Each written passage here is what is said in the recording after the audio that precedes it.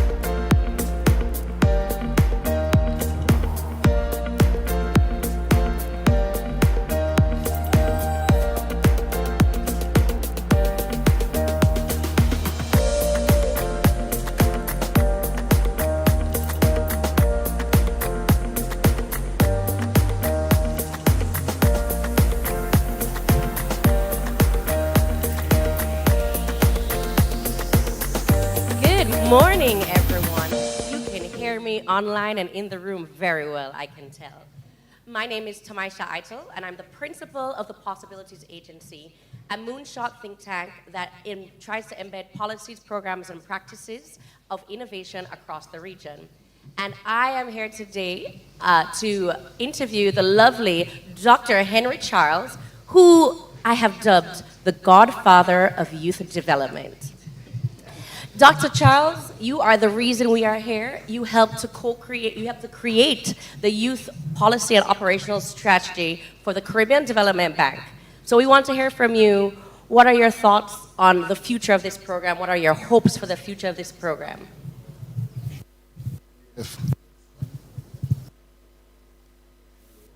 All right, we'll do mic changes. Let's do it. Okay, so thank you very much. I think it's a very important session. I really think when the history of youth development in the Caribbean is written, this event this week must feature prominently. I often remark that I do not believe development partners in the Caribbean appreciate the significance of the Caribbean Development Bank, CDB's intervention in the youth development space. For those of us who have been in that youth development struggle from the 70s, struggle like in St. Lucia, the formation of a national youth council and several other regions, we know the ups and downs. We know the promises. We know the fear, what I call the FEBI-phobia that has gripped policymakers when it comes to youth. Yes, tokenism is very easy, but to drop the thing in terms of young people taking control, we know the fear. So when a credible, world-respected organization like the CDB, that is traditionally not into youth development, come into youth development, I don't know, I don't even think young people themselves appreciate the profoundness of that intervention. And so when we were given the task, Tioka and I think Tiffany and myself working with Kem to do this, this policy, we took it very seriously. We did not see it as just another assignment to collect some bucks and go. We saw it as an opportunity to create something, a living tool, a living organism that will significantly impact not the youth development landscape. Yes, it will, but will impact the sustainable development landscape of the Caribbean. So that is why there are certain fundamental principles that guided our work. One, in that it being a rights-based approach, recognizing that young people have rights. It had to be an active participation approach that we recognize we were in an era where people were talking a lot about youth are the leaders of tomorrow, and we disagree. Our position was that youth are citizens of today. Yeah? They are citizens of today, and they have rights, they have a contribution, and they have to be part of co-create. And that is where we brought on board the theme of co-creation. And we were very much mindful of the fact that the SDGs, which so many people were talking about, if you look at the SDGs vis-a-vis the Millennium Development Goals which preceded it, you will notice that the SDGs represent one of the most progressive development frameworks that we have had in history. And I would always say it is because of the extensive participation of young people throughout the world in helping shape that. That co-creation was alive in that process. That is why it is. So these were some of the things that guided us, and of course, going forward. Thank you for that. And we are here with a group of phenomenal young people. We are trying to change it from just talents on the 40, talents on the 35, because as you see, it's a group of strong professionals in the space. But I know the Commonwealth also has a plan for youth for the year. How can we flow in and match our policies, programs, and practices that will be developed over the next few days into the plans of the Commonwealth Year of the Youth is what it's called? Yeah, Commonwealth Year of the Youth. Well, of course, the Commonwealth Secretariat for quite some time has been investing in youth development. In fact, since 1973, Commonwealth heads of government took a decision to establish the Commonwealth Youth Program, which I've had the honor of leading for several years ago. And the Charter of the Commonwealth, the revised Charter of the Commonwealth, speaks to, if I could just quote quickly here, that we recognize the positive and active role and contribution of young people in promoting development, peace, democracy, and in protecting and promoting other Commonwealth values. Okay, so that is written in the Charter of the Commonwealth. There are about 1.5 billion persons below the age of 30 in the Commonwealth. And the Commonwealth has always taken the position that young people are a force for good, a force for democratic governance, a force for law and order, a force for transformation of societies. And this year in particular, quite apart from we talk about the Year of the Youth, it is the 10th anniversary of the Commonwealth Youth Council, right? It is also the 50th anniversary of the establishment of the Commonwealth Youth Program, the 10th anniversary of the Charter, and it's the midpoint of the SDGs.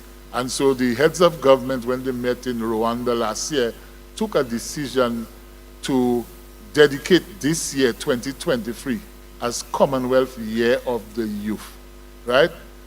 And there was a clear mandate. It was not just to be another flower festival, you know what I mean, kind of thing. It just people showing postcards, and those things.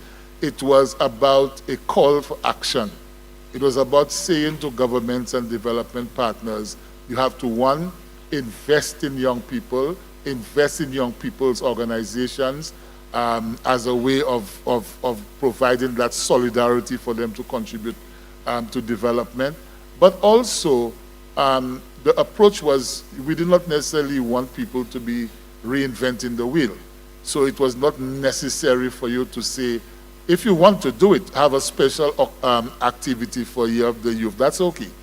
But what we were asking partners to do, governments, youth-led networks, CDB and others, you can dedicate an activity that you have, as, say, an activity that is in commemoration of the Year of the Youth. At the end of the day, what we want to see that Year of the Youth end up in is a situation where young people are far more engaged, not in a tokenistic way, are far more engaged as co-creators. In fact, the theme, if I could the theme of the year says, co-creating solutions for a common future, right? So young people as co-creators of peaceful and sustainable Commonwealth futures.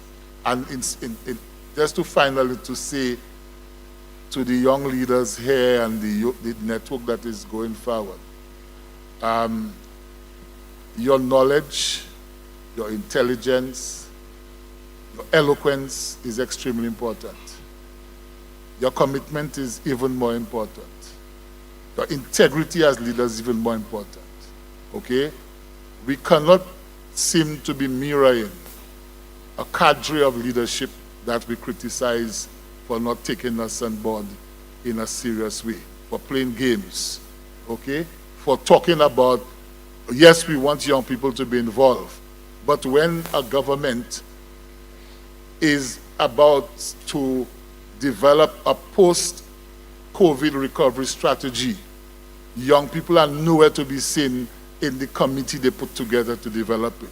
And so it had to take people like Amilcar and others to establish a youth-led committee to go out there and put a youth position forward. That kind of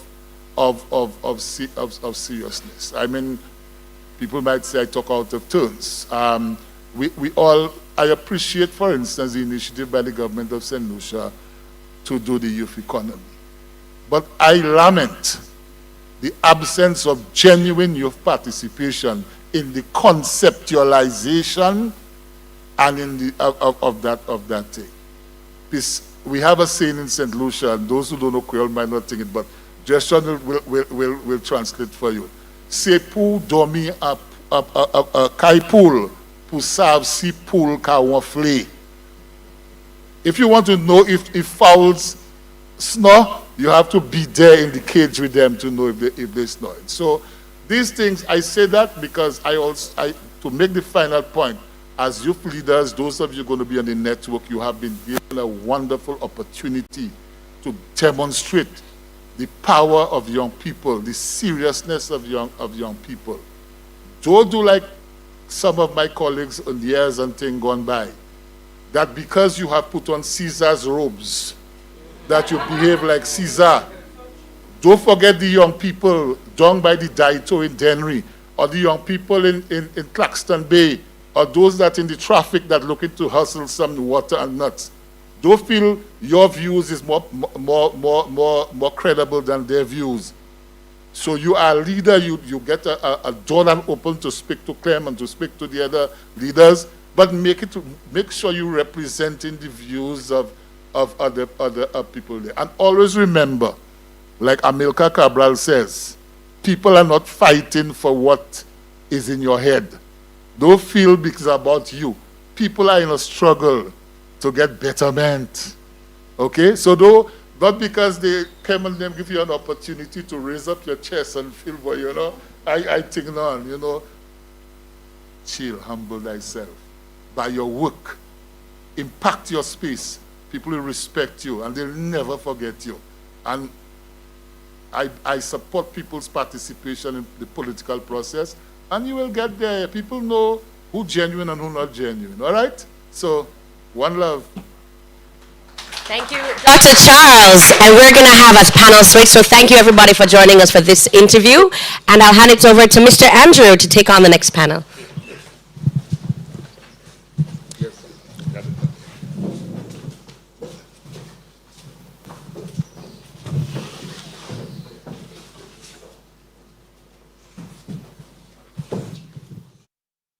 Thank you so much for that. A warm good morning to everyone who is listening both here and online. It is indeed an honor to be here today. Caribbean Development Bank and the Youth Fire Forum. I am very pleased to see the young people that we have taking part in this initiative, and it speaks volumes to the dedication of youth leaders throughout the length and breadth of the Caribbean. This morning I have with me two astounding, amazing young persons who are both doing excellent things in their various areas of specialty. And at this point, I will allow them to introduce themselves. Might I introduce myself first? Sorry. So I am Jeshuran Andrew. I have served in several youth service and leadership capacities on island, both national and at the community level. I am also an entrepreneur. I own 3 businesses, and I'm a dad, and I am very passionate about youth development and seeing young people, both in my country and throughout the Caribbean, to just do their best to excel and to succeed at whatever their endeavors may be. So I will allow first the young man next to me to introduce himself.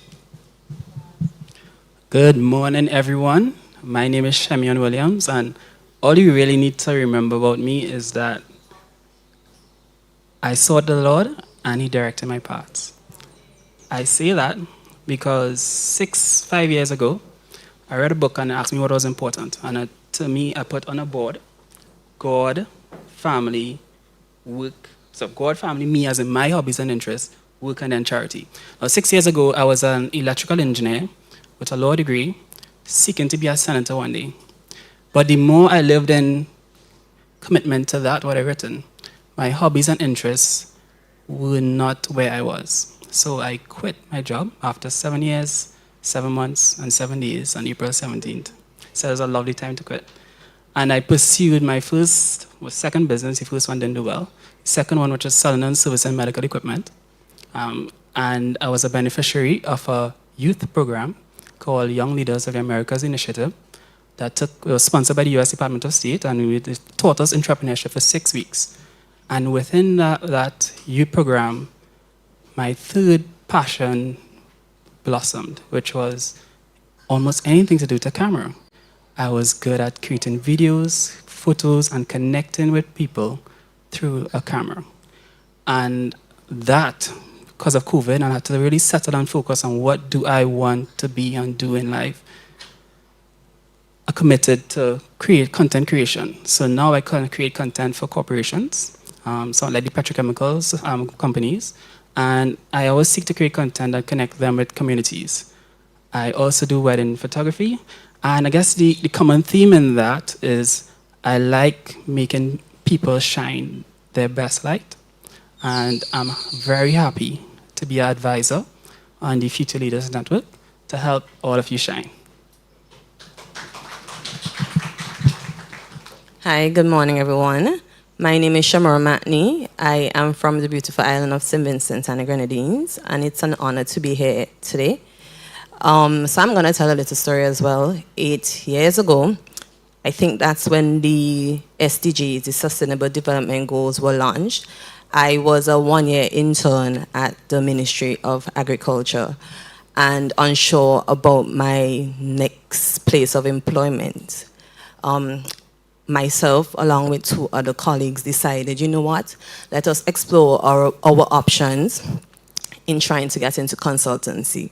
Mind you, we're inexperienced, but we're passionate. Things didn't work out the way they're supposed to. It so happened we went in different directions. I went into the private sector.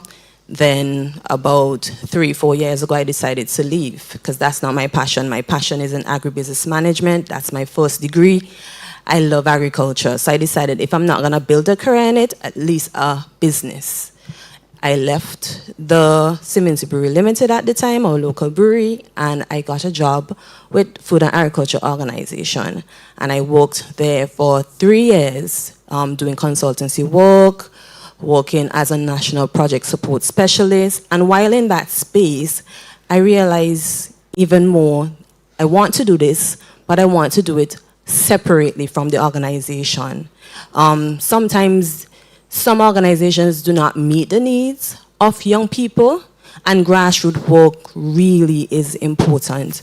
So all alignment, God's will, I should say, the 2 colleagues that I did the internship with, we were in the same space at the same time, and we decided to start a developmental business in the name of SUSCAP Solutions, SUS for short, for sustainability. And we decided, you know what, let us run with this. Let us see what we can do for ourselves and for youth and for the development of St. Vincent. And that has worked out in a way where we have branched off into doing work in the agro-processing space, where we have a business called Sus Edibles, which is a concept that has now blossomed into a full-term idea where we got a grant recently. And it's proof that it's best to follow what is your passion, and that space needs us. So overall, my focus, my passion is in development. I don't want to say just agribusiness management, because climate change has come into the conversation as well, has been a part of the conversation, as well as environmental conservation. So that is part of my story. And I am as well thankful for being in this space, sharing this amazing opportunity with 17 other young professionals and leaders in their space and respective countries. And I do look forward to a great discussion this morning. Thank you. Thank you very much for that. In St. Lucia, I must say that the average age of persons involved in agribusiness, farmers, is 55 to 58.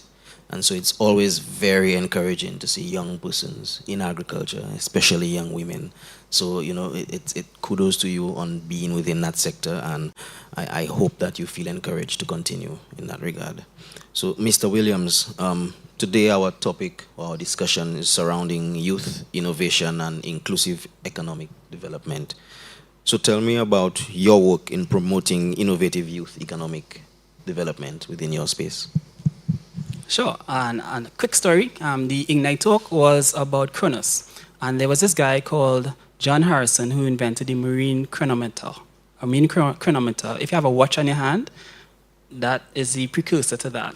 So in England around 17th century, they had a real issue because they couldn't navigate across the English Channel properly.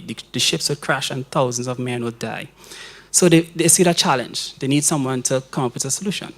And John Harrison was a carpenter, a humble carpenter, and he said, you know what, he's going to take up this challenge. And he invented the marine chronometer, which impacted all of us today. So in there are three things. There's the challenge, the creativity, and the capacity to take on the challenge. So similarly, in our lives, in my life especially, there's a challenge that we need to know: climate change, right? How it's impacting growth in our region, right? There is the creativity, which is possessed by young persons like ourselves, perhaps not necessarily where they ought to be as yet. And the third, which is the capacity building. So from the Wildlife program I mentioned, after we came back, we were all passionate about making an impact in entrepreneurship. And a number of the program alumni, together with the help of the USMC, formed the Entrepreneurship Hub. And the Entrepreneurship Hub, we execute projects that help promote a better entrepreneurial ecosystem. So an example of that would be we help implement the OR program, which is the Academy of Women Entrepreneurs, that takes a cohort of women, so far as 4 cohorts, and 6 of these women will teach them about entrepreneurship over a number of weeks, 13 weeks, as well as we execute projects like the mapping the entrepreneurial landscape, where we do a lot of research. We ask 100 entrepreneurs, social entrepreneurs, what are your issues and what are your biggest challenges that you face. So executing those grassroots projects is how we find the issues, and helping and supporting those programs is how we build the capacity of the creators who are to take on the challenges we have today. Let me just ask you quickly, what are the 3 top issues you think those social entrepreneurs would have articulated that they would face on a day-to-day basis? All right, so we ask social entrepreneurs, the number 1 challenge, funding. Right? Funding, and not just getting money from the bank, but let's say if they were to benefit from our contract, they are competing against much larger entities, and therefore, since they don't have the capital to attack the project, they are left out. Right?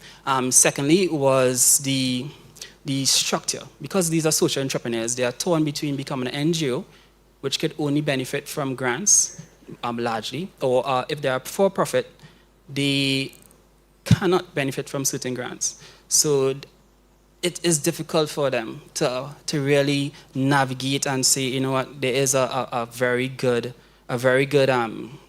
way of doing it. So personally for me, I'm a partnership, but also the Entrepreneurship Hub is an NGO. So you have almost 2 entities to benefit from 2 different spheres.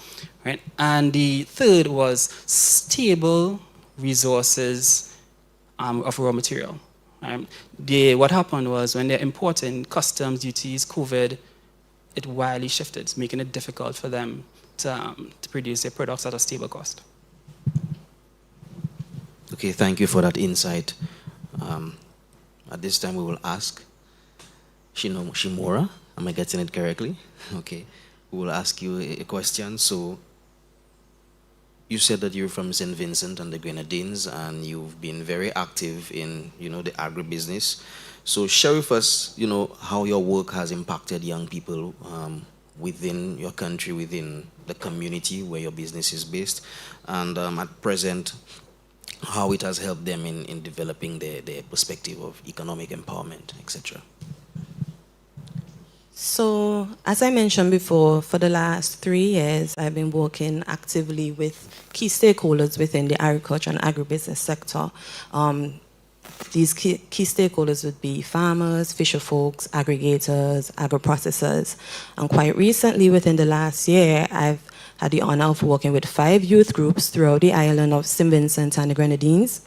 And these 5 youth groups were supported under the Food and Agriculture Organization, and they were formed under the Ministry of National Mobilization and Youth Affairs. One thing that we observed in working with the group, because they were formed based on their place of where they're living, their place of residence, and not necessarily a common interest in agribusiness, that posed a challenge in terms of sustainability. So under the project, the aim was to ensure that they had a common vision, rebuilding of their brand, support in marketing, business development, as well as financial modeling.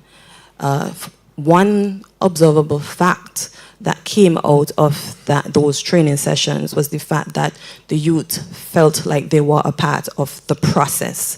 You know, when you just start a business, it's quite difficult to pin down what your vision is going to be. Your brand may be a bit sloppy. So they had the opportunity to rebrand and to relabel their products. And that definitely helped build their confidence. That's a form of empowerment right there. And with regards to skills development, they would have gained that through carrying out the training sessions with financial modeling. That definitely helped to open their eyes at the fact that they were losing money. They weren't really making a profit, and it's an opportunity to pivot and to look at the raw material costs, and also seek partnership with other youth groups that could possibly supply them with the raw materials needed. In terms of economic empowerment, again, the financial modeling training definitely supported the message that they needed to have a larger conversation and think outside of the box when it comes to repackaging and the way in which they process their process activities were quite expensive. It's an opportunity for them to look at that. So I would say overall, business development training definitely is a helpful opportunity, is an opportunity for us as consultants within SUSCAP Solutions to support these groups, which would require mentoring and coaching.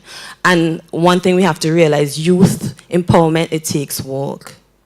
I'm a youth, and I can attest to the fact that sometimes there is that imposter syndrome. And I'm aware of the industry, so comparatively with youths that are not in a privileged place as myself, we have to work with them. We have to support them. Sometimes even hand-holding is involved. So that has been my experience over the last couple of years. Okay, let me just ask you, how have you been able to reach vulnerable youth in your country? So, as I mentioned before, most of these groups are formed under the Youth Affairs, under the Ministry of National Mobilization. And they're doing amazing work. However, it's based on the place of residence and the community and not common interests, which, like I said before, it's an issue with sustainability. One lesson I would say that I've learned in working with these 5 youth groups particularly is the importance of not just looking at youth as a basic demographic on the age and gender and not look at the other intersections that youth occupy. For example, we would assume that these training sessions were held with men because agriculture is a male-dominated field, but 90% of the attendees were female, and they were consistent with their attendance. So, and when we think of youth, we think of just age, gender, socioeconomic status, but these are young mothers. How do we go about creating a space that is conducive for learning for young mothers who may not have someone to take care of their children? So that is something we have to consider when designing projects and programs, that youth are just not age, based on their age, gender, socioeconomic status. There are other social disadvantages that we have to contend with.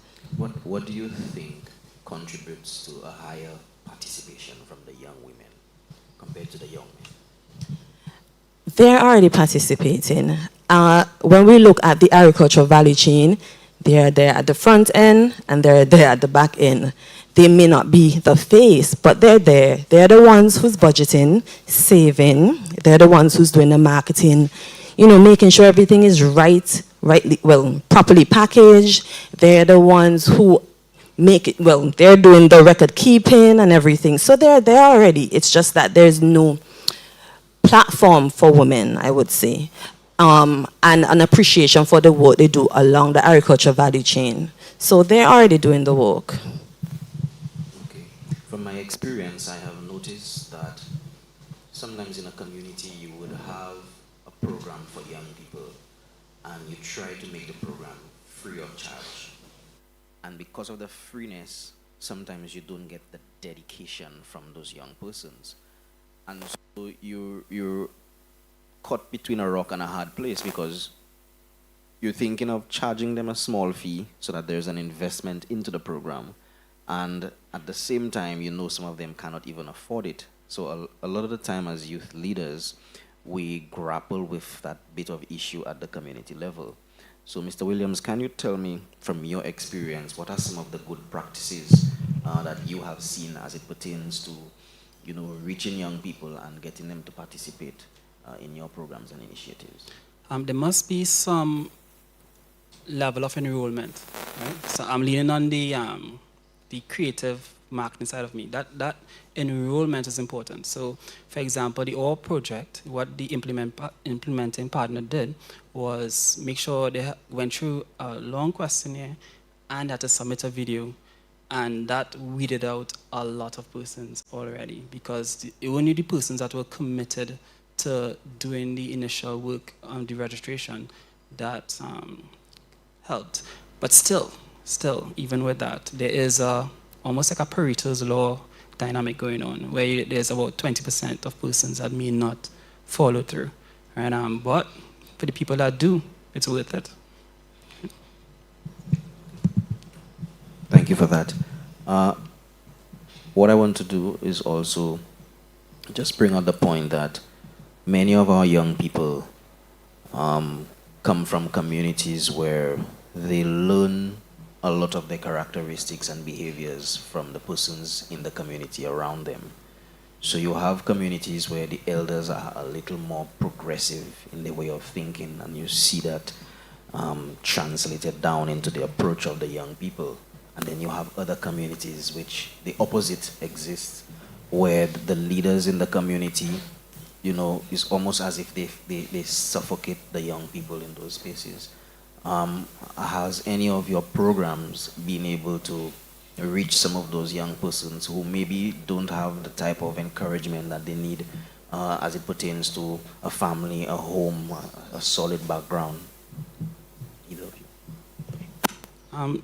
Yes. So, for example, well, through the entrepreneurship, partnering with the implementing partners, we see the women in this particular instance that sign up for the program, right? And they are, not all of them have the support as it may, but they do find that support within the group of women there, right? And the support is not just that family support, but to echo one of the questions asked of me during a facilitation session about entrepreneurship. It was a Venezuelan migrant, and they said, Shem, I like what you're saying, but how can we as Venezuelan migrants gain support in your community? And the only way I could have answered is because of a previous project where we actually mapped how support is attained through our community. And apart from that family, there's the neighborhood, seeking neighborhood support. If they don't have the neighborhood support, there's support from the counselors, which might be difficult for a marginalized group such as migrants. And apart from that, there is the charities and then the government. But the best hope for some of these entities, persons, is really through charities, as I've seen. Another challenge that they have echoed was they're talented, they're passionate, they're skilled, but they can't get a bank account, right?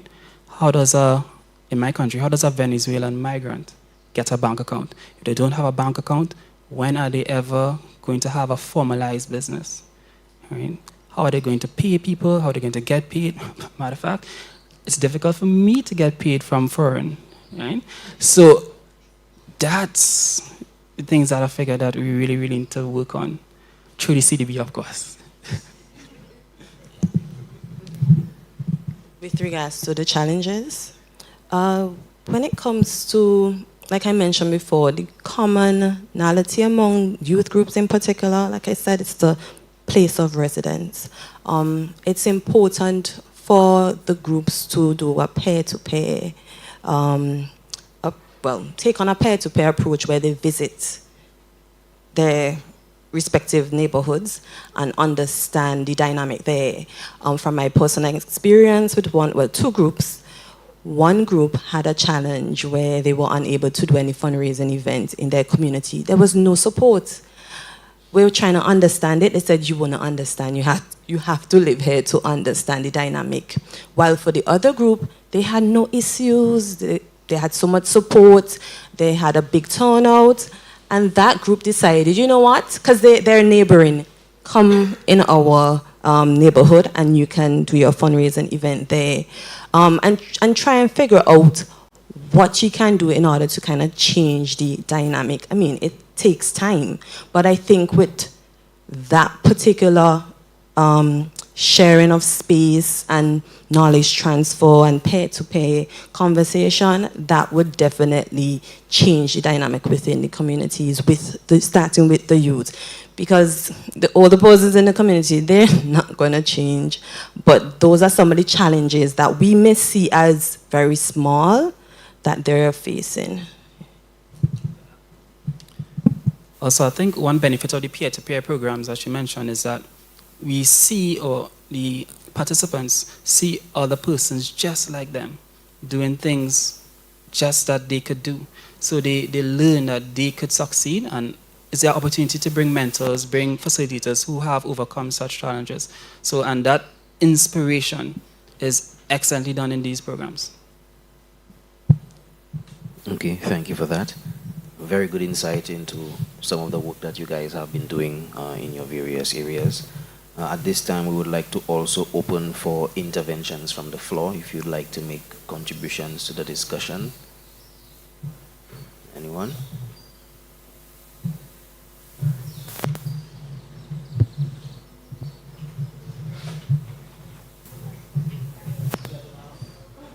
Hello? Mike, okay, there we go. So Shimora, you spoke about imposter syndrome as a young entrepreneur. And as an entrepreneur myself, that's something that I've definitely dealt with. In what ways can we assist young entrepreneurs in dealing with that imposter syndrome? And then even moving forward, how do you think businesses or organizations such as the CDB can assist with that as well? Great question. It's as simple as being open and honest. Being vulnerable, telling your story, reflecting and sharing that with the groups that you work with. That has inspired me. So I know for sure it will inspire the youth, because I have done that and they were surprised that sometimes we're the same age and I'm facing the same challenges that they're facing. Like you mentioned, as a young entrepreneur, I'm now aware, even more so now, of the challenges of the groups that I've been working with.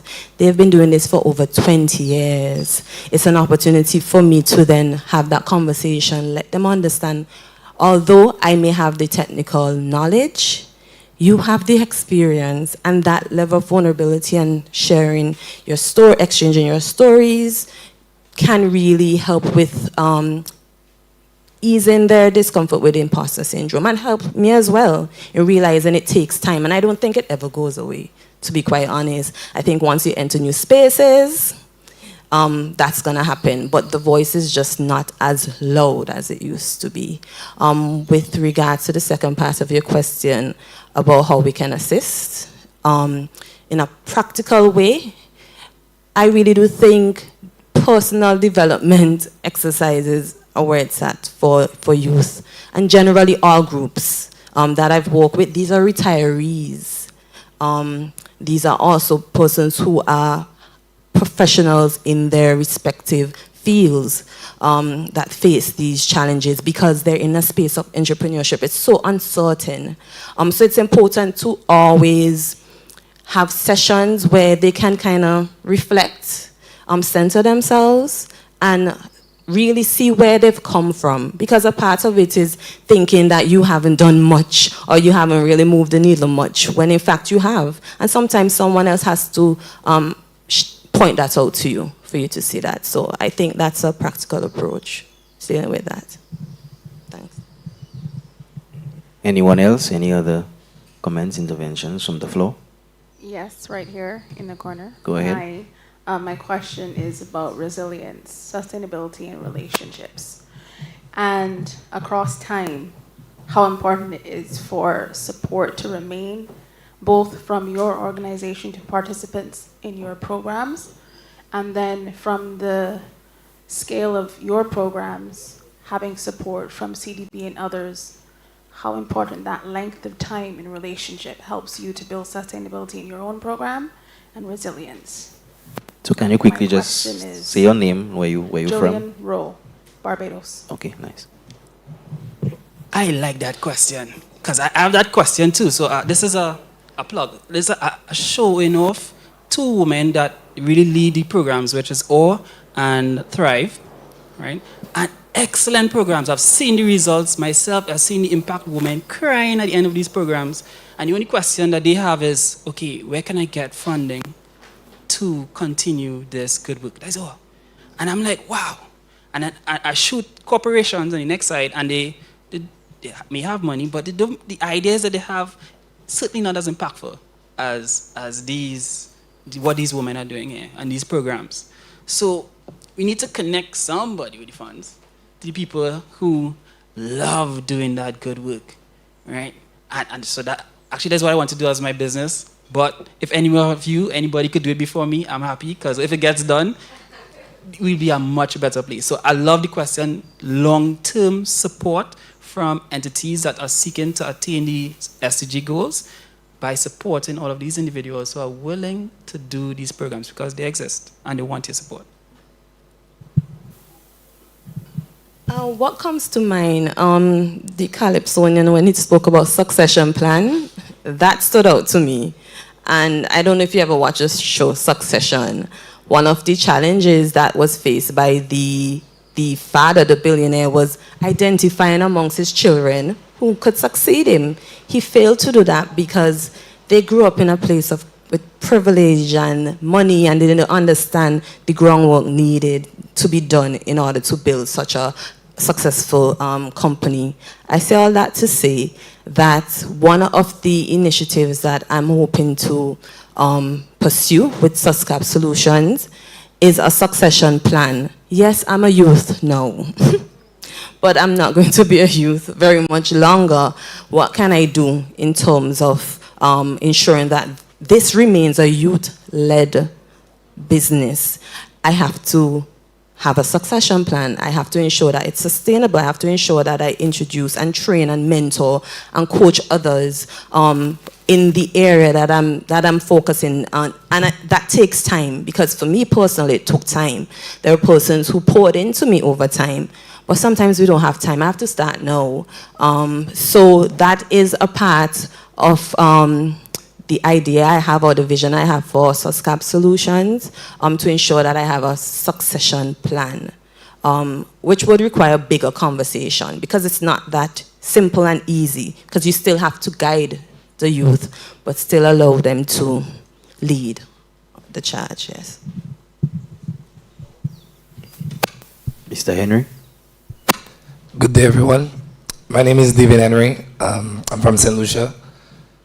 My question is, being a social entrepreneur myself, I know a number of social entrepreneurs who are trying to tackle these problems in our communities. That, for example, government cannot have the time to tackle. There are bigger problems in our country. My question is, what do you think we can suggest to the Caribbean Development Bank, or is an institution that is there to lend money or to invest in the projects in our countries? Now, when it comes to involving youth in, the spending of funds or in the programming, there is no set policy or guidance. For example, we don't have a National Youth Council, a National Youth Policy, sorry. So, what do you think we could do? How do you think we can approach the Caribbean Development Bank to be able to ensure that something is in place, or there is a mechanism by which within the programming that could include access to funding for social entrepreneurs who have been trying throughout their life, giving their life towards tackling the issues in their communities? What do you think we can suggest? Good question, David.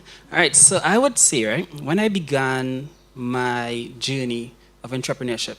I was connected to a group, YBTT, through the very sliver of a WhatsApp group. Actually, my wife was on the WhatsApp group. Someone posted opportunity there, she shared it with me, and I signed up to the Wildlife program. Being a beneficiary of the Wildlife program, I came back and I was now have a conversation with the US Embassy, who then shares their notice of funding opportunity to say, oh, we have money to do this, right? And they state out clearly what they want. Being a beneficiary of the 30 Under 30 program, I was lucky enough to go to Washington and visit the IDB, and they say, oh, we have money to do this. And you begin to recognize, oh, shoot, there is money. There is a lot of money. But as an entrepreneur starting off, we are not necessarily connected with the challenge, or it's not communicated to us. So, and the individual on the floor, right, his bandwidth is so focused on making ends meet that going and searching through all these portals, these grants, writing a proposal, assessing the money, they're not even an NGO. So even they're not shaped to attain some of these funds. Right? Hence, coming back to the organizational structure. If you're an NGO, well, you're not really a profit, you can't really take home the money and spend on the kids. If you're a for-profit, you can't access the funding that CDB, IDB, US grant, US Embassy has. So perhaps there really ought to be something in the middle as well, social entrepreneurship as an entity on its own. So to say, okay, we can attain these funds and use it to do exactly what you want to do, provide food security for our nations. And even that, the communicating of the challenge, all right? So back to John Harrison's story. He knew, the carpenter knew that there was this big challenge and there was a reward associated with it. And he got the capacity building, he got the capacity from the government, helping him to test his inventions on these ships that were going to sail. Do we have something of this sort happening where the government or CDB or NGOs help all these young entrepreneurs build their ideas, build their capacity, test it to say, okay, what your solution here is could work. Right, so a number of things I've said, which is on the challenge front, are we communicating the challenge? Are we communicating the opportunity to these young and social entrepreneurs? And are we building their capacity to attack these grants, attack these challenges in an effective way? I think you handle that pretty well, David. Good question as well. We have seen also here in St. Lucia that, certain entities have funding available, and as a government entity, the ministry is not able to access those funds. But then that foreign entity would also say to your organization that you do not have the capacity to manage funds of this magnitude or something of the sort. So maybe some entity formed by the Caribbean Development Bank, some middle ground that can assist smaller groups with being able to access those funds, managing those funds, maybe is something that can be considered. I want to just quickly also just hear from you, just a slight tweak to the conversation. We've noticed that, because part of our topic is youth, but we've noticed that throughout the length and breadth of the Caribbean, that volunteerism is something that is dying. What do you think can be done in our spaces to improve, to increase, to encourage young persons to become active again in volunteerism spaces in their communities? That is a tough question. I have been faced with that challenge personally, where there are spaces where I can volunteer. I'm service oriented by nature, but I think it's important to realize we all receive some sort of reward or satisfaction from doing the work that we do. Unfortunately, we sometimes label our young people as lazy or opportunistic because they want a reward for what they do. Everyone is different. I think it's important to tie it or to peg a particular interest for that young person to volunteerism. It's important for them to see, understand that, okay, the reward may not come in the form that you want, but they need to understand the process. And I think in doing that, they will be more willing to volunteer. Sometimes we push a particular agenda or area of interest on young people and think that they're just going to grab it and run with it. We're not all the same. We're not all interested in agribusiness and agriculture and technology. It's important to understand where their interest lies. And that starts from a very young age. And having that conversation is important. And to tie to that with what David mentioned in terms of that's not, I think policy comes into play at a later stage, but it's important to map out these challenges for each of our countries to understand where there are possible common areas and understand or have these lessons learned from, for example, David or Tihila in your respective countries. Okay, have you experienced this? What are some of the solutions? Or have you read anything in relation to this issue that I'm facing? But you have to map it out. You have to document it.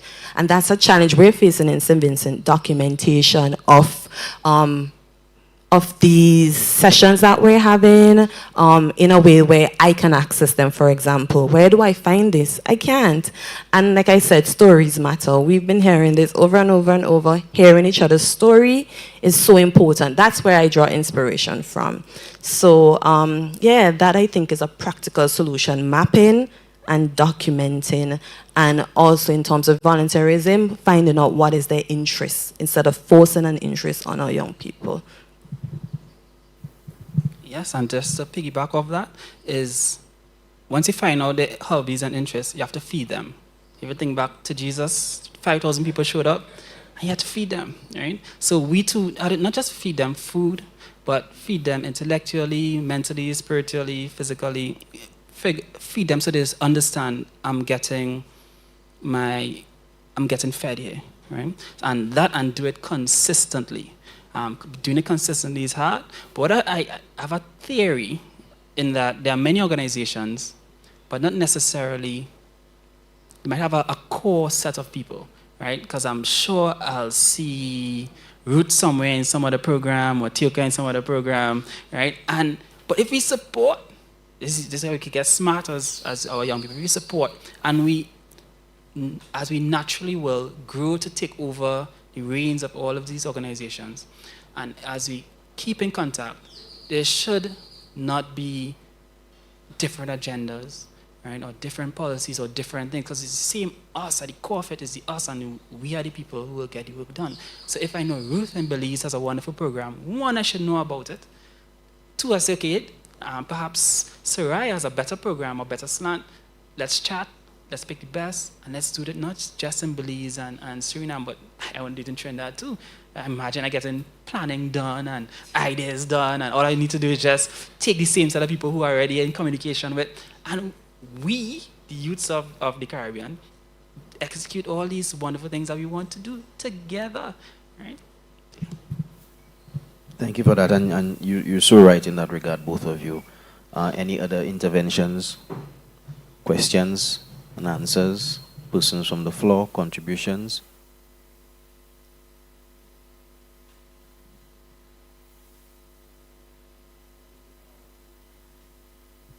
Yes, good. Morning again. We've been having a fruitful discussion, even though I'm so tired. Nevertheless, my question to the panelists is pertaining to innovation. How can we establish a youth entrepreneur trade innovation affordable financing unit to access regional integration mobilization for local community sustainable development? Not sure if that's too much. All right, let me go again. Sorry. Sorry. Okay, good. No. We can break Let me understand the question. How can we? Okay, good. So how can we establish a youth entrepreneur trade innovation affordable financing unit to access regional integration mobilization for local community sustainable development? Okay. I'm breaking it down. For my daughter who might be listening, right? How can we form a entity that supports the funding of youths or a youth group to continuously do good work on the ground. All right, it's cool. So let me see it one more time for me. So how could we form a group?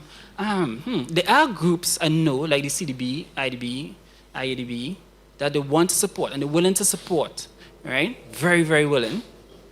They're willing to support work on the ground because if you check what they have to do, like what they commit to do, they have to make those impact. It's their job to make the impact. But they're just so busy behind the desk that they need good people to do it. And really and truly, it's just for us to organize ourselves. So when the Wildliers and the other US program alumni came in a room and we say, you know what, we're doing this thing for serious. And the US person busting the door, hey, I have this idea. It's always, if we focus, because we're youths now, means we're big, right? Let's organize ourselves. Let's make sure this NGO, this program we are good, our books in order, we clean, people could come and check us and say, yeah, I want to give money to this group. Because they're willing. And all you have to do, like any other good entrepreneur, is show them the good work. And I think we'll be fine. I concur. Work smart. Any other? Right, I'm Kimberly Gittins, social analyst within the bank, and I'm hearing your excellent interventions, and I want to agree that there's often quite a bit that is being done by a number of organizations. Perhaps there's a need for greater visibility from within those organizations, and I think from the demand side, also that mapping is important. So maybe one of the first things the FLN could task itself to do is to harvest, right? And really collate some of what is being done so that there's greater visibility and persons have greater awareness of where they could access support, whether it be financial resources, technical assistance, etc. So you've identified a challenge. How do we begin to address those challenges? And of course, if you take a look at the bank's strategic plan update, you'll get a sense as to what we're doing with regard to resilience and the support to MSME enhancement. The question I want to raise is perhaps to Shimora. Your intervention earlier, I think, two parts. I wanted you to talk a little bit more because the discussion is about inclusion in terms of economic empowerment and so on. I know for the government of St. Lucia, their focus on inclusion is a big one, and it's something that CDB is always looking at. How do we treat with some of those groups that the panel has mentioned? Persons perhaps in underserved communities, persons who don't have the kind of support systems, persons from migrant communities, and so share a little bit, I think, more insight as to the challenges and perhaps some of the opportunities identified for those vulnerable groups. And I wanted to go back to, I think, Jeshuren, the moderator, had posed a question, and you were looking at the difference in participation between males and females, and I don't think that question translated clearly. So I wanted to put that back on the table because Shimora mentioned that a large number of those persons participating are female. But we recognize that sometimes where females are positioned in the value chain is not ideal. Is it, I mean, and perhaps you've not got the answers and maybe there's an opportunity to probe more deeply. Where are the males? Are they better positioned in the value chain and perhaps don't believe that they need to enroll in some of these opportunities? I'm just trying to understand that because if we get a sense of what is happening, it could point not just to the fact that males are missing, but perhaps that there's a greater need for additional support to the females, and that is why they're supporting additional training opportunities. So I'm perhaps putting the cat among the pigeons, but some food for thought on the table. Okay, let me just touch on the absence of the males, for example, in the training sessions. They're looking for work. They're out doing day jobs, or they're working as contractors, or they're on the farm. So it's quite natural that the women that are assisting or who may be employed part-time would attend the sessions or see the usefulness in the session. The challenge that our males are facing is the fact that they're expected to attend a session for more than half of the day. and they have a farm that they have to attend to, and they're unable to balance that because the money comes first. They're not gonna lose 2-3 days of revenue to attend a session where they see, it's a bit beneficial to me. Let me send my girlfriend or my wife to that session, and maybe she may be able to share with me what happened in the session, which is very unlikely though, but they see it being more of a benefit for the women to attend than themselves because they have money to make. So which was a challenge for me with the young men that attended. I asked that question, why do you think the men in your community or the young men in your community is not attending the sessions? And they expressed that. They said they're working. And I said, what do you think we can do about that? You have to go to them. You have to meet them where they are. And some persons are not willing to do that type of work. But it is the reality of the vulnerable groups that we work with. We have to understand their environment, the challenges, the needs. We cannot fix a problem that we do not understand from our desk. So you have to meet them where they are. So that's a particular issue that I face with the training sessions. Where are the men in the field of agriculture, which was quite ironic. So that is definitely an area that we can look at with agriculture and agribusiness. That conversation needs to be had first and understand what are their challenges and their needs and meet them where they are. That's the reality. Well said. When you say agriculture and men, I keep thinking about my fellow Wildlife Trinidadian, Alpha, who does an excellent job promoting agriculture. And if when I look and see what he does, he targets them younger and younger, right? So he created a comic book, which my daughter loves, right? And you go into the schools and you teach them, right? So you get them educated well there. In terms of education, I just want to say what I learned as an entrepreneur, that if you ask someone what entrepreneurship is, they would say, well, it's a young man or a young female that does a lot of work and has people working for him. But to me, it's a bit more primal than that. It's more, this is a talent that I'm going to apply to a challenge to find a creative solution in return for compensation. And if you could teach everyone that, right? So it's no longer, I'm looking for a job. No, it is, okay, I see a challenge. This is my talent. I can apply this to this way. And value, adding value, just like all valuable things like a ring or a Porsche, you'll get taken care of. However, when, as a young entrepreneur, I have to hire, and a hiring person, the challenge is not that. The challenge is how much I could get, right? That is that handout, and it is not an equitable trade from the hiring point of view, right?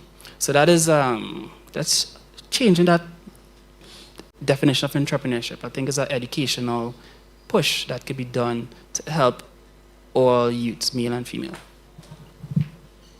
Question to you as well. We have noted that over the years, young people would perceive certain career options, for example, agriculture, as not being attractive. We have a lot of young people have that, traditional old school look and perception of it, and there may be other fields where, the young people look at it in a similar light. Do you think that affects your ability to get them to be part of programs that you would have in agriculture? And what do you think can be done to rebrand some of those industries, some of those areas? Definitely. I would speak specifically for St. Vincent. So my interest in agriculture actually started in secondary school. One of the only secondary schools that actually has agriculture science double award offered to 60 students. It's not offered at the primary school level. It's not offered at the top schools, primary nor secondary. You see the challenge right there. What they're being pushed towards is becoming lawyers and doctors. Nothing is wrong with that, but we have to eat. So how can we say we're trying to meet the objective of increasing food security by 25% when we cannot even find persons to get into the career of agriculture. Agriculture is so dynamic. There's the science, people only think about the farming and the sun and it's hot. There's science, there's engineering, there's business, there's economics. At what point are we going to share this with the children when they're my age? I've already found my interest, and to then try and push a particular demographic into the field of agriculture, it's gonna be, it's the motive behind it's not gonna be quite pure. It's gonna be money driven. You really do have to love the field of agriculture, understand it, and I agree with Shimeon about Alpha's walk. You have to start at a very young age. The stigma is not going anywhere, because I experienced it at university. Like, why are you doing that degree? What are you gonna do? Work in a farm? Like, what are you gonna do with that degree? And I saw the vision. I love the field of agriculture, so much so that I left my job to go towards a career in agriculture and agribusiness. I love it. That's my passion. So it's important for us to tackle the education system, introduce it at the primary school. It's so basic. I remember in primary school we even had, I think it was a bean in a cup with tissue. I will never forget that. I thought I was a scientist, but it's as basic as that. Children are impressed by the most simplest things. So it starts there, going in the soil and playing with the soil and feeling it and trying to figure out, okay, so this is loamy, this is dry. They love that. They love experimenting. So I think it needs to start young. I would even go as far as saying at the preschool level, to be quite honest. So yeah, I think that's important to tackle the stigma, and also offering incentives to ensure those that are passionate about agriculture stays in the agriculture industry. And incentives is not just in a basic way. I'm thinking, what are the incentives for importing a particular ingredient needed for agri-processing? What is the tax incentives for being in agribusiness? Those are the type of incentives I'm talking about. And that obviously would require policy level conversation. But I think that's where we can start.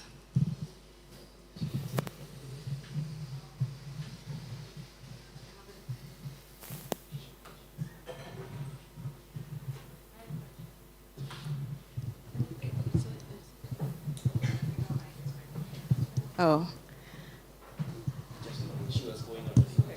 Okay. Oh no, thank you. So Ruth from Belize. This is more like a personal question. I mean, I've been working a lot with youth groups. I mean, I formed one in my village, but I experienced so many challenges. Like when you're working with vulnerable communities, there's a tension or resistance to some of the projects, and the commitment, it's quite difficult. You have to get the parents in, and even the parent might not be that motivated to get the children out. So it's quite a tricky way of working with the communities. But what has worked for you not to get burnt out? What does your support system looks like? And could you explain it in a methodology kind of way that could help others to replicate? Thank you. Wow. Make sure I understand this question, because it's a tough one. What is your methodology to make sure that you don't get burnt out? All right. So anytime I question myself, I always go back to my core, which I said earlier. God, family, me as my hobbies and interests, work and charity. So if I feel challenged, I always say, am I and God good? And if that is a yes, then I move on. If it's not, I go back there. Right? And if me and my family are good, those 3 children are happy, and my wife is happy, then I can move on to work for me, hobbies and interests. And interestingly, over time, what I found was those things started to combine. So I work with my wife, right? And charity comes a lot more like my hobbies and interests. My work becomes my hobbies and interests. Because at the end of the day, it's just one me. And I love to work hard, and and I'm going to be working hard every day. So however I spend these 8 hours, the real question is how am I spending these 8 hours in the most effective way?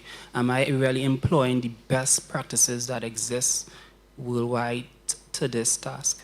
And once I'm doing that well, I'm good, right? Because me and God good, me and my family good, I'm working good, and I'm working good at where I want to be. You're speaking to the burnout queen. But one practice that I've implemented, managing expectations and setting very firm boundaries.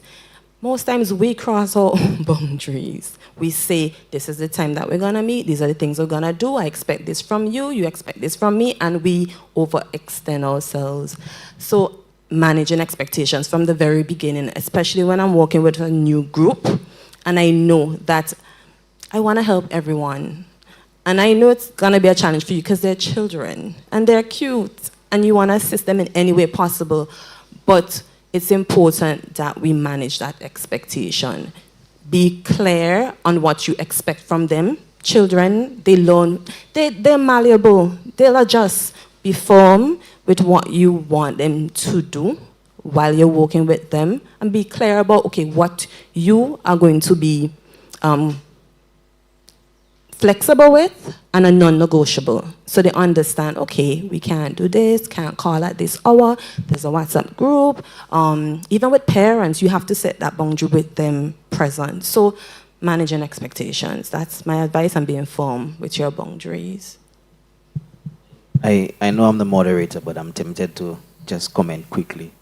So for me, I function on an annual basis, and I give myself recuperation dates throughout the year. So every 3 months, I take 3 days to recuperate.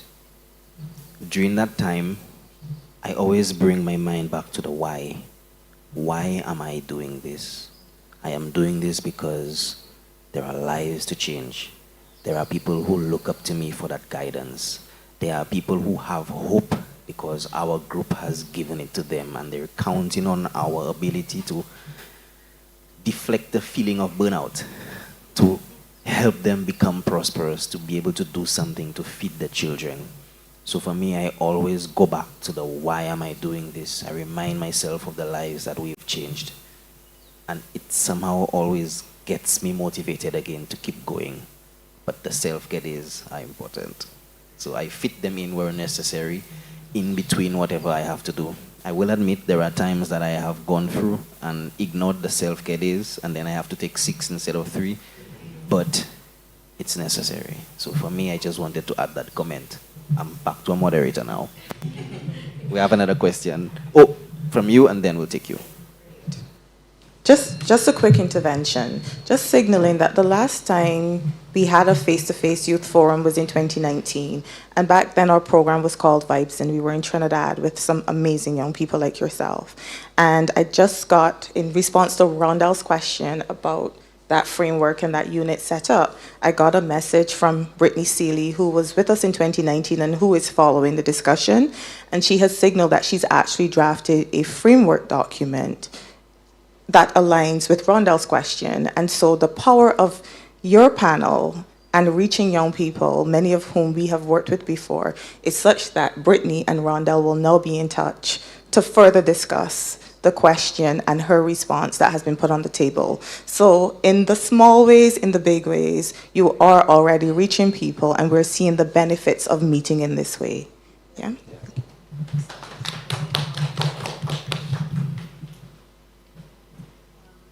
Everybody, this has been such a riveting discussion, but from your discussions, I keep hearing 2 trends of thoughts.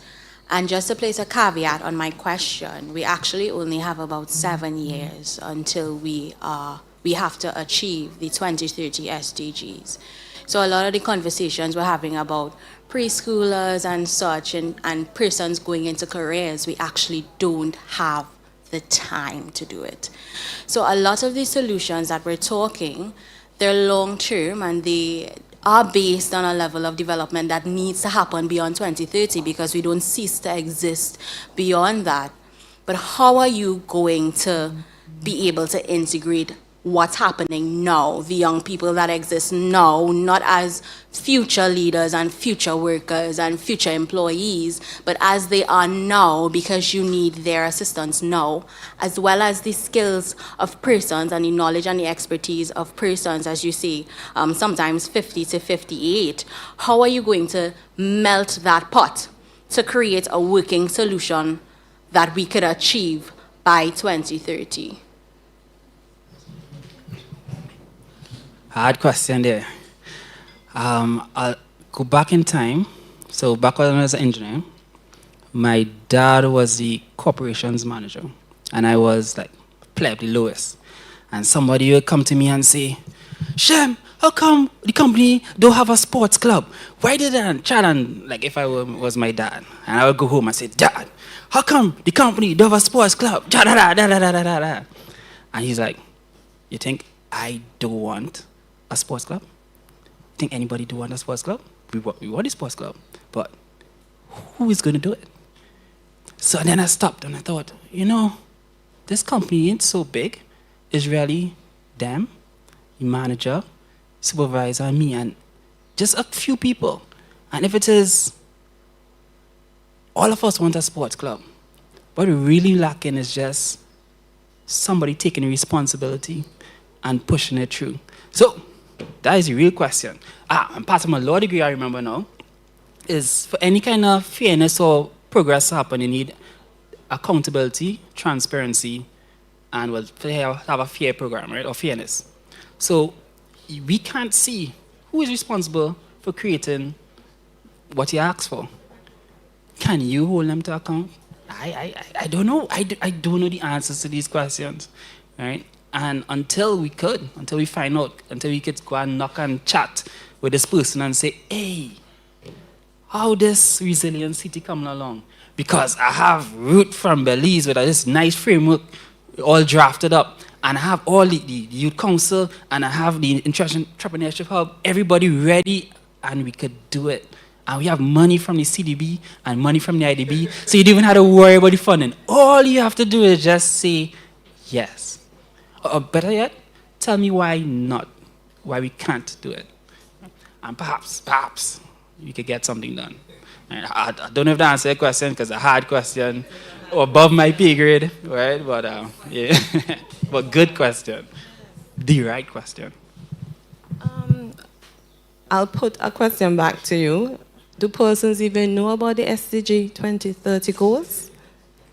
Why are we trying to meet a target? Well, why would they want to meet a target they don't even know about? I mean, you have to be so involved and active and engaged in the youth space to know about these things. So it's important for us to teach them about the goals. To be quite honest, if I was not in the space that I was in, I would not have known about the goals. That's the reality. So when I speak about trying to put agriculture curriculum into primary schools and preschools, that is a long-term plan, and that's a long-term objective. I would love for it to be a situation where we can meet the 2030 goals, but from where I'm standing, realistically, no. However, it is important that we build the capacity amongst low-hanging youth organizations so that they could understand, or the ones that are not as formalized as Shimeon would have mentioned before, so that they could understand the importance of the work that they do and the impact that it can have for their future and their children's future. These goals, where did they come from?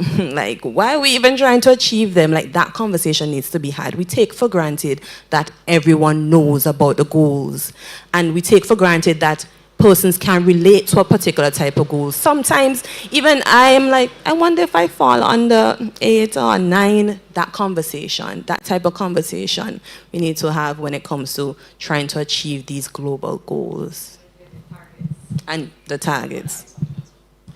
Additionally, right, when we might start off in NGO work or agriculture or photography, for example, but let's say you want to get something done on the ground, right? For example, the drain behind my house floods, right? And to get that done, there's some level of local government in there. So we as youths now need to have expand our influence, right? We need to expand our influence there as well, right?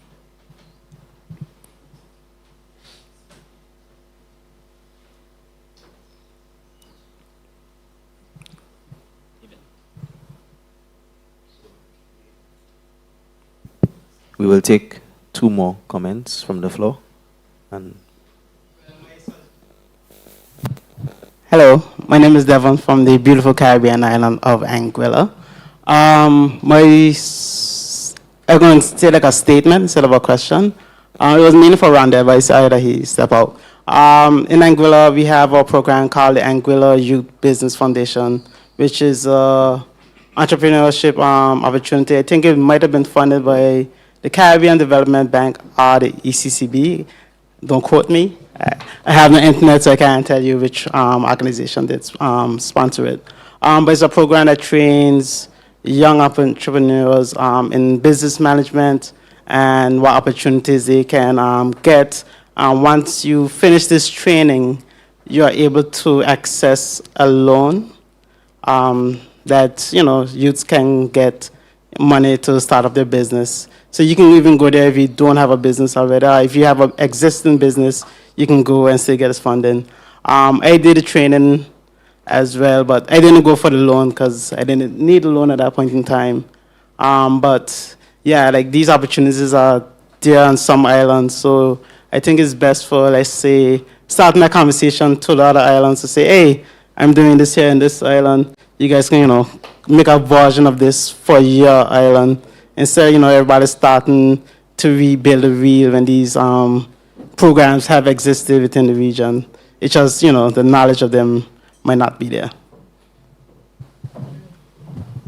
Agreed. Hi everyone, David Henry again. I just wanted to touch on the burnout part, as well as the sustainable development goals. I would do a disservice to all of you all if I don't share a little on it. When it comes to the burnout part, and I can tell you, it's not easy. It puts you in line of thought where you question a lot of things, even including God, right? I would say, first of all, you have to do what you have to do to avoid self-disrupting. If you have to cry, cry. If you have to scream, scream. Young leaders like myself, coming from a community that's extreme poverty, all I do is see what's happening around me. I listen to young people, and I go back and I say the exact same thing, similar to what you did your dad, right? And in the process, leaders in the community who are probably part of the problem start to not like me. Then you have your district councils, you have your parliamentary representatives, you have the government of solution, the whole. And for people like me, who at most times, genuinely, I'm not saying it because, like I'm passionate about it. It's just, I'm doing it just because the average guy on the street who's not making one step ahead is facing a problem, and he does not have the voice. A number of young people believe that when we see what we see, who cares? Like, what's going to happen about it? So I found myself in positions where, for example, in this forum and other forums, where I just go straight to the root and they say, listen, you're giving money to us, young people not getting it. Why we have so many people in the ghettos? Why we have so many people who love drugs? How can we not create programs where we can get all these guys in sports? They were a ghetto, they were a block. Let's create a sports team out of that, And at the end of the day, for someone like myself who wants to actually, climb the ladder in terms of the workforce and to get a job, and people are not liking you. These very same people are not liking you, So you go home at the end of the day and you realize, boy, I'm not where I want to be and all these things. And sometimes you get so depressed. Sometimes hey Siri, how's your day going? Mine's not going well. When you don't have anybody to talk to, you can at least do that, and you find technology for that. But what I would say is that to all of you, Reference to the Sustainable Development Goals, I will tell you, when it comes to the Caribbean, this group of young leaders, and I said that to my colleagues at the USAID Youth Council, because we're all within that same age group. We are the thin line between our countries and our people facing an irreversible state of poverty. And we have to, it's like a duty, we have to put aside the mental health and everything to think about what solutions that we can push to ensure that the next generation does not suffer and can carry on from what we're doing. And that is important. That is important more than anything, sustainability. So I want to leave that with you. Think about 2040 and how can we make life more inclusive and sustainable for everybody, as well as doing everything that we can do to avoid self-disrupting. That's my advice to everybody. Discussion today, guys. I know as youth leaders we could stay here for the next 3-4 days, literally discussing, our issues, our solutions, our ideas, what we face, and everything in between. But we are short on time. So at this time, I would allow each of our panelists, you have 3 minutes each, to just share with us some of the final takeaways from our session today. We can start with Mr. Williams. So what I would want to take away is there could be no outward success before internal success. So, and that internal success starts from our core, ensuring that we don't get burnt out, right? Or we are resilient. So we must be personally resilient. Next, we have to organize ourselves, because by organize ourselves, I mean be prepared to take over the reins. Be prepared to do the work. Be prepared to do the projects, have the ideas, the framework, the skills, everything, right? Gain the mentorship from the older generations, right? So we understand what can be done, what they tried. So it's not that we are unwisely going ahead, right? And then shake the hands with all the skill set that we have. Shake the hands of the older generation. I want to help, they want these sustainable development goals too. And they just, to me, I think, might be just hoping that our next generation, a wise, better, skillful generation, you guys, come and make the difference. And I'm sure they wouldn't mind making a difference from now, but we have to have the capacity. So let's ask for that capacity building personally and collectively, and move forward together. Shimian basically covered what I was going to share as well, but I think the most important takeaway is the why. When we really reflect, we all have similar challenges, share challenges with the youth that we work with, or the organizations we work with, and what they do with youth. And it's important for us not to forget that. Sometimes we remove ourselves from the category of youth, forgetting that we face these challenges too, every single day. So remembering the why would ground us. That is the biggest takeaway. And it's a constant reminder. Sometimes you need a little nudge. And I think that's the really amazing thing about the network. Really looking out for each other. I think that is something, on a personal note, I actually am looking forward to. And having conversations and being honest and an open space to actually vent about issues that we share, and then coming up with the solutions. Because if we're not okay, then we can provide solutions. So David and Shimian said it perfectly. We really do have to bear in mind that self-care, if you have to cry, it may be with another youth leader who you share space with. And if you gain meet a new goal or have exciting news, you can share that, because not everyone is interested in that conversation about development. Let's be honest, sometimes you can't have that conversation with your friends, but it affects them. but they do not understand the work that is required to meet that particular objective. And they won't understand because they're not quite passionate. So that is the biggest takeaway for me.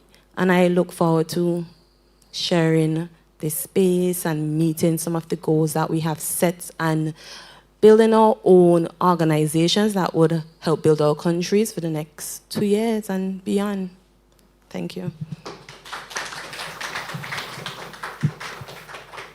So in closing, I'd just like to ask a quick question, just to think to yourself. Did anybody drag you to be here today? No. You're here because you want to be here. You didn't choose that life for yourself. You didn't wake up and decide, you know what, let me go and break my back to help some youth in my community. You enjoy doing it because you see the benefits, you see the lives that you change. You see the lives that you're able to impact, the young people, you're able to change their mindset, and mindset is a powerful thing. We have to focus on a lot of that moving forward, changing the mindsets. And I think that as youth leaders, we need to remember that this is our calling. You know, we have to, like was said, remember the why. Why are we here? Why are we doing this? Is it important? The future, the current, it depends on us. And like the doctor said earlier, when history is written, our names will feature because we would have contributed in a meaningful way to impacting the development of our countries, of our spaces, of youth in our various networks. Let us keep together. One of us may have an issue that we would have dealt with that, somebody else may have, and we're able to advise them in that regard. Let us stay united. Let us work towards helping each other out in our various islands. I really wish on a Caribbean level we were a little more integrated, a little closer, so that we can share some of our ideas, we can work together. I know traveling amongst the islands is difficult. We should probably have a youth jet or a youth boat or something so that we can, and Zoom has brought us together, but we are social beings, and nothing beats that physical engagement, So it's important that we keep those things in mind, and I would like to just encourage everybody to keep doing what you're doing in your country, in your island, in your community, one life at a time. Thank you.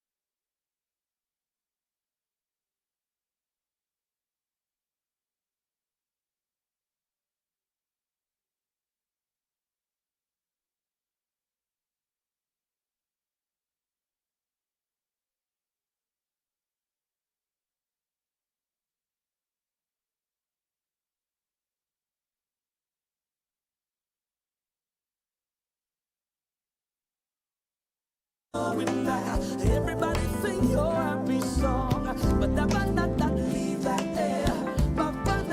Leave that there. But leave that there. Leave that there. Oh yeah, leave that there. Leave that there. But leave that there. Listen.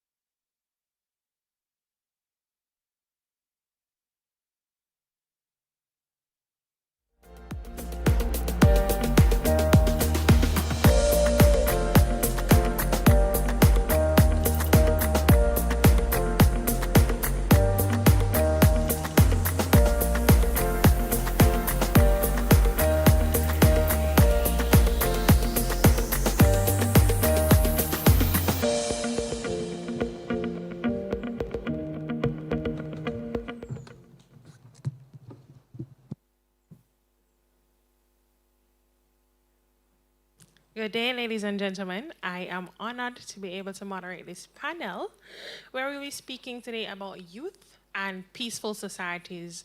We are gathered today with expert panelists. Trust me, they know their thing. And, we're going to be discussing the critical issues as it relates to youth and peaceful societies. Now, I hail from the beautiful Isle of Jamaica, and our Governor General once said there's nothing wrong with Jamaica that can't be fixed with what is right with Jamaica. And I'm going to extend that and say there's nothing wrong with the Caribbean that can't be fixed with what is right with the Caribbean.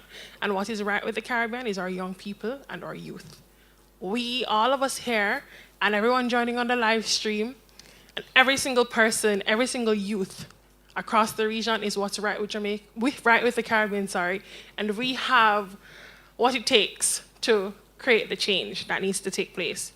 Especially because young people quantify for almost half of the Caribbean region.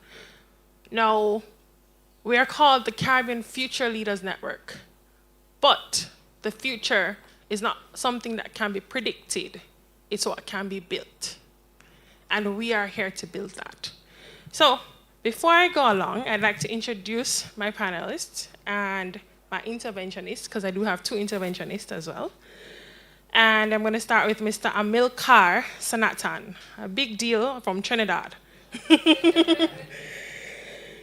So Amilcar Peter, his Sanatan, is the Assistant Director for Gender Affairs and Child Affairs in the Office of the Prime Minister of Trinidad and Tobago. He has developed public policies, program reports and studies and interventions on mainstreaming gender equality, youth empowerment, creative arts, and right-based approaches to development in the Caribbean and the American region. Sanatsan holds a BSc in in psychology and an MPhil in interdisciplinary gender studies from the University of the West Indies, St. Augustine campus. He is currently enrolled as a PhD student at the same institution. Beside him, I suck at my left and right, so I'm going to say beside him, we have David. David Henry is a developing young country leader from St. Lucia. He has a corporate mini MBA in industry strategy consulting from the MBA Academy and a strategy consulting award from the University of West of England. He's the co-founder of Rethink Youth, a CBO, a community-based organization, which brings like-minded change makers together to action on problems and acting on problems, affecting their communities. He's also the CEO of Strategy Reloaded, a social enterprise which involves the improvement of lives through businesses, and his profits funds the operations of Rethink Youth. We hop on over to Deslin, I know her as Diane. Deslin Diane Francis. She's a program coordinator at Girls of a Feather, St. Lucia, and she has worked alongside young leaders and girl advocates for the past 12 years. She lick about Chalawa, right? She's an advocate for gender justice to improve access to education and establishment of community resources for the fundamental rights of women and girls, and she tries to aim to advocate on their behalf. On my other side, the left and right issue, we have, we have on Mr. Screen, before I go to Wendell, we have Mr. Albert Ellis. He's joining us online, and then we have Wendell on my side here. So what's going to happen is that we're going to have the panel discussion with these three panelists, and then we're going to have two interventions from Wendell and Mr. Albert. So I'm going to hop over to my panelists, and what we did beforehand is we have 3 pillars. The 3 pillars will be education and empowerment, youth engagement and participation, and then the final pillar is addressing root causes of conflict and violence. So I'm going to pass the mic. They'll do their 3-minute interventions followed by questions.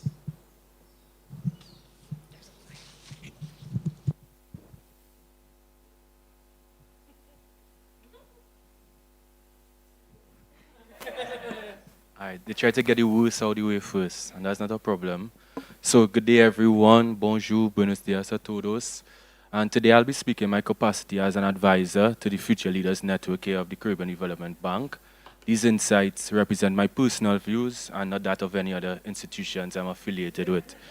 So it's a pleasure to be in St. Lucia, of course, because we have been inspired by the works of the Arthur Lewis, the Walkers, the Jane King, Patricia Ismond, John Robert Lee, Kendall Hippolyte. These are important people to our Caribbean landscape. And they have tried to represent our societies in profound ways, but there are certain things that undergird our system, and I want to look at conflict and insecurity. So in 2022, Trinidad and Tobago recorded 605 homicides, 1,498 in Jamaica, and 43 in Barbados. And high homicide rates and public insecurity throughout the region speaks to a larger pattern of youth violence.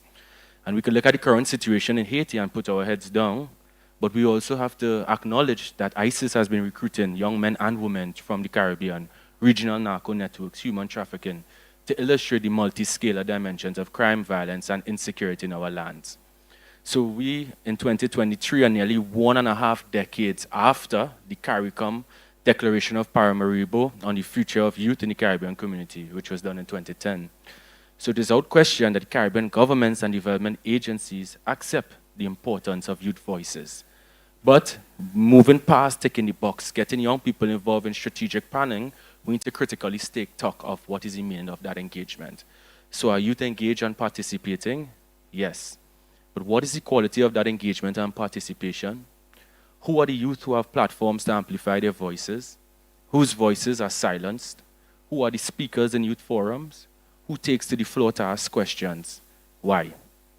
I think there are 3 issues that drive youth exclusion or maintain a narrowly inclusive youth engagement and participation framework. The first one is the lack of diversity.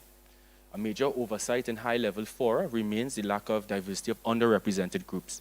Disabled youth, the deaf, the blind, and neurodivergent. In the Office of the Prime Minister, there's a commitment in Trinidad and Tobago to have deaf youth included. Those one of the easier groups to get involved. Hey, I'm bringing the house down. So it's one of the ways to get one group included because the resources it requires to have people engaged in a diverse way and may present challenges to able-bodied people. We need LGBTQ plus youth, which is on the inclusion on the basis of gender and sexual diversity. Everything blessed? No, man. That's the cool breeze of the Helen of the West Indies. So yeah, so we have youth needs, right? Youth not in employment, education, or formal training. And then we look at women's leadership, empowering women leaders and the engendering of perspectives, especially institutional processes. A second dimension, which was alluded to in the first panel, is week planning, organizing, and outreach. So sometimes as young people, because the lack of diversity, we engage with normative practices in development, which happens between the hours of 8 a.m. and 4 p.m. So young parents, youth with disabilities, addressing the issue of male disengagement. The issue is not that we don't have male farmers, it's that young men have a lower uptake in the social sector. So young women who are not traditionally represented in the sector are taking opportunities to educate themselves. So sometimes when we focus on ensuring the engagement of young boys and men, we must never do so at the displacement of the rights of girls and women. And I don't think any speaker suggested that. But that is the type of analysis sometimes we need to understand patterns of engagement as well. So I'm calling for a sophistication of our processes. And the last issue, which I think is fundamental to the issue of conflict and insecurity, is youth exclusion in non-social sector peace processes. So you want youth in health, education, and social development? Yes. Put me into foreign affairs now. Put me into national security. And fundamentally is the issue of ageism, where seniority matters and rank, and the ability to operate at that level, which sometimes spits in the face of their expertise and training. So it's not that I assume that a young person must be the head of the mission because they're young and we need to have parity. We should. It is that we must cultivate the talent and resources to allow them to lead because we know there are geopolitical dimensions and regional dimensions to this problem. So in closing, not to colonize more time on the microphone, would be we need to monitor social inclusion, have youth-responsive planning, and mainstreaming youth in national security and macroeconomic planning, which I could provide more information to subsequently. And I want to say, I urge all of you to think seriously and commit yourself to peace building in your countries. You have issues of technology-facilitated gender-based violence, gangs and the ideals of manhood, women's poverty, the lack of economic autonomy, transactional sex among girls and boys. We have issues, and quite frankly, we are losing this fight at a regional level. Better did not come. So the Caribbean Development Bank can strongly reflect on a gender-sensitive, multi-scalar, development-driven youth peace and security program for local actions, which includes public education, social investment, and promoting public accountability. Thank you.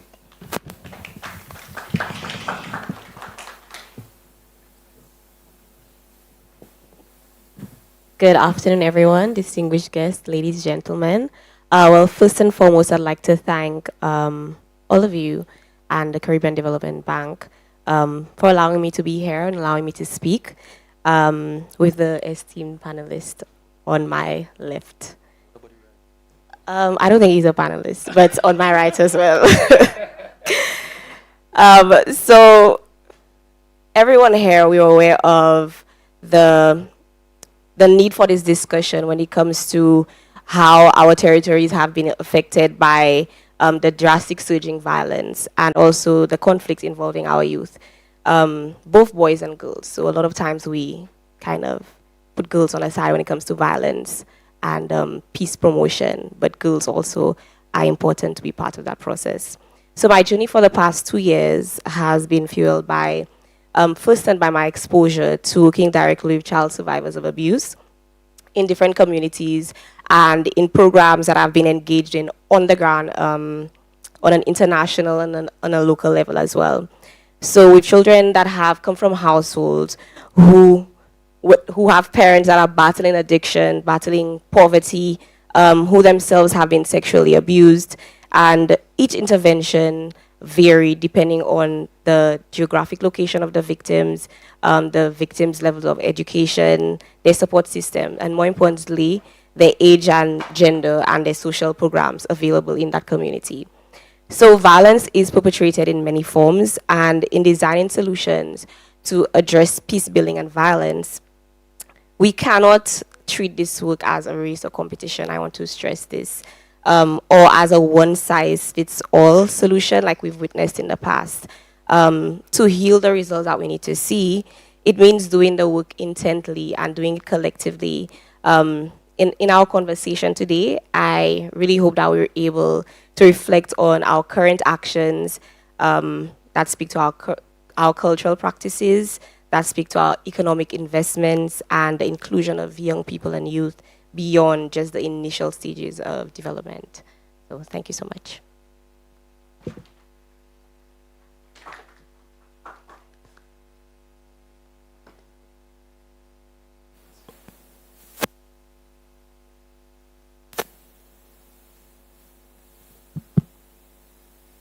Okay, so just to begin, I want to let everyone know that I work as a police officer in addition to all of the other things that was included in my bio.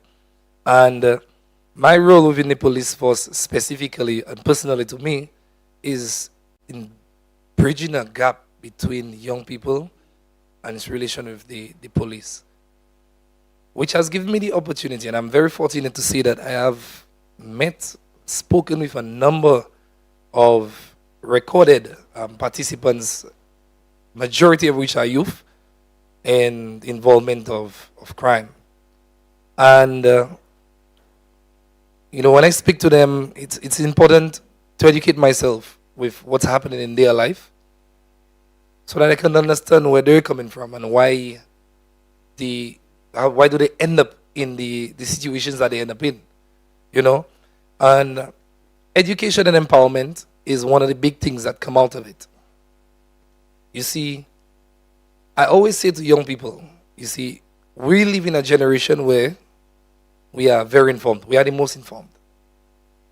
We are the inheritance of problems that our ancestors, our parents have never witnessed.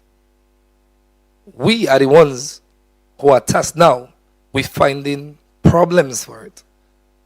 And so I say to them, don't you think that there is the education that is out there that you need to solve the problems around the world?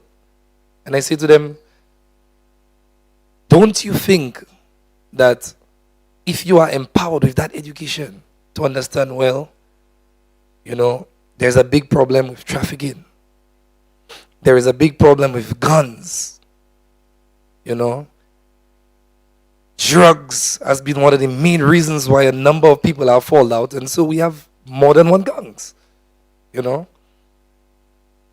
Don't you think that with proper education within the curriculum system, within the schools, where we can develop and foster the spirit and nature of conflict resolution, mediation, how can we build more inclusive societies?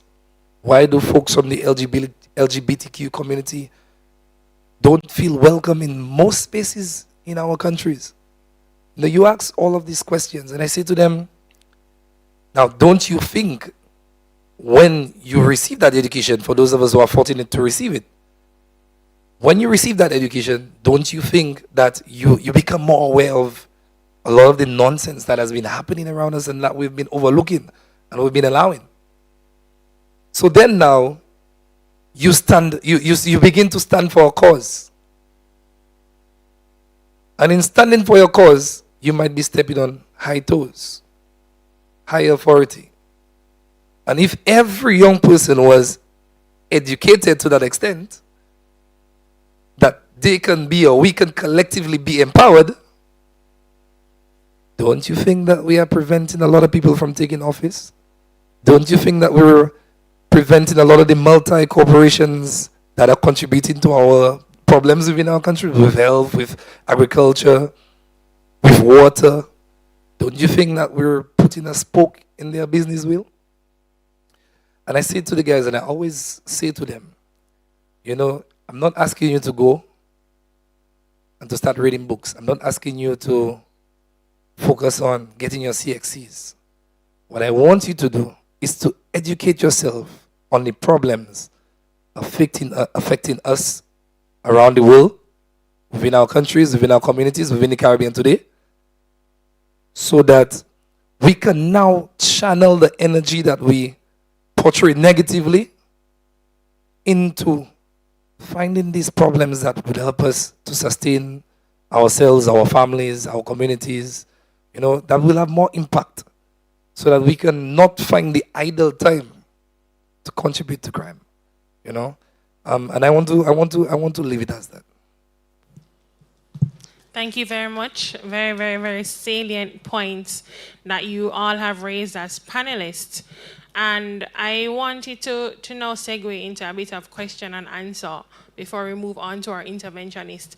However, I wanted to also bring some really critical statistics to the forefront to see how relevant these topics are to youth and peaceful societies.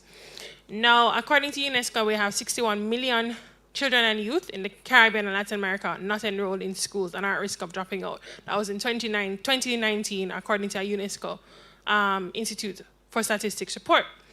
Did a quick search. We have 106 million youth across the region. So that is more than half of our youth population that's at risk of dropping out.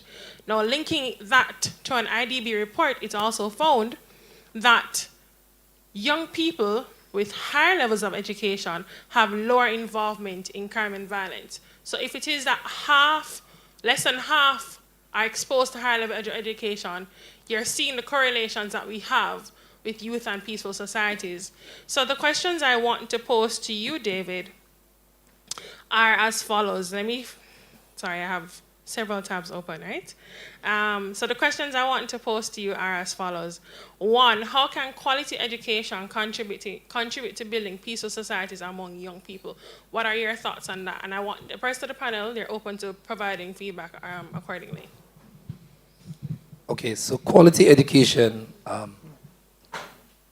when we say quality education in the Caribbean, we really have to question quality, right?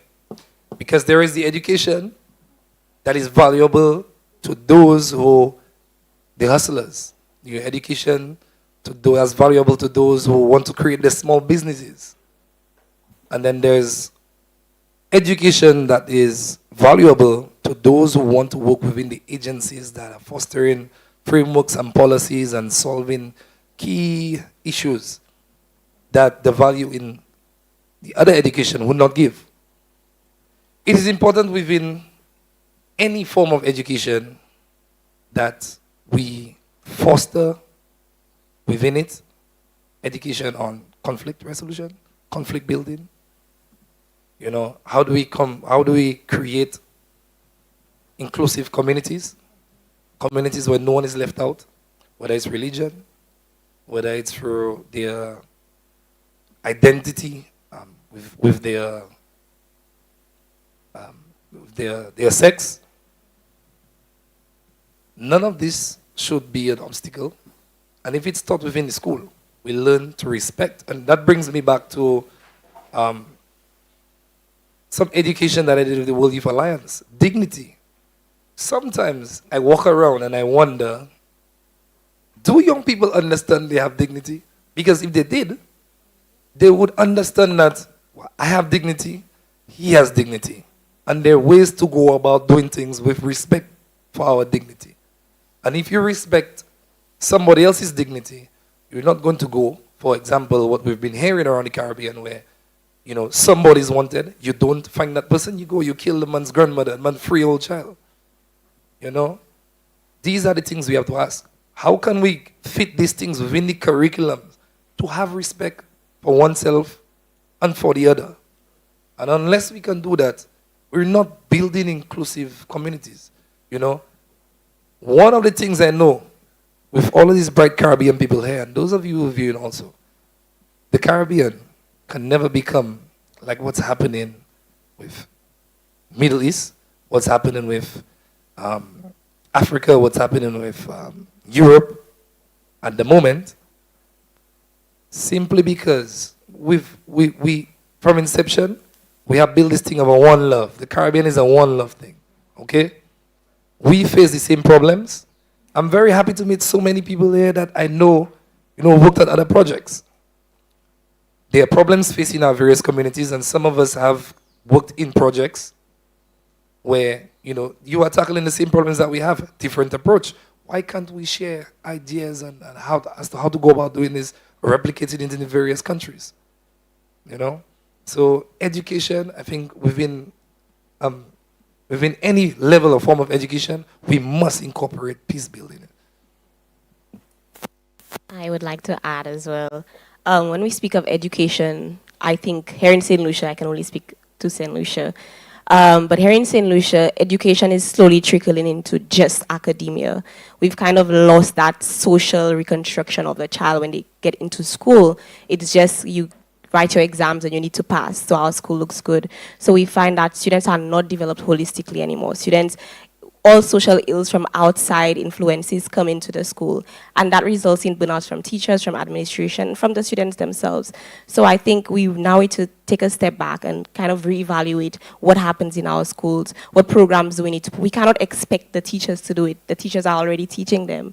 So that's already a full-time job. So we need to put programs into schools run by professionals, run by trained individuals on how to deal with crime, how to promote peace, how to deal with things that they themselves are experiencing at home, sexual violence, the trauma from so many things. Our young people are facing a lot, and only when you sit and speak with them, we feel like we've had it hard, but they kind of have had it like 10 times worse, and it's only going to get worse for them, unfortunately.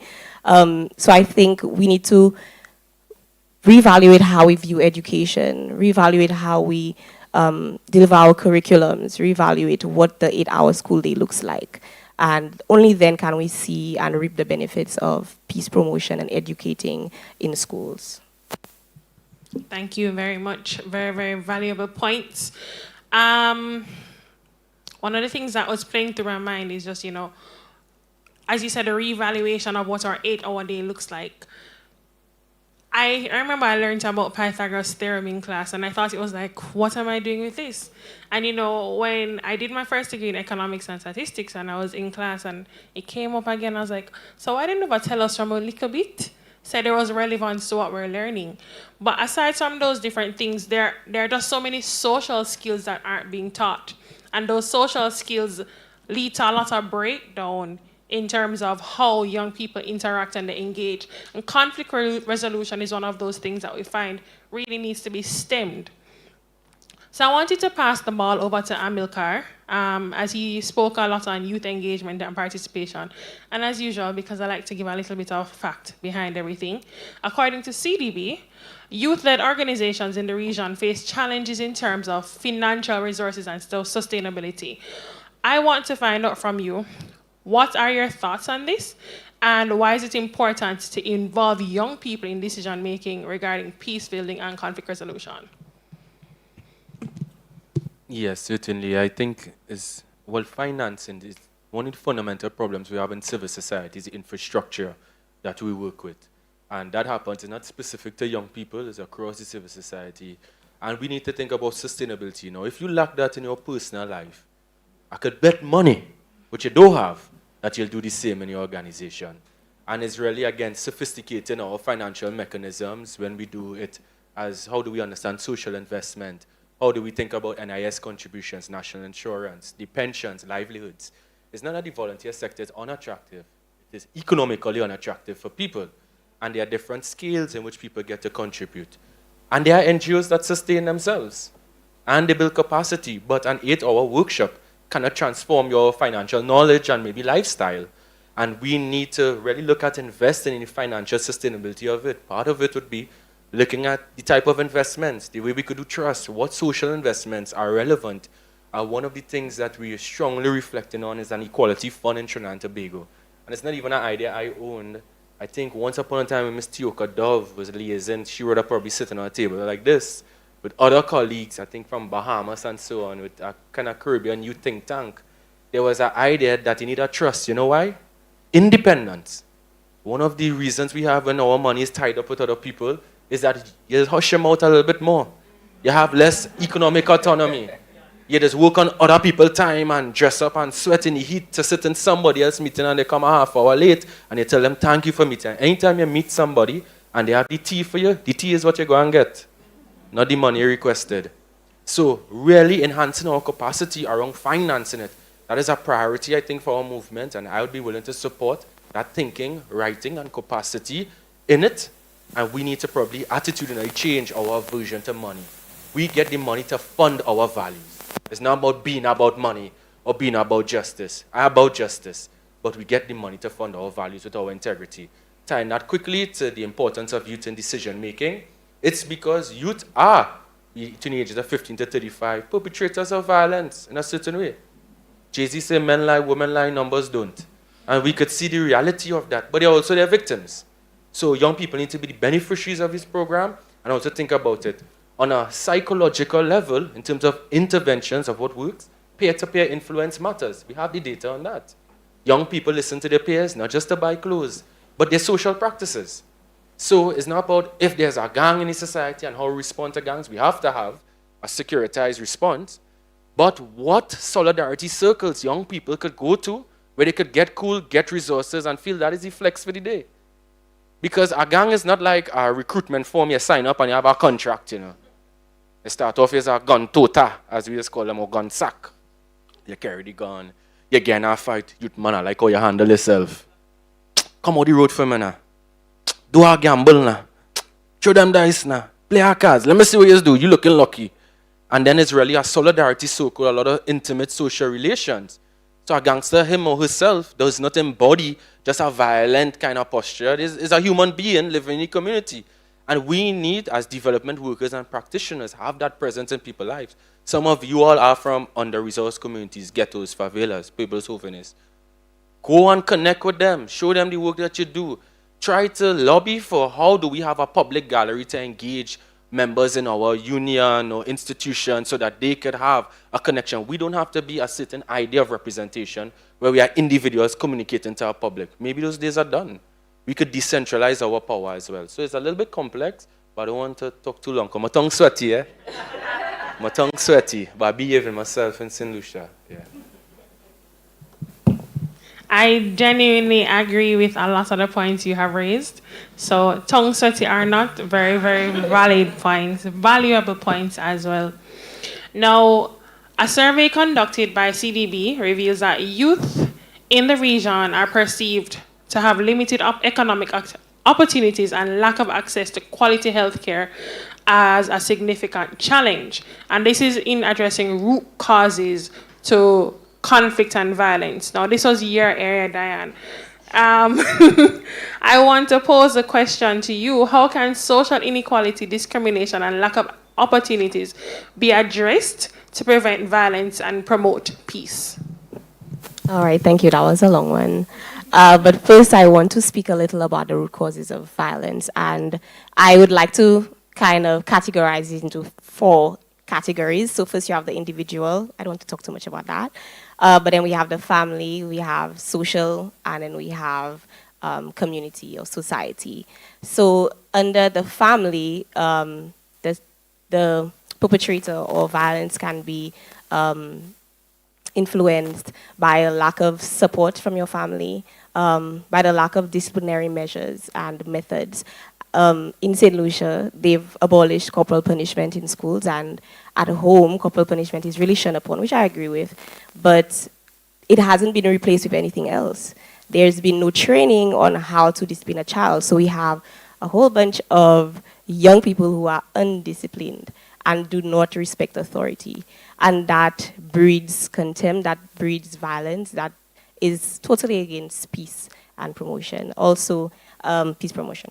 Also, for social, we can look at violence is normalized, violence is romanticized, especially in the Caribbean. We have a lot of sexualization of women, objectification of women as well. So it's the new thing. It's the vibe, and also there is a lack of engaging activities for young people. Young people are not being engaged. Their minds aren't being picked in the community at the grassroots level. They're just left to um, their own devices. And if you're not interested in sports, there is nothing for you. I can speak Martin Lucia. If you're not interested in sports, in my community, there is almost nothing that you can do. Just scroll through social media and see the same harmful items that promote violence. Lastly, the society in the Caribbean, we are beautiful, beautiful set of islands, but we have some issues. So there is a lot of poverty. There is a lot of diminished economic opportunities. We like to boast of increased youth employment, but how many of these youth are earning a livable wage? How many of them are living above the poverty line?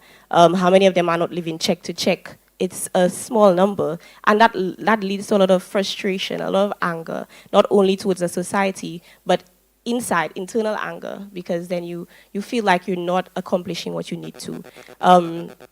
Also, with impoverished neighborhoods, they're at risk of having limited access to resources. They're at more exposure of risk to like sexual violence and all other forms of abuse. And there is a lack of early interventions for young people who are at risk. There is almost nothing.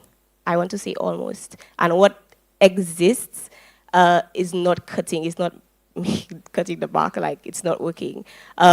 So what are we doing to the young people that are already falling by the wayside? How do we rope them in? There is almost nothing there, so we need to focus on that. And lastly, gender socialization in the Caribbean has contributed widely to our crime and our violence. We have a lot of hate speeches. We have a lot of gender stereotypes that's encouraged in the Caribbean.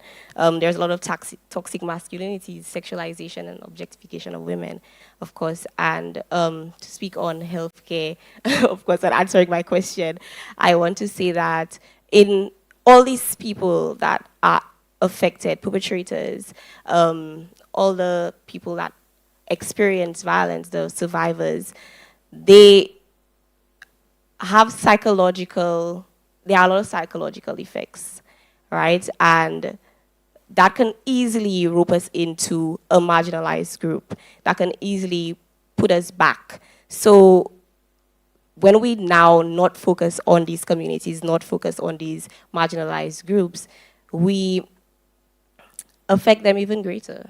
We do them a disservice. And in healthcare, I know in St. Lucia, we have a huge issue with healthcare. We have a huge issue with our hospital in the south of the island. And now we have a huge issue with crime in the south of the island. And we see that kind of connecting to the lack of resources there, the numbers of sexual violence, the rates of young dropouts in schools. So everything is interconnected. And if we don't take the steps to address the root problems, it snowballs. So I think that's what we need to focus on. If I'm permitted to just jump on what she says, very briefly. So in every country, there should be something called a national youth policy. It's supposed to be a framework that is supposed to guide the public authorities when it comes to young people so that they can have equal opportunities to jobs or being entrepreneurs or healthcare or any matter that's affecting young people. For countries like St. Lucia, a national youth policy has been drafted in conception from 2010. We are now in 2023 and we don't have an established youth policy, right? There is a youth policy that's been drafted and it's fine, it's brilliant, I have read it. But the policy is on someone's desk. And if you really want to be serious about young people and that young people can hold institutions like public authority accountable to their welfare and their development, having a national youth policy is the way to go. And so I would like to use these opportunities to say to the public authorities, we in St. Lucia need a national youth policy. I'm doing like Ezra. I'm being disruptive. Let's give the St. Lucian Youth a national youth policy that they can hold the public authorities accountable to when it comes to their development. Let's give them that empowerment by doing just that. Thank you so much for those points. I think one of the things that stood out to me significantly is that we've removed corporal punishment, which is great because, it's seen as a violent act. But how are we instilling discipline now? That's still something to be very, very concerned about and something to think about. Especially because, violence was declared a public health issue in 1996. So a lot of people don't necessarily, it is worldwide a public health issue. And it has breakdowns in all spheres. And we particularly see that with the social and the economic aspects, particularly with the Caribbean. And we know those are two very strong pillars that help us to just be very, very bolstered as a Caribbean, as a region, and as countries. Now, I want to pause a little bit because we do have 2 interventions, and I really want to get those interventions in. So, Wendell, do you want to go first, or should I have Mr. Elbert go first? Great, thank you so much. So we're going to have Wendell, he's going to bring his interventions, and then allow him to introduce himself as well. She allowed me to introduce myself. Okay, good afternoon, everybody, from the beautiful Helen of the West in Lucia, right here at South Louis Community College. My name is Wendell Bertrand, and I am St. Lucian, but I am currently employed by UNDP in Barbados and the Eastern Caribbean, working on the Car Secure project, Car Secure 2.0. So I think that it is very timely that CDB is having such an event, and I was very excited to have a long conversation with Kimberly discussing the forum. And over the weeks, I've been thinking of what my interventions are. So basically, I will just give a snapshot of what we've been doing at UNDP. As it pertains to youth and peaceful societies. Specifically speaking, because it's UNDP, I heard the talk of SDGs this morning. Somebody asked, what is SDGs? How many people know about SDGs? For those of you who don't know, for this panel, Youth and Peaceful Societies, we are focusing on SDG 16. What SDG are we focusing on? 16, very good. Promoting peaceful and inclusive societies for sustainable development. That is SDG 16. So I'll give a snapshot of the Car Secure 1 project that we would have successfully executed. It ended sometime last year. I will move on to look at Car Secure 2.0 because we take it up a notch.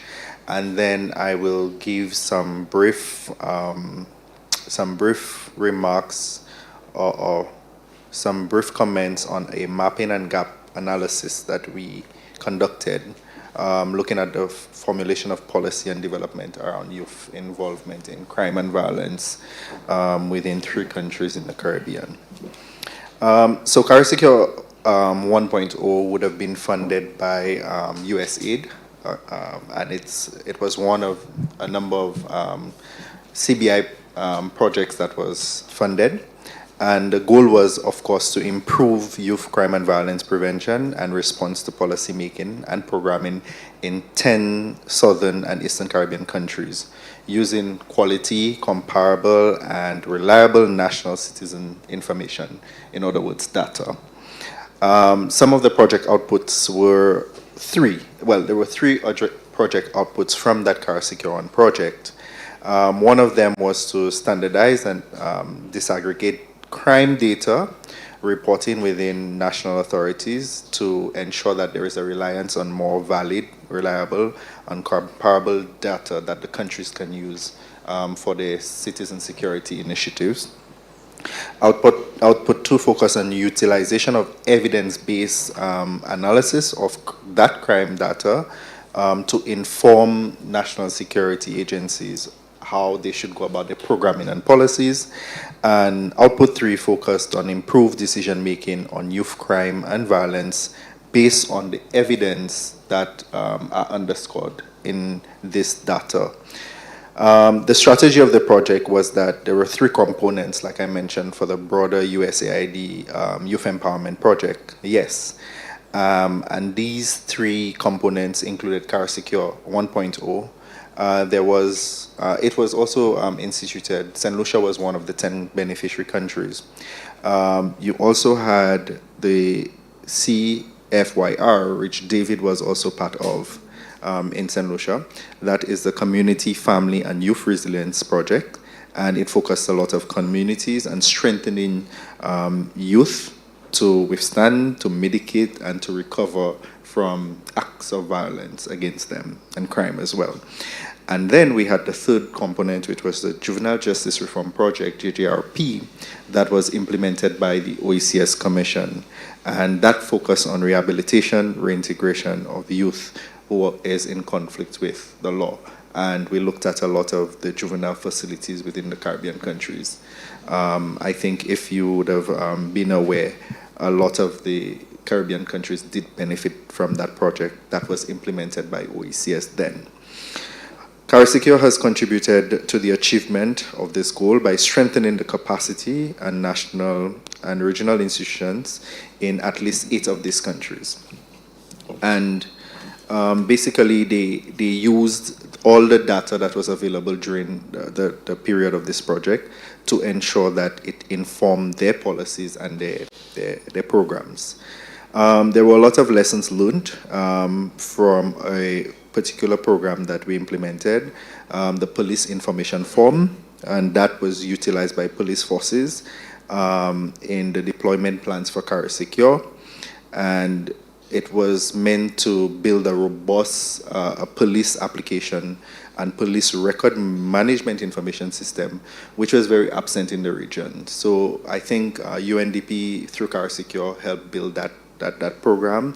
It's called Premise, and it's used by a number of police around the region now. CARISECURE began the delivery of Premise application, which is of course the police record management information system, in the final quarter of 2021. So we would have gone through the development process, would have commenced training, and currently we have a very robust system that provides existing analysis for police systems, followed by the phases of requirements of gathering the information, technical design review, and also using testing to validate. And thereafter, it was handed over to the different countries for implementation. Premise, in its final iteration, systemizes the forms, workflows to gather crime information data and bolster the back end of many countries in the international classification of crime for statistical purposes. And therefore, a lot of the countries were able to use that system, especially in Grenada. Grenada is one of the most powerful examples of using Premise and how that crime information data have helped them solve and also reduce crime. Over the course of its development, Premise was tested by the police readiness teams, by the administrators, and on a recent mission in Grenada, the Commissioner of Police said one of his junior constables who was well trained in the process, he actually got all his senior police officers, all superintendents, assistant commissioner of police, in a room so that she can train them in the use of the system. And she said that this, she indicated that the training really helped motivate police officers, especially in the capturing of data and actually using that data for the different stations and the different areas when it comes to crime. So that was one of our most successful stories in the region. But apart from Grenada, we actually implemented in 7 beneficiary countries, namely Antigua, Barbados, Grenada, Guyana, St. Kitts and Vincent. And in total, there was about 1,100 officers trained in the countries that I mentioned. There were a number trained in data collection, how to analyze the crime data in preparation for national launches of the program. And we had also an additional 31 officers who were trained as trainers for the sustainability of the project. So even long after the implementation of the project, which ended, we still have premise being launched, we still have manuals being developed by countries, we still have countries calling, asking, how and when can we implement this program? Can you assist us with this program? Because they realize how much it can help in reducing crime and incidents of violence in the various countries. So quickly, I just want to move on to CARISecure 2.0 now, which is the new version of CARISecure 1, and we want to build on that work that we had created. And CARISecure 2.0 is one of 3 of the Caribbean Basin Security Initiatives funded by USAID again, and it will be in 6 Caribbean countries over the next few years, being implemented by the UNDP Multi-Country Office in Barbados and the Eastern Caribbean. CARISecure 2.0 will work at the regional, national, and community levels in Barbados, St. Vincent and the Grenadines, Trinidad and Tobago, St. Lucia, and St. Vincent and the Grenadines. CARISecure 2.0 also looks to implement data collection approaches that will be done through a standardized and harmonized manner, and that is in an effort to build capacity in collecting youth crime and violence data, especially those that's related to socioeconomic problems, analysis, visualization, publications, and how we can use that data to implement decision making at the highest levels. Of course, we know we have a problem with data in the region. It's very limited, but I can tell you based on what I've seen, data is really important in helping us solve a lot of the issues that we're experiencing. And for me, I am really championing it from the perspective of youth involvement in crime. A lot of people say youth crime, but the crime is not the youth own. As people often say, youth are the perpetrators of the crime, but I will also say they are the biggest victims of the crime as well. So we also want to look at a number of youth crime and youth involvement in crime and violence indicators that we can look at how we can compare that data in the Caribbean region, and how also we can standardize it at the regional, national, and community levels. And therefore, we are going to be working with a number of agencies for this program. Prisons, probation departments, ministries of youth. Youth is very big in this project. Social services, rehabilitation services, and community-based organizations. That will enable all these sectors to use evidence-based decision-making for youth crime and violence prevention, policy, and programming. And there are basically 2 objectives under CARISecure 2.0. The first one, which I am responsible for, is to strengthen evidence-based decision-making among responsible agencies for reducing youth involvement in crime in the Eastern Caribbean. And I will be looking at 3 countries under that objective.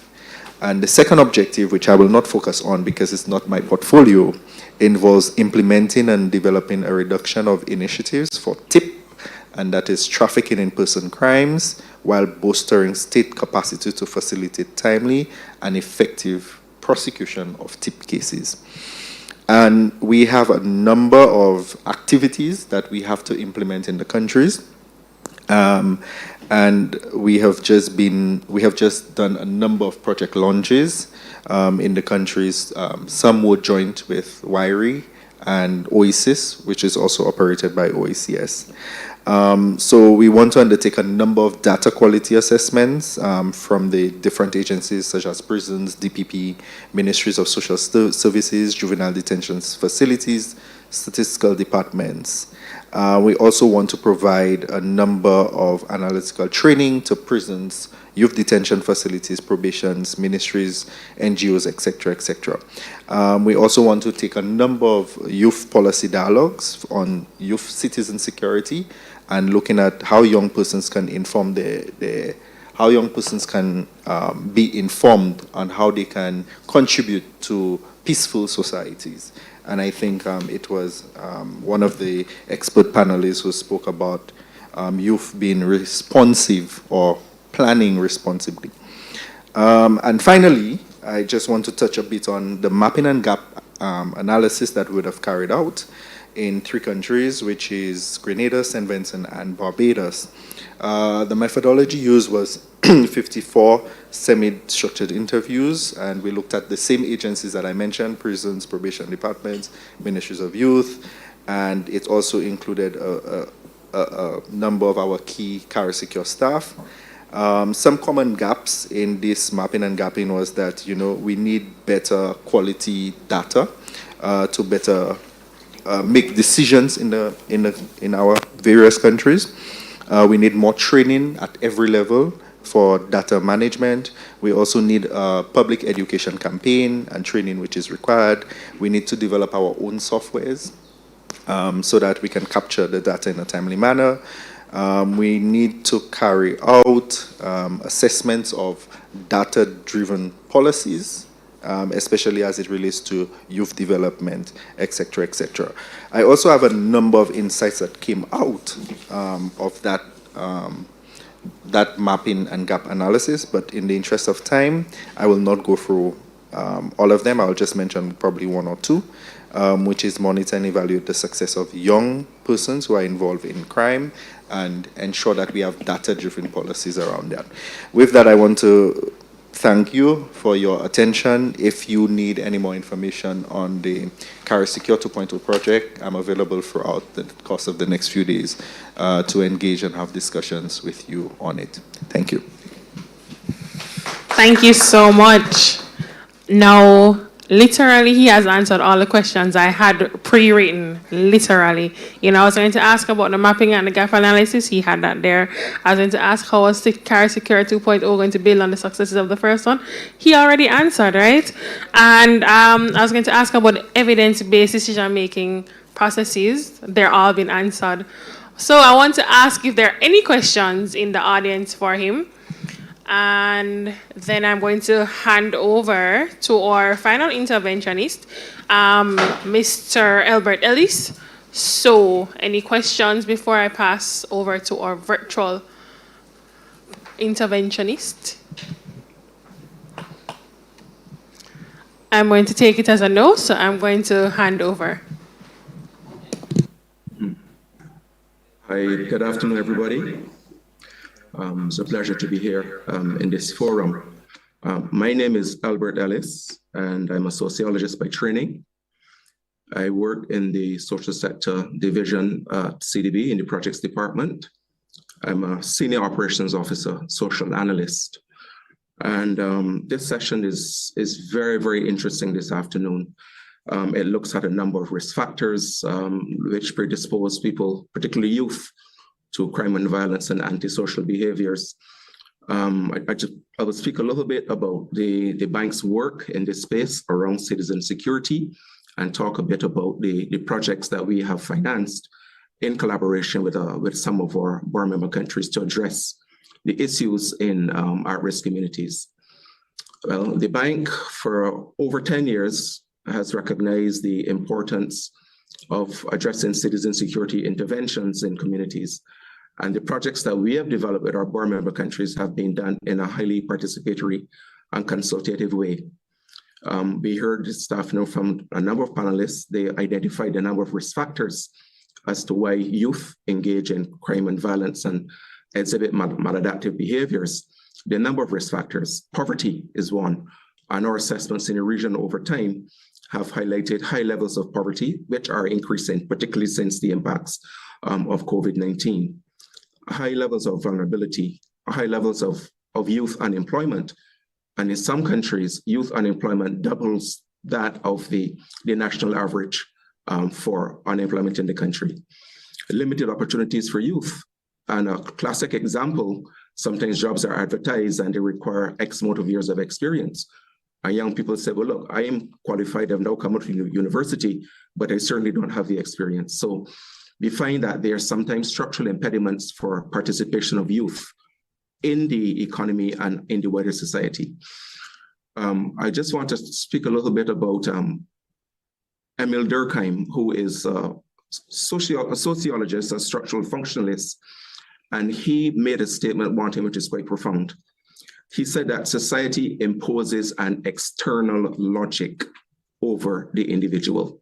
That is very profound because we live within society, we have our own ideas or aspirations, but invariably that is shaped by what this thing called society expects from us. And we are seeing a lot of challenges, a lot of issues that young people are facing because they have rising expectations within a context of social media access, where they're seeing things played out across the globe. They want to be able to participate. They want to be able to engage and consume conspicuously, but they don't have the access to financing. They don't sometimes have access to decent jobs. And what we have found as well, when we look at the educational system, there is a bias towards academia.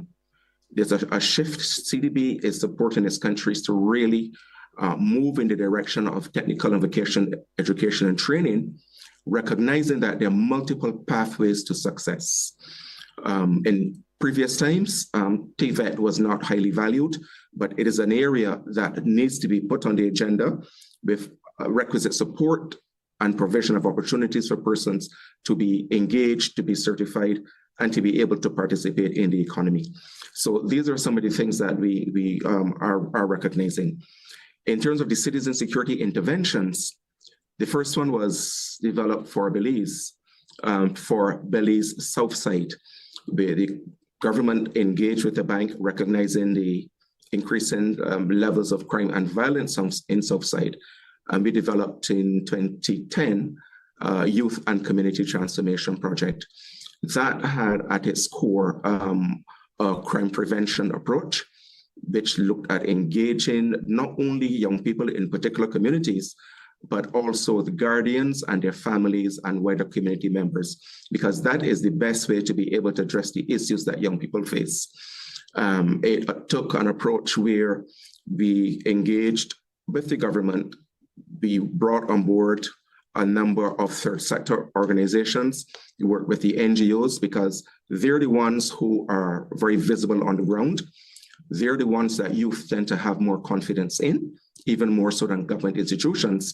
And memoranda of understanding were signed with them, Young Men's Christian Association, Young Women's Christian Association, and so on, to be able to deliver those types of programs.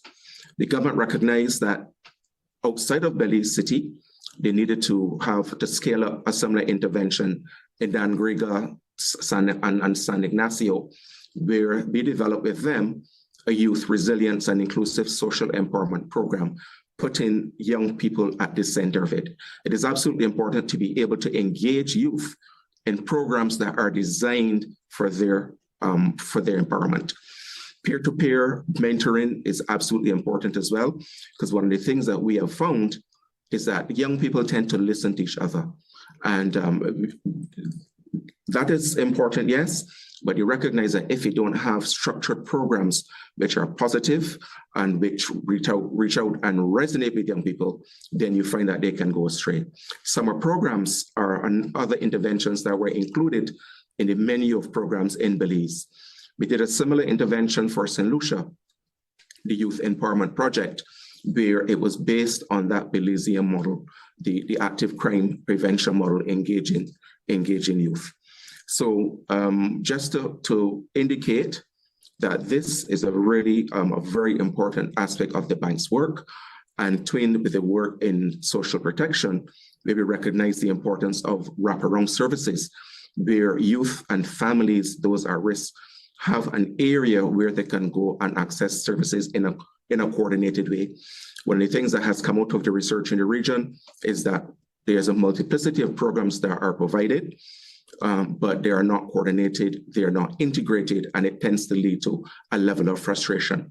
So that integration is absolutely critical. This is something that the bank is working with in its foreign membership to be able to help them develop programs in response to the social and cultural context of the communities in which they are operating. So I just want to stop there for the minute, and if there are any questions, I'd be happy to respond. Thank you. Thank you so much for that. My key takeaway was the lack of, well, the need, I wouldn't even say the lack of, the need for coordination and cohesion in all of these initiatives and interventions, because we do see the the important, or I guess we do see how grave the situation is when it comes to crime and violence. And so therefore it is even more important there is greater levels of collaboration. Years ago, trying to remember who said it, when the Federation, the British West Indies Federation was formed, 1 from 10 leaves naught. And leave 0. Exactly, 1 from 10 leaves naught. And so therefore, it takes all of us. It takes our village, and the village is us. The village is every single person here. It's all of the different development agencies, UNDP. One of the things I think that really stood out to me was that the project Carib Secure is implemented by UNDP but funded by USAID. And so just being able to see that high level of coordination and collaboration across development agencies, it's very, very important that there is that greater unit. We all come together as one to ensure that we really work together towards fighting this monster of crime and violence that's trying to destroy our Caribbean, but we won't let it. Now, I think the question I wanted to put through to every single panelist and interventionist is, the CDB has come together and formulated this FLN, Future Leaders Network. And as I said before, future is built, it's not predicted. So how can the FLN play its role in ensuring that we as youth build peaceful societies? And so to my panelists and to the interventionists, so you guys have 1 minute to give me a quick response. How can, say that again, the FLN members.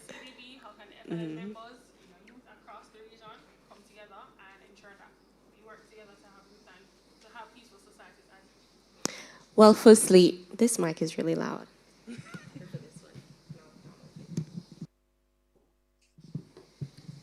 I live for the drama.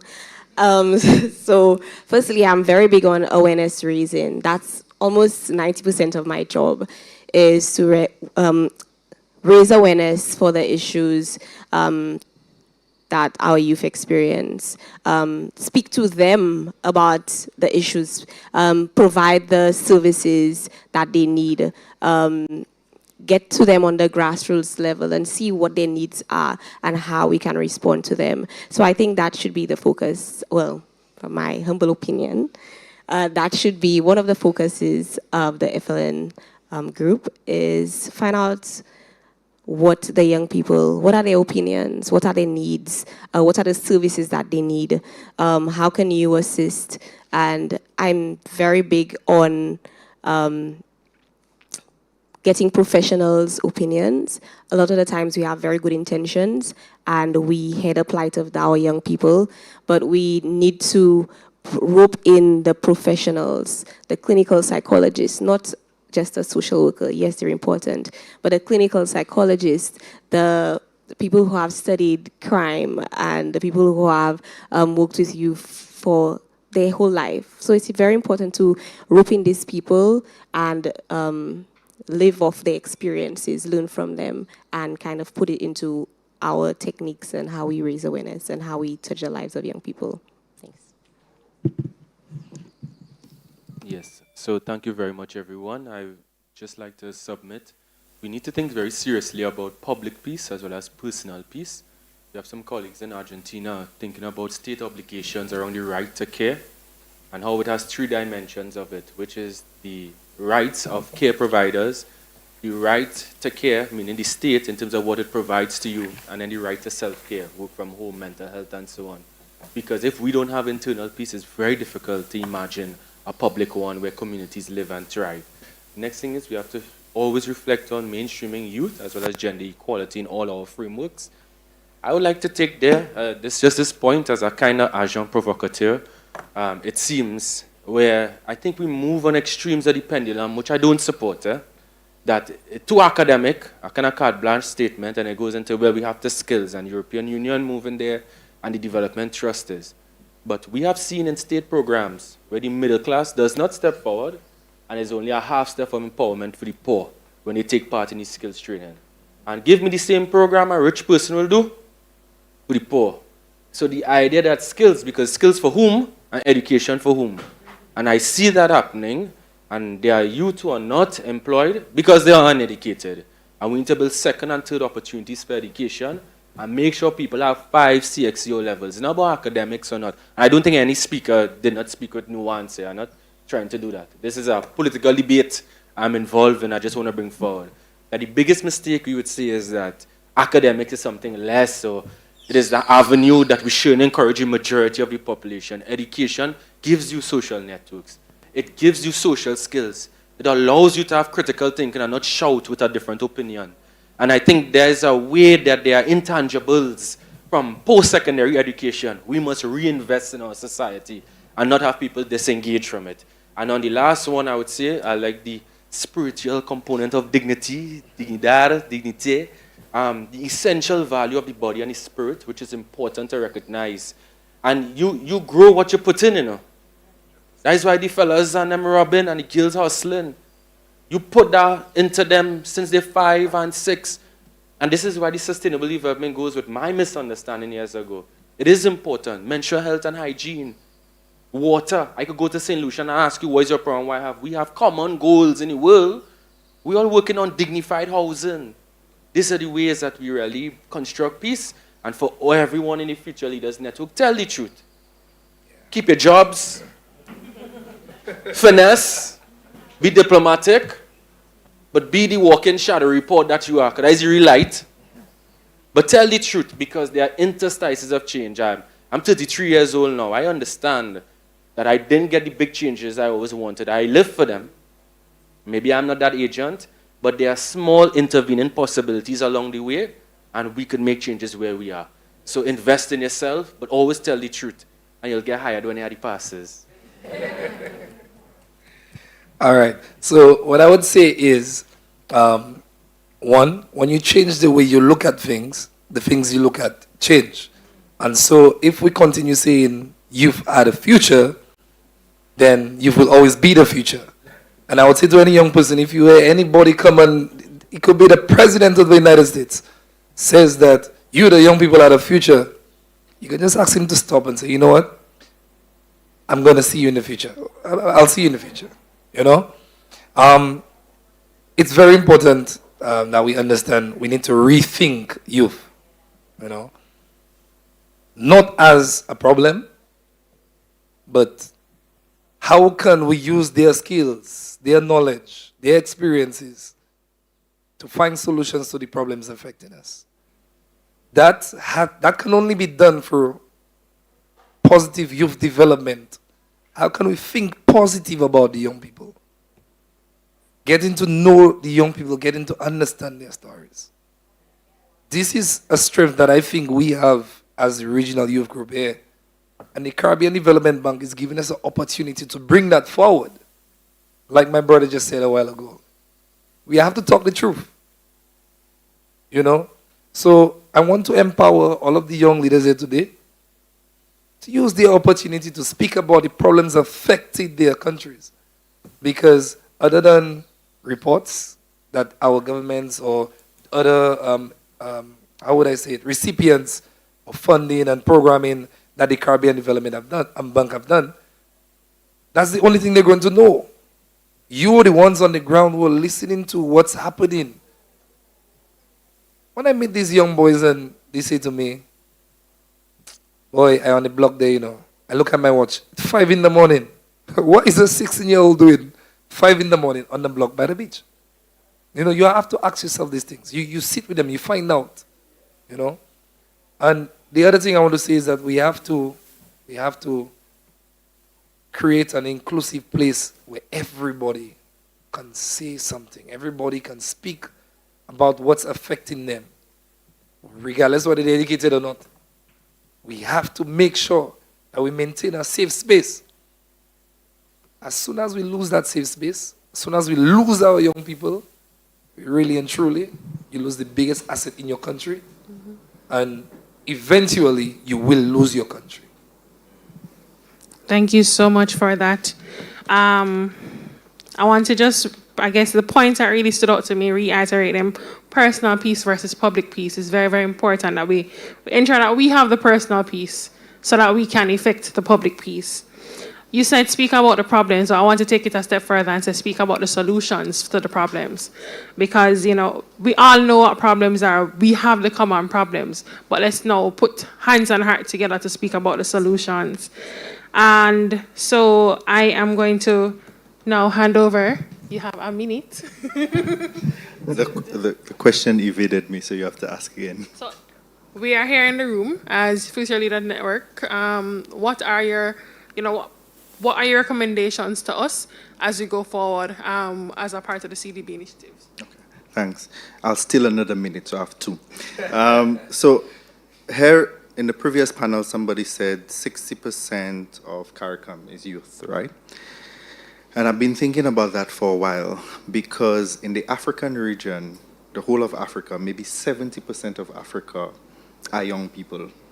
But the average age of the politicians is about 70 and 80 years old. You have the power within yourself and in this space. But also remember, the space is not for you. You are here representing those who are on the block that David was talking about. You are representing those in the schools, those in your communities. And therefore, I want to encourage youth responsive planning, which Amilcar responded to. Youth responsive planning is very important. Also building that capacity of other young people around you. So bringing them up. We cannot do it on our own.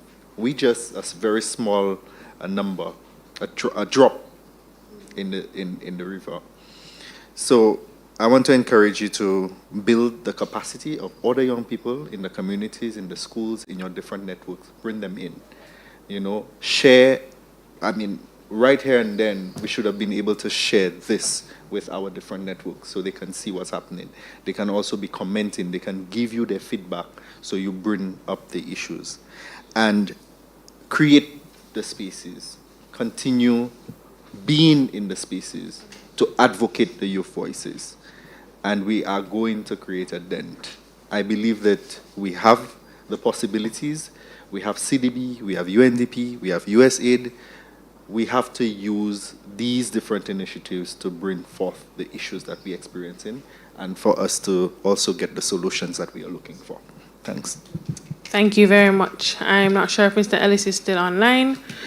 I'm still here. Okay. So 1 minute. I'm still here. Yes, thank you very much.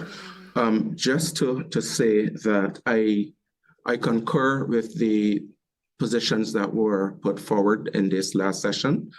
I would say, though, that we need also to ensure that youth voices are continually heard.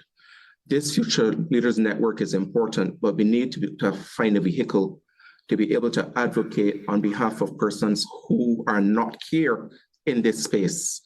We have to listen to the voices of persons who are socially excluded, many who feel alienated, and we must face it. There are some who, with the best will in the world, will find that they do not fit into society's expectations, but they do have their own expectations and they want to be able to participate, they want to be able to earn, they want to be able to provide for their families. And that space is important. We have to be able to reach out to them and to listen actively and not to be prescriptive. If you look at the rap artists, many of them have come from dysfunctional homes. Many have come from poverty and so on. And through their work and through the music that they brought forward, they've actually brought about social change, but it is not in a way where they had a stake in societal conformity. If you conform too much, you're not going to get the change that would propel the society forward. Not that I'm advocating for crime and violence, but for a space for different sections of people across the society to have their voices heard and to recognize that not everyone would have the same perspective. People will dress differently, people present themselves differently, but it's what they are bringing to the table and how they are valued. If people believe that you're listening actively to them and you really want to find out what their needs are, then they're more likely to participate. In the absence of that, you're going to fuel crime and violence and antisocial behaviors, and the society is not going to progress in the way that we want. Thank you. Now, Wendell here said we are a mere drop in the bucket, but I want to say that drop in the bucket creates the ripple, and the ripples create the waves, and we are that wave of change. So we will, I think I'll allow maybe one or two questions from the floor, and then we'll close. Hello, can you hear me? Yeah, okay. Hello, my name is Lashante from the Bahamas. And currently I do some work right now with UNESCO with their Youth, Peace, and Security group. And one of the things in my analysis of the Bahamas specifically, I can't speak for every country, is that most, on the conversation of youth, peace, and security and programs that are targeted towards them, I noticed that most, if not all of the programs are targeted towards school-aged children.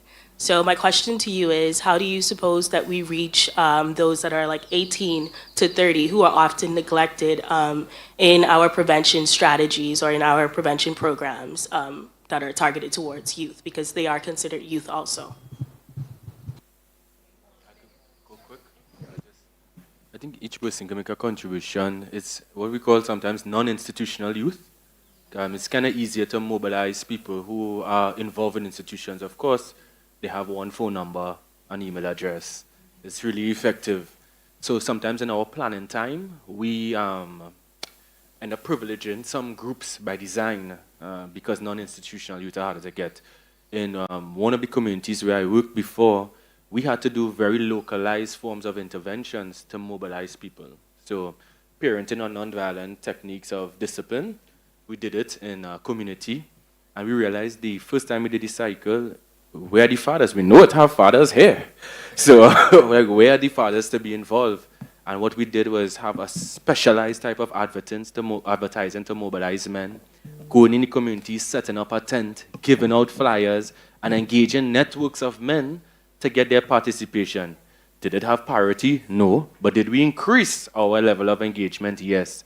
So having localized interventions for non-institutionalized young people is important, and we need to keep that on our minds. It's more difficult.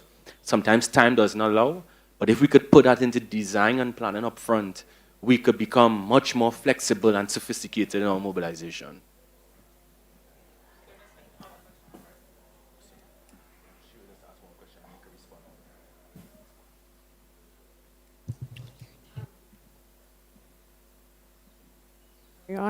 On, yes. So my comment was actually introducing literacy into the discussion of education. So I'm a co-founder of Read for Life, and Read for Life is a literacy-focused grassroots organization. And sometimes we have established norms for education, but literacy is what we really want to build an active citizen. And that can happen from young to adult. But what Read for Life did is that we looked at a sustainable, multi-sectoral approach, because we may never get back to a village that raises a child kind of situation. Their parenting has become different, and we may never get back to where people kind of have part ownership of a single child. What we need to move into is the space of literacy, because that hasn't been explored as much, and we can rebrand that, and that's a blank slate we can work with, and we can bring a different understanding of partnership into it. So what Read for Life did with a homework helper program is approach primary schools, the principals and the class teachers, who put forward about 6 children who were so poorly performing that they would get pushed up the system, fall into secondary school, and have to work out their life. We went to the National Library Service, the history of the library buildings. We have to see assets as assets, financially. His name just flew out my head. But many years ago, a very wealthy American billionaire would have built the library in Dominica, the library in St. Vincent, the library in Barbados. He literally went on this philanthropic mission to establish libraries across the region. Now, some of the libraries have purchased other properties and have built and used new buildings. Many have not. And that space and what the libraries have done through their branches is get into communities. So we capitalized on their assets through a kind of new way of seeing a public-private partnership.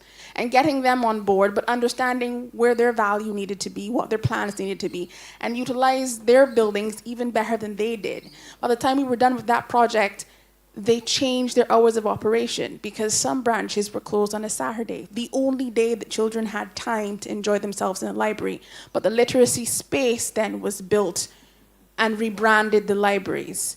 The teachers were involved because they're most poorly performing students had a space to go. There is serious issues with violence in homes.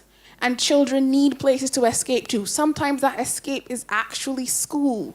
But we use this space, this literacy space that we were able to create and say, bring all your friends and let's go to the library. And let's have a program that works with both the visual learning as well as the ones that can actually pay attention and read books. We push the library then to be able to order more up-to-date books, because when a child attaches themselves to, and it isn't about reading, there is reading involved, but it isn't about just reading, it is about capturing an idea that you don't see in your space or in your environment. So what we did is we went to the university. There are students there who need to have practical knowledge of the theoretical information that they're learning. And they don't have an opportunity to do that because when they apply for jobs, they need 3 years experience. How are they supposed to do that and everything else in life? And they had an opportunity, and some of them are teachers.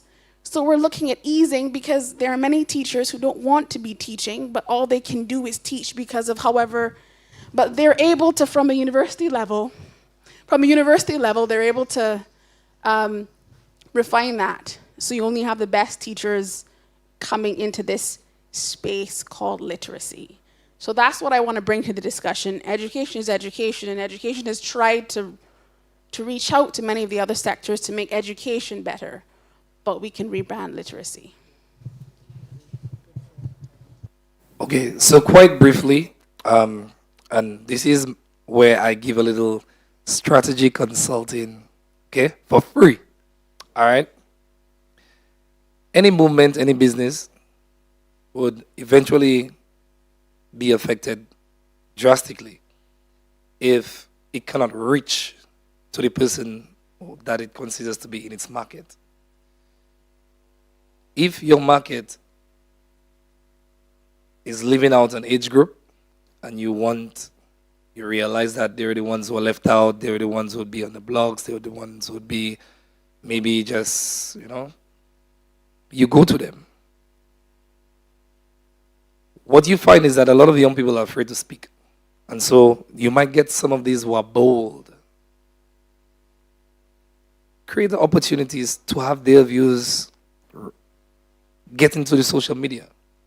The way young people operate nowadays and the way businesses should operate is that if you have a product or you have something, your movement is launching something, someone has to be able to go on their phone, go to any social media, and just randomly see that popped up. Else they're not going to see it. Okay? That's how you know when you're reaching out to someone. Notwithstanding, it's important to go to the individuals and to hear what they have to say. Because a number of individuals do feel like they're left out when you cross them by at the ghetto and then you have a council meeting to find out what's happening there. Or you leave them by the ghetto and you go into a school and you find out, what's happening there. Okay? So that's what I would leave. Thank you so much. So I think this is where we wrap our session today. I think it's been very, very informative. It's been one that's been very, very engaging. I want to thank my panelists and my interventionists for their contribution. And as we close, my favorite poem is by Mariam Williamson, and she says, our deepest fear, whole bunch of lines. But the lines that stand out to me are, one, as we let our own light shine, we unconsciously give other people permission to do the same. And you playing small doesn't serve the world. So as us, Future Leader Network members here, we won't play small. Our light will shine. It will ripple to other persons. It will kindle their lights. And I'm sure we can create the peaceful societies that we aim to see in the Caribbean, in the region, and in the world. Thank you.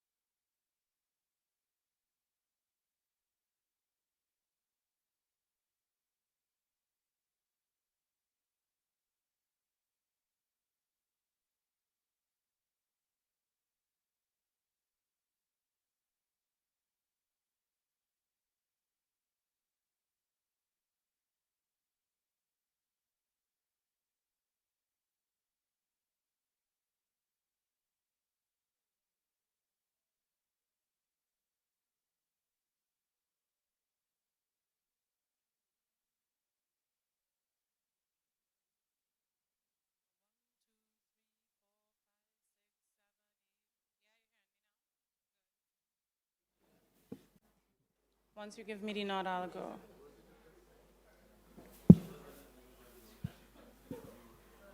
Am I here? Come. Oh, gosh.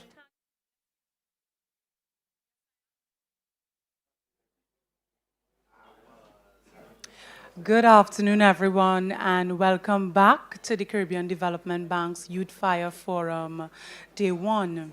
And we're here now for the third session, and that session is entitled Insights from and Immersion with Youth Leaders, Entrepreneurs, and Innovators. Joining me this afternoon, I have virtually Johannan Dejean, Ms. Danielle Brathwaite Lynch, Ms. Keatlin Carew, and in person, I have Mr. Coyote James, Ms. Chelsea Alsey, Ms. Anna K. Buru, and Shagon Rosary. Thank you for joining me here today. Is Johannan online already with us? So I will introduce him because Johannan is the founder and CEO of Algas Organics. He founded the Caribbean's first indigenous agriculture biotech firm to fight invasive seaweed threatening the tourism-dependent economy. Algas Organics converts invasive plant species into organic fungicides, pesticides, and crop fertilizers. St. Lucia-based Algas has processed over 2 million pounds of plants since 2015. Now, for each of these interviews that I'm going to do this afternoon, I'm going to give it a theme. And this theme is for Johannan's interview, From Threat to Opportunity, Algas Organics' journey in tackling invasive seaweed through biotechnology. So, is Johannan here with us? Can you hear me? Yes, I can. Hi Perfect. Hello. So tell me, share with us the story behind the founding of Algas Organics and how you identified the opportunity to address the issue of invasive seaweed threatening the tourism-dependent economy in the Caribbean. Yeah, it was very easy to see the challenge of it. Just driving down the coastline of St. Lucia, you'd see literally tons and tons of sargassum surrounding the communities of Dennery, Prowler, Micoud, Vieux-Fort. So it was a very apparent challenge.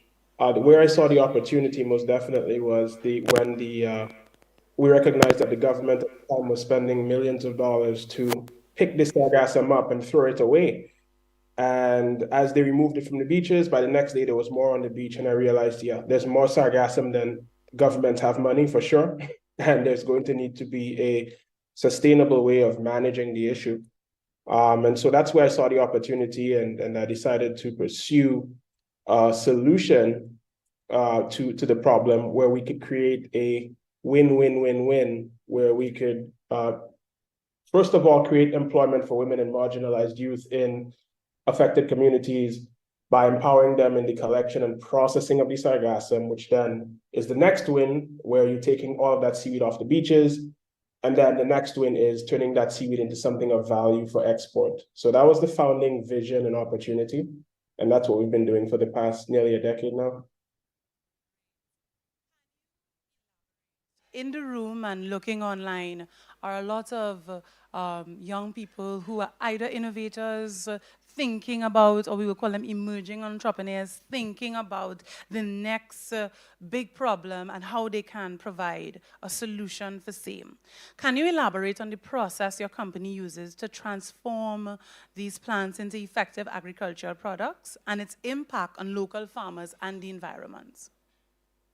Good question.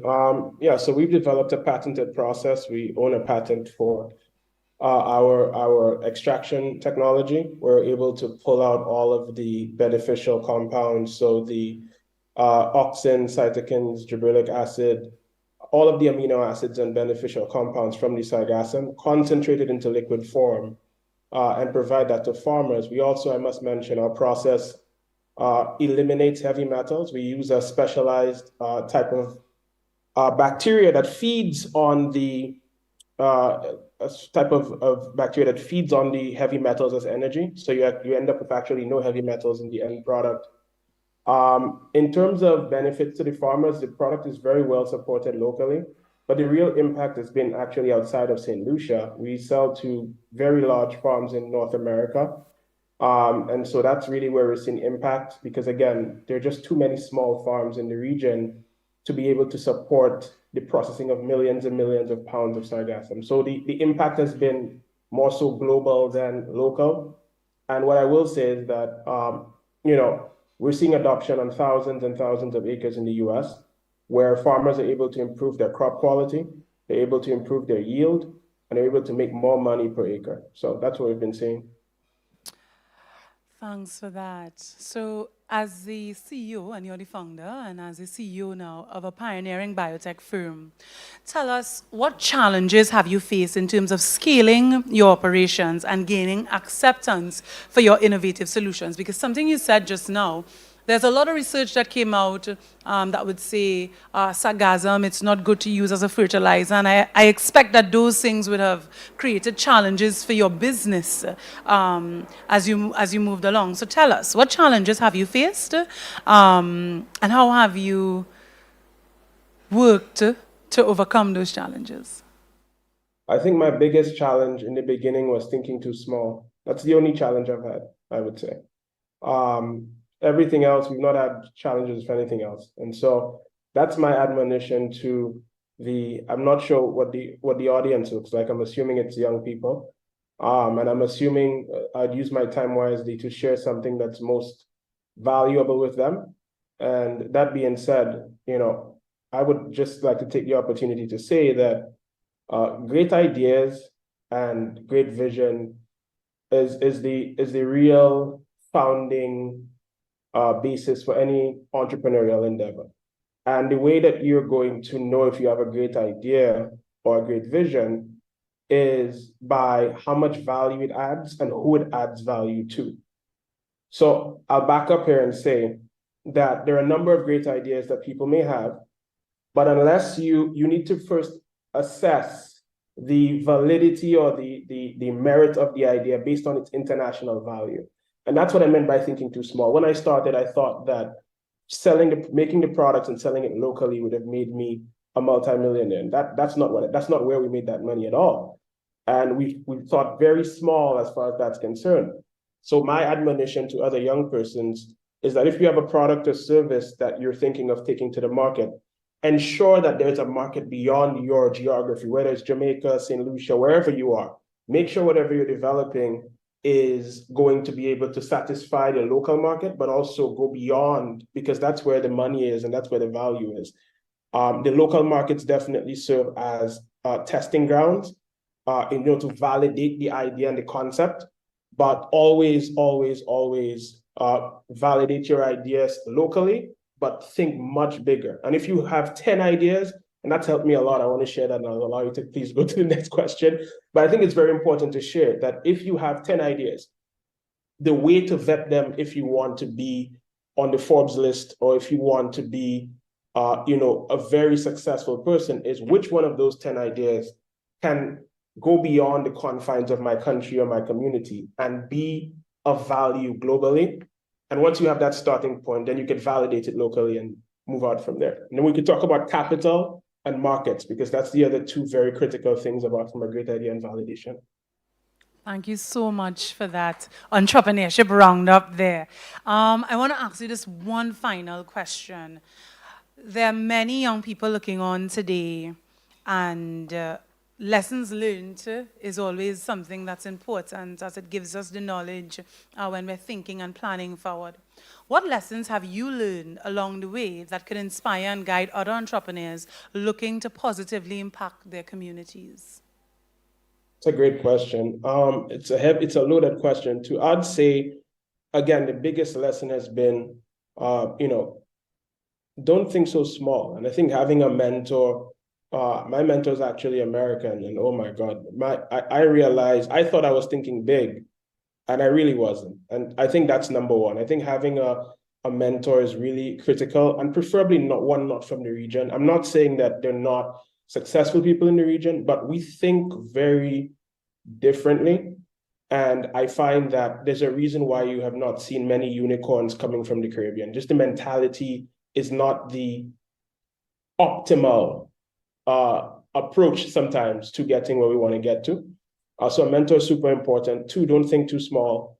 3, I think the biggest thing I'd like to share, well, there's 3 of them actually, but the first one is sales, growth, and investment. You're always solving for relationships. So I thought that to grow the company, we needed to be in more stores, we needed to sell to more markets, we needed to all these things. And then I realized, wow, especially in North America, it's really about relationships. Somebody's not going to buy product from you because you say it's good. It's about trust, and that is built over time. And so I think relationships, building one's network, establishing credibility and rapport with people, especially internationally, is critical to success, because you may meet one person who, for example, and this is a real example, does business with 10 million acres, and that's just one person you met that's opening that door for you. And you could never do that by yourself. So it's all about relationships. The other 2 lessons I must share deal with capital and markets. Do not look for the only capital. If somebody's trying to start up a company, definitely grant funding, but there's a cap on that. And there are very, very immature funding mechanisms and ecosystems in the Caribbean. So unfortunately, if you have a great idea, you're going to have a very difficult time getting funding if, again, you think small and you look only in the Caribbean. More recently, Massey and Nudge have launched an investment initiative. They invested about 100,000 US into Algas Organics, and we've benefited from that, in addition to other investors. But that, I believe, is a start in the region where there's opportunity, where companies like Massey and Nudge are looking to push entrepreneurs forward, and I think that's great. But that's just one avenue, and there are not many others. And so capital, I would advise young entrepreneurs to register their companies outside of their home countries, and we can talk about that further.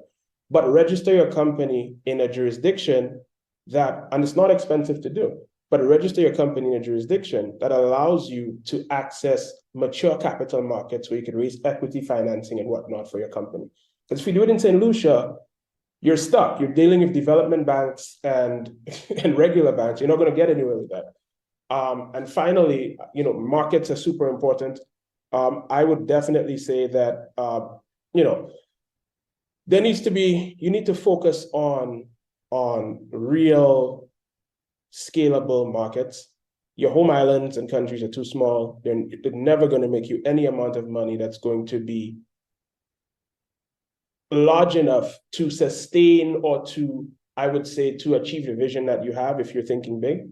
So definitely look outside of your home country for markets. Those have been my 4 or 5 lessons that I'm happy to share.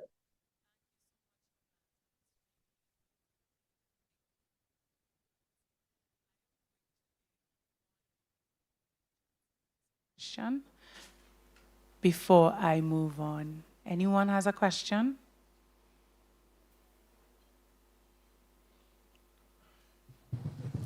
One of my questions, well, the question that comes to mind is that you said your biggest challenge was playing small, thinking small. What was the process of transforming your mind in order to get to the point where you no longer thought small and you scaled yourself on such a scale, literally? That's a fantastic question. What changed my mind, and what changed for me was when I got accepted to the Young Leaders of the Americas program in the States. That really changed my mind, because I was focusing on selling our products to very small farmers, probably kitchen gardeners, right?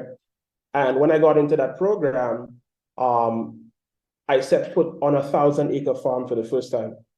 And I just couldn't process how one person, okay, is farming 1,000 acres. I just couldn't process that. And when I came back home from that experience in 2018, I realized I cannot go back to, I love our small farmers in the region, and I will always support them. But I realized, one person is growing. You have to speak to thousands of small farmers to get the impact of speaking to one person. And I realized immediately, no, we need to focus on the larger markets, because that's just where you're going to have scale. So I think being exposed to larger markets is really huge, where you really get to appreciate what's possible. And it really makes you go back to the drawing board. How are you going to grow your company, Johannan? Are you going to go and meet with 1,000 small farmers who are growing on half an acre, which is 500 acres? Or are you going to speak to one person? Are you going to speak to 100 people who grow on 500 acres? It's a very simple decision to make, right? And so, yeah, that's really, it's really being exposed to what's out there. It makes a difference. And it's like the analogy of the cave. Once you see outside of that cave, you cannot go back. You can't. Thank you so much for your profound insight and your nuggets of wisdom and an entrepreneurship mini class all in one, Johanna. And we greatly appreciate your presence. I know you have another engagement to attend to, so I want to thank you very much for joining us here today. It was a pleasure. Take care, everyone. Bye. Bye. So next up, from one end of the agriculture spectrum to the other, my next interviewee is Ms. Keetlin Carew, founder and executive director of Helen Daughters.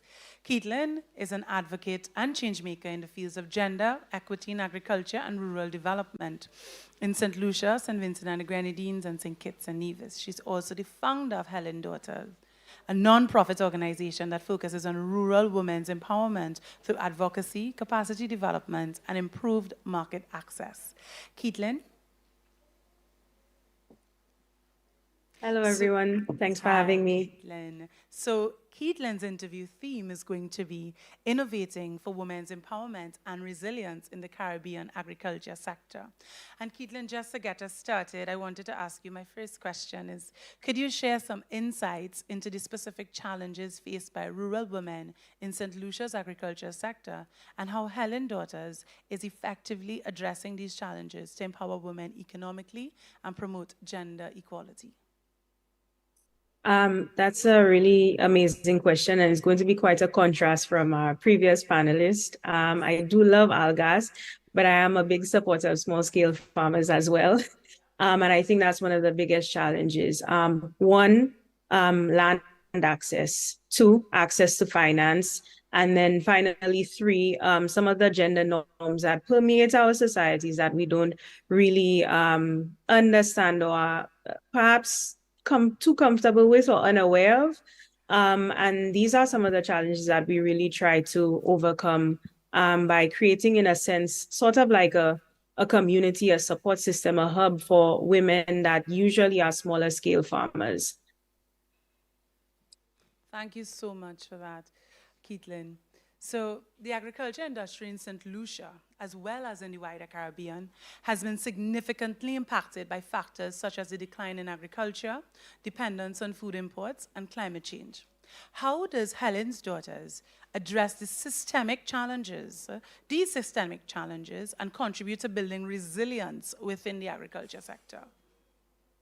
I'm really happy, and I'm going to go a bit off, not necessarily on a tangent, but I think primarily the first thing we have to really look at is development as a perspective within the region. What comes to mind in terms of development?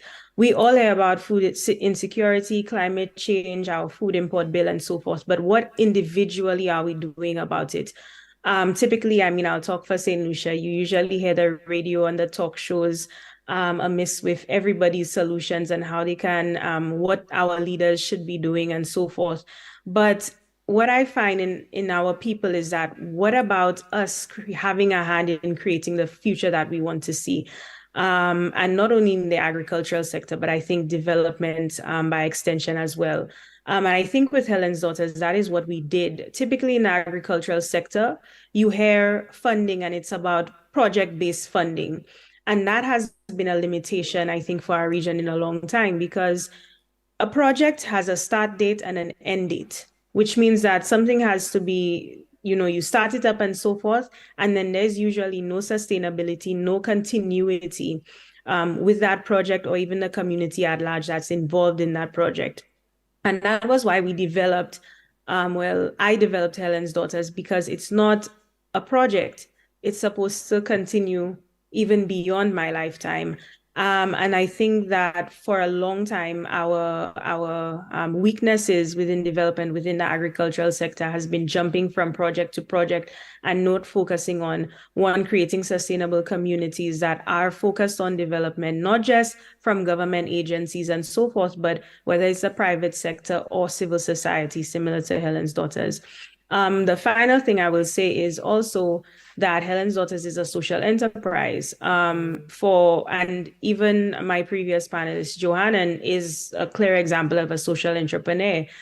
That's a term that has been going around since the 1950s, in the 80s and 90s in the US, but it's largely unheard of in the Caribbean region because, again, our development mindset is focused on charity.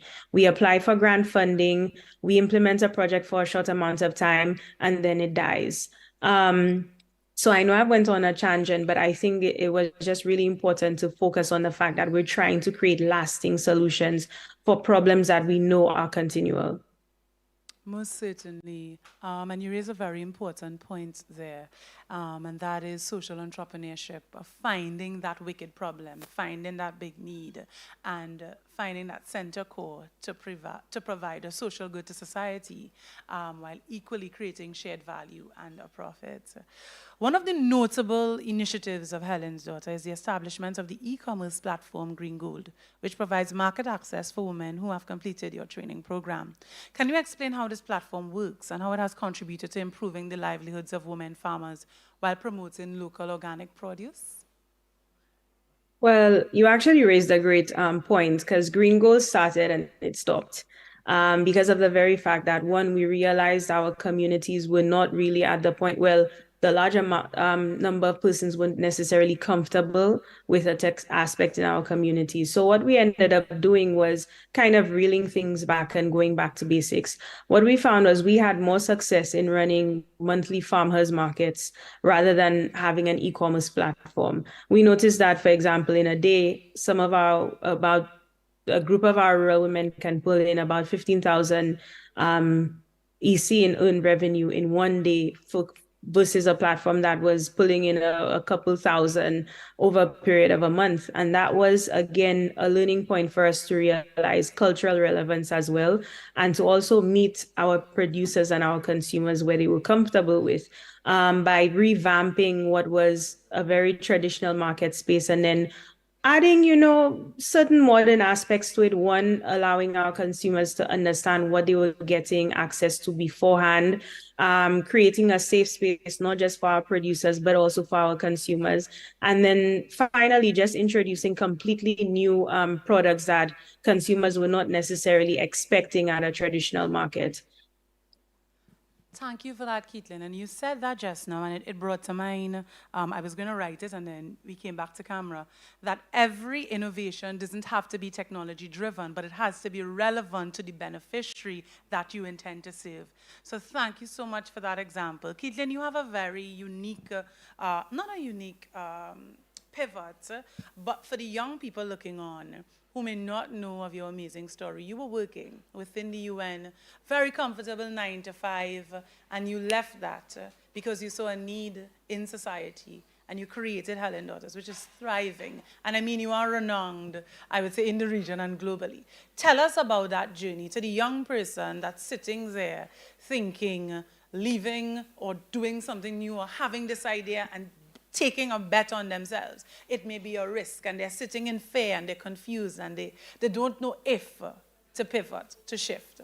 What do you tell that young person from your own lived experience?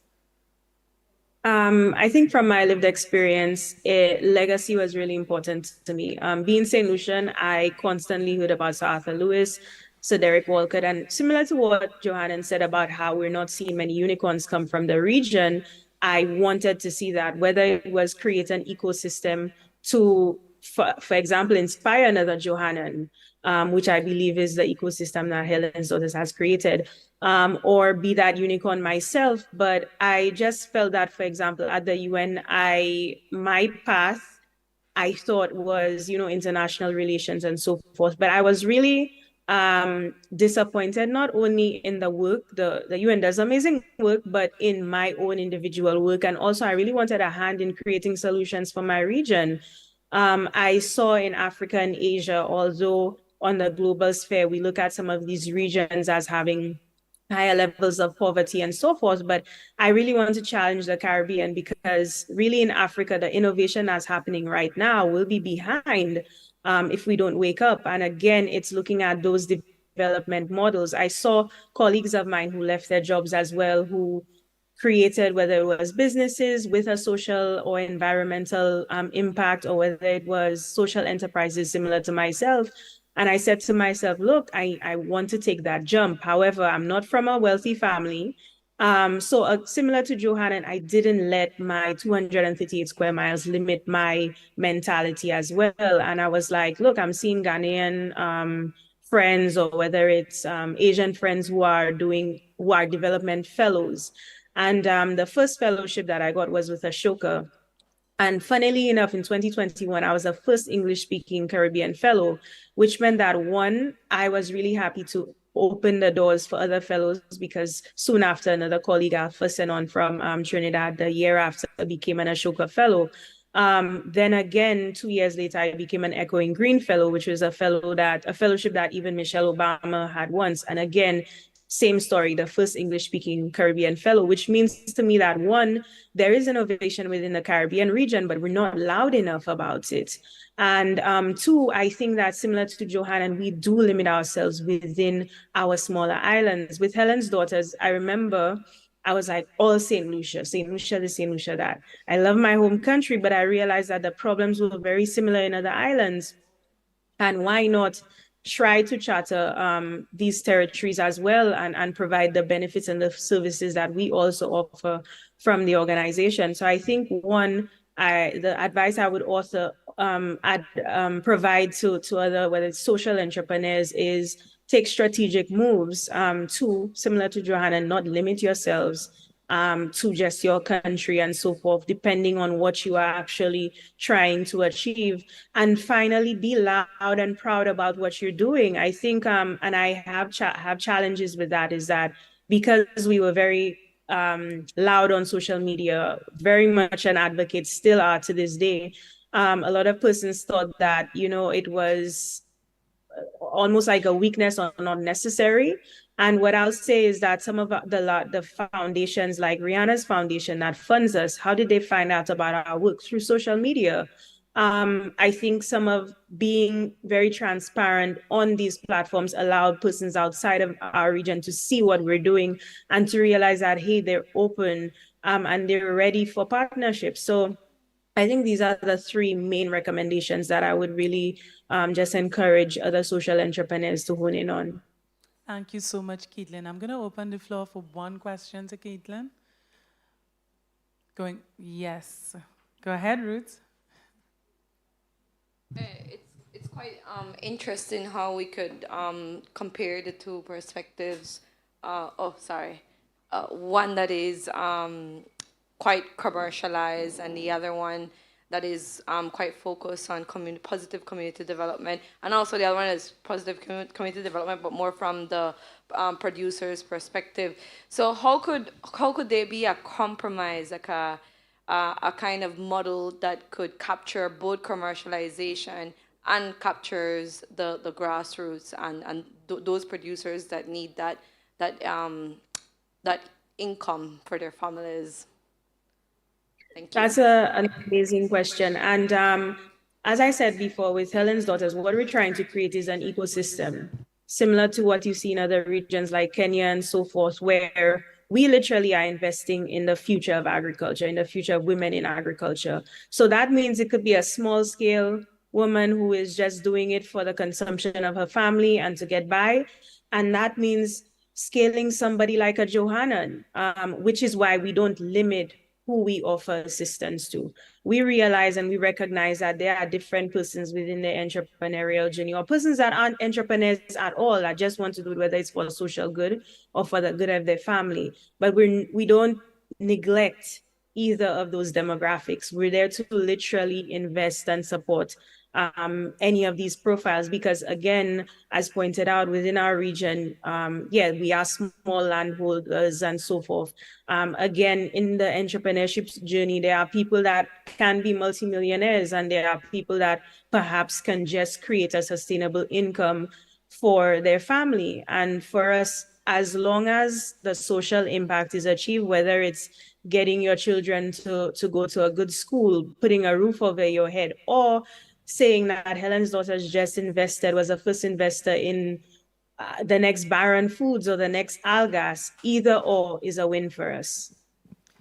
Thank you so much for your insights and your contributions this afternoon, Keithlin. We greatly appreciate you and wish you all the very best as you continue to soar. Thank you so much for having me. Take care.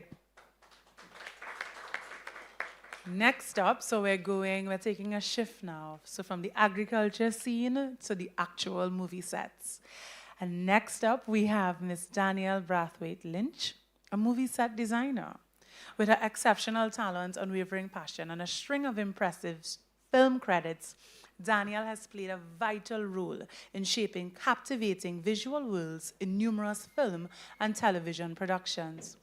As a second assistant art director, she has contributed her expertise to acclaimed projects like What We Do in the Shadows, Netflix Working Moms, and Titans. Danielle's keen eye for detail and innovative approach to set design have made her an invaluable asset in creating immersive and unforgettable cinematic experiences. Good afternoon, Danielle. How are you? Good afternoon. I am good. Thanks for having me. And the theme of your interview is Unveiling Hidden Talents, a journey of design and discovery. So, Danny, you pursued technical training and drawing while in secondary school, and later an academic part in architecture and interior design. Today, you bring the scriptwriter's vision to reality on movie and television sets. Tell us briefly about your journey from the only girl with a T-square in school to the second assistant director on movie sets. Well, I would say it started, believe it or not, from the time I was a child. My mom, like, she realized like I had this knack for like detail and stuff. Like even before I could barely walk, like I would want to straighten the mat to make sure it's like perfectly straight. I would prefer Lego over like Barbies and like stuff like that. So then when I got into secondary school, I was able to explore my talents a little more. So I did like technical drawing, metal work, building drawing, while my friends did like home economics and like what we would say traditionally are the girl subjects, and I was doing the boy subjects. Um, After that, I did my associate's degree in architecture at the Barbados Community College, where I started my journey thinking that, you know, like I wanted to be an architect because, you know, we tend to go with the traditional industries like architect and engineer and stuff like that. Um, Believe it or not, I had like a little step back, whereas I wasn't able to do my physics. So I would have probably got pushed back a little bit to do architect. So I say, you know what, let me just explore a little more. And that's when I decided I'll do interior designing. At first I was a little off by doing it because I thought again, interior designing was like only pillows and curtains and that was not me. I wanted to do something more technical where I can put my previous degree, you know, to work. And that's when I did my associate degree at Ryerson University.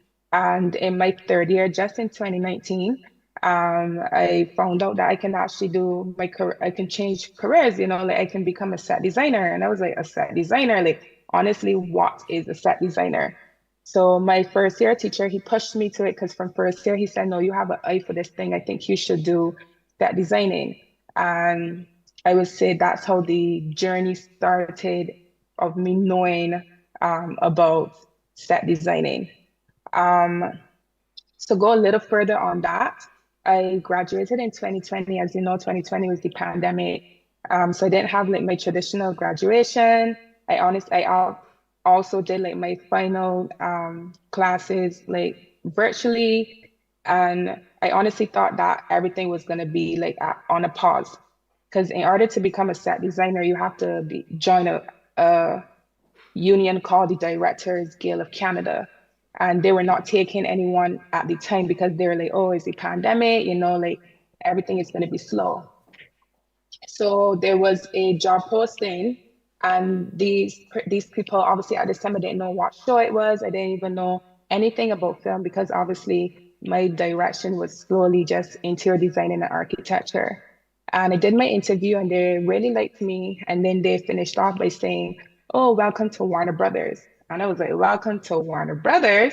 Because obviously, growing up and seeing Warner Brothers on TV and Netflix is like, who would have thought that in the midst of a pandemic, not knowing anything about film, not knowing that this would have been my career path, that I got my first job with Warner Brothers. Danielle, your journey from interior design to set design showcases the power of adapting, pivoting with your transferable skills, and embracing unexpected paths. To the young person listening on, wondering what to do next, given their capacity and perhaps where they are, a lack of opportunity, can you share some insights into pivoting using one's transferable skills? In your case, how did your architectural training uniquely contribute to your success in set design? Oh, that's a good question. I actually did like a small little slideshow just so I can explain, because a lot of people, they don't understand, okay, how did she get from architecture and interior designing to designing sets? So I'm just going to share my screen quickly. Sure. Oh, I just need some access to share my screen, please.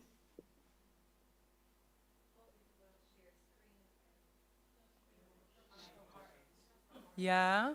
So if access isn't in 5, 4, 3, 2, 1, we can skip to the next question and then we can come back to that. I think they're activating it for you. Let me see. I saw a cursor flying around there. All right. So we're going to go to the second question. We're going to go to the final question in the interest of time. And then we're going to come back to your slide. No, I'm seeing it there. Does it say yes? Okay, you can do it now. Beautiful. Okay. Share that screen. Okay, let me try. Perfect. Perfect. So you guys are able to see my screen? Yes. Right. So this is just to explain how I went from transferring my skills to film. So basically most of everything you see on TV, a set is fake. And when I say fake, I mean like redesign it. So like this is just an example of a small JSL that I did. And you see that I still do the same architectural drawings and that I had applied from the time I was in secondary school, college, straight up to university. So those are my skills from before, which I was still able to bring into this new career path. So this is just to show how detailed we go, like everything from the hinges, the same way I would have applied it into the real world, like architecture and interior designing, is the same thing in film. And this is just how like this is literally it on TV. So we go from the plans, then we build it in a studio, or sometimes it's a location. This one was one of my favorite pieces because sometimes as a set designer, you'll have your own set, or sometimes you'll just have a piece within another set. So like, even though it might just be a door, this door detail took me a very long time to make sure it was perfect because it was the focal point of that set.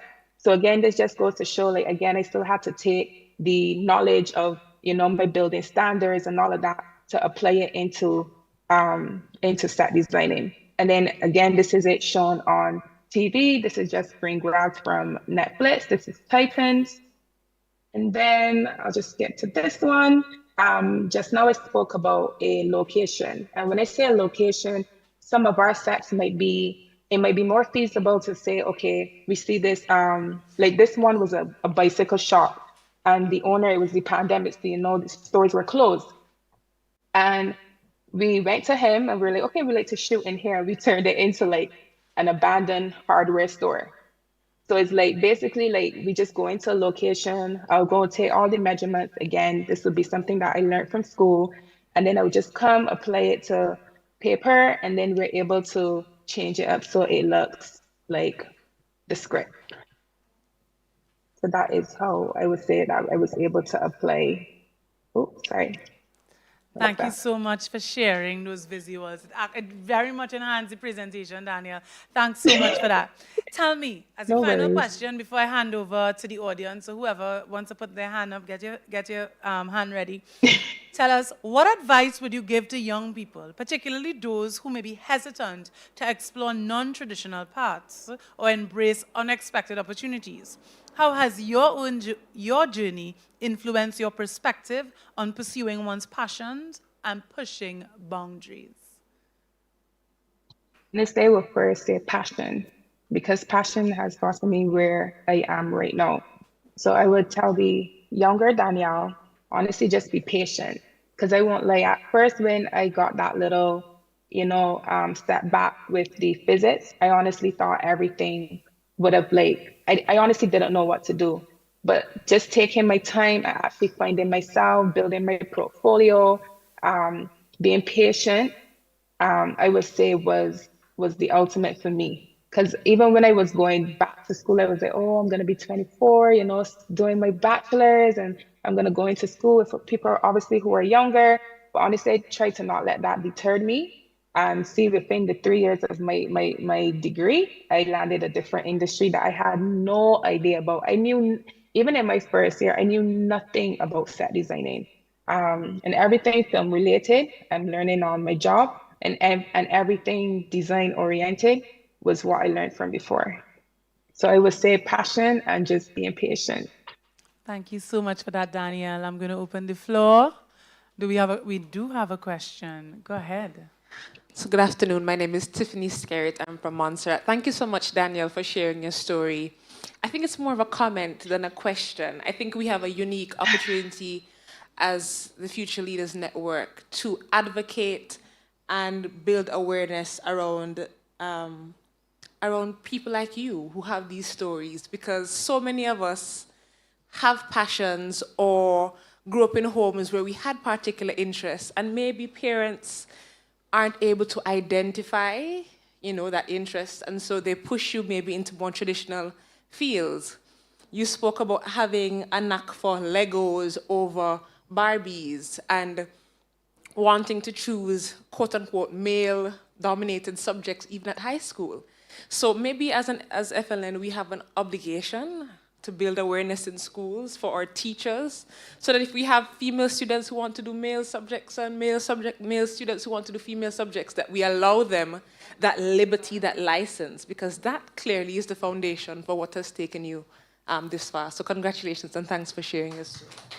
Thank you for that intervention, Tiffany. Daniel, thank you so much for sharing your story with us and the visuals. And the next time you watch Titans or Working Moms, which the new episodes are now on Netflix, please know that our very own Look for my name. Bajan young leader Danielle Brathwaite Lynch is behind that set. Thank you so much. Danielle, we appreciate you and we wish you all the very best in your continued endeavors, yeah? To Hollywood you go. Thank you. Bye. Bye. Next up, we have Mr. Coyote James. Coyote James is a resilient entrepreneur and manager, and the manager-founder of 3D Printing Manufacturing Company. Despite facing health challenges and socioeconomic strains, Coyote's innate determination and passion for technology led him to establish his own business. With a background in sales and a knack for investing in various ventures, Coyote recognized the potential of 3D printing. He embarked on a journey of self-taught expertise, overcoming obstacles and building partnerships to provide innovative solutions through 3D printing for diverse industries in St. Lucia and beyond. His interview theme this evening is Resilience in Entrepreneurship. Coyote, in a niche market like 3D printing, how do you effectively communicate your technical message to a wider audience? What strategies have you employed to tap into different market segments and increase your brand visibility? Loaded.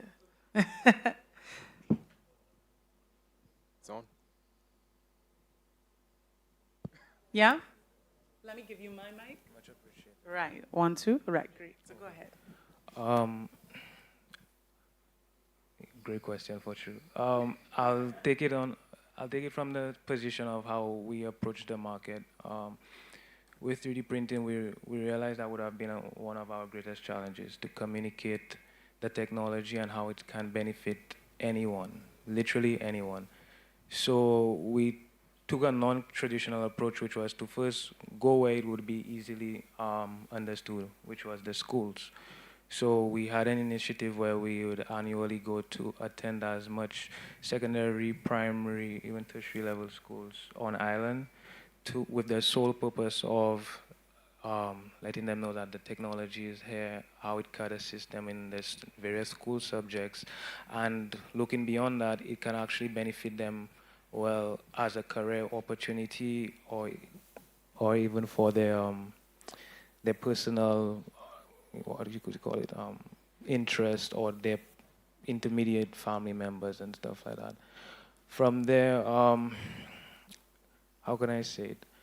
The easiest thing we could have used to communicate the technology and what it can do was making paraphernalia, for example, keychains. Those were our main conversation bites. So as soon as we showed persons, hey, we could create a name keychain for you, now it's an opportunity for us to go even deeper. What problems are not just any problem, but other tangible problems that individual or organization is facing today, whether it be a broken stove knob, or they want to supply, let's just say, trophies, a unique supply of trophies for an event or something like that. We now show them how our business model can morph into those various sectors to assist in accommodating them at their specific needs. And from doing that, we also started attending various trade shows locally and doing press runs.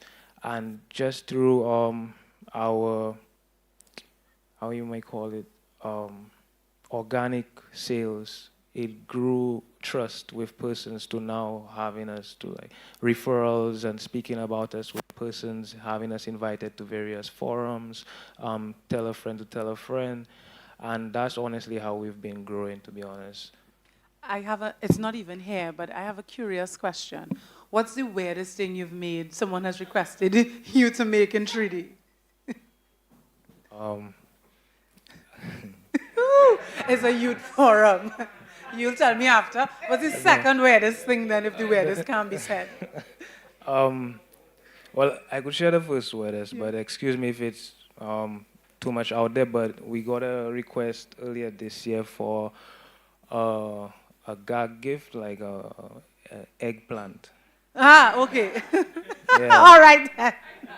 Yeah. So And you with 3D printing, because I know there was a previous individual from 2019 who created limbs. He was looking at creating limbs for individuals. Have you ever had any sort of request that was social in nature, that could help someone in that instance, or have you explored those avenues? well, yeah, during, I think it was post-COVID back in 21, just a backstory, during COVID, actually, it was one of our most defining years, because when I thought entering into the pandemic would be doing more merchandise, God had other plans for us, and we got contacted by various doctors in the medical center, in the medical industry, and with the intention to fabricate face shields and adapters for the ventilators and even for the doctors when going in on operations and everything like that. And that relationship developed into one where they started actually asking us how we could now assist in translating CT scans into 3D models for patients. Also for teachers, well, students who are interning in the medical field, to have that as also like an educational piece for them as well. And with the limbs, yes, we have explored that. We actually have a relationship with the local prosthetic clinic where we actually working together on fabricating not the limbs itself, but actually the housings for the prosthetic legs and everything like that. So rather than having an exposed rod, metal rod for your leg, for the amputees, it now gives them a better sense of self, boost of self-esteem and everything like that, where now they could get a customized housing that's actually identical to their original leg, but 3D printed. Okay. We brought that back there really well, eh? From where we started to where we got to. We brought that back there really, really well. There was a period in your journey when you faced health challenges and nearly lost your sight. How did you find the strength and determination to continue running your business?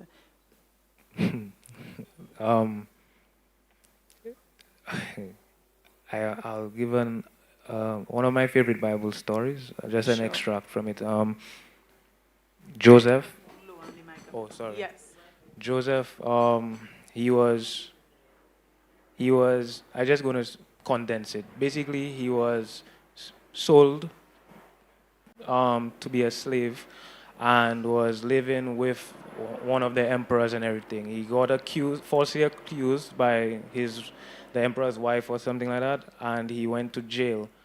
Fast forward, his gift was telling interpreting dreams. Right. So at a point in time when the king needed someone to interpret his dream the most, inmates who stayed with Joseph recommended him to the emperor. And then when the emperor, I may be mispronouncing his title, but yeah, Pharaoh, thank you. So he summoned Joseph and he told him, "Are you the one who interprets dreams?" And Joseph's quick response was that it is not of me, but it's of the Most High God who uses me to interpret those dreams. So I say that to say the same thing. To be honest, it's not of me. You understand? It's the Holy Spirit. For all those who are spiritual or religious, whichever you want to call it. In my own weak flesh, I probably would have curled up in a corner in my room and wait for healing. But for some reason, it could be DNA as well, because my parents are very persistent in anything. I just had to listen to that small, still voice inside and realize that, okay, this is bigger than me, more than I could really ever understand, because even today, days like today and moving forward and last week, I would question myself as to where do I go next? How much sense does this make doing in my condition right now? And it was an opportunity, I realized, for me to put myself aside of myself, if that makes sense. Basically, we move around as entities, as individuals who have a makeup, and that makeup is brought upon by our experiences in life.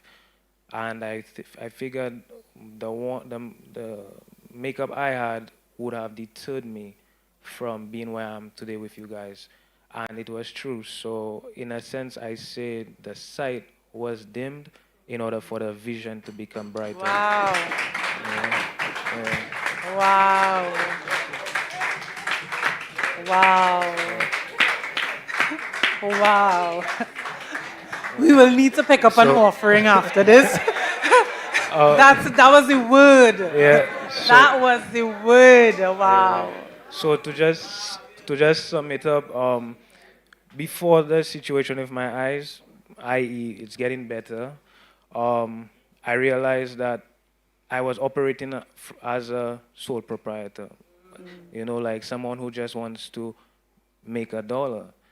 And when that sight started dimming and I started building upon that vision by God's grace, it brought an idea that was really beyond me, one that realized, okay, I'm here to serve, and it's not just to serve and empower my family, but also a community and a nation, because of the various challenges we as just St. Lucia, and I'm sure it's that same issue in St. Lucia, or issues, we face it as an Eastern Caribbean unit altogether. So I figured, okay, so this this hair is bigger than myself itself. So I just have to keep, as you walk, the way shall appear.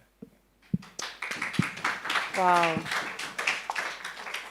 Thank you for that. I feel like this is just a drop mic moment because, in hindsight, how has the challenges encountered through your journey contributed to your growth as an entrepreneur, which I believe you just answered, and how have they shaped your perspective on success and your ability to overcome adversity? Okay, a lot of great questions. For me, success is something that's defined by our own self. We should first take the step back and realize or understand ourselves first enough to know, okay, what does it mean to be successful? My success may not necessarily be someone else's success, and what I should advise anyone who's going on the path of being an entrepreneur or even an intrapreneur is don't make your success be one which is a copy and paste one. You see someone on social media doing X, Y, Z, don't believe that I should do it to just because.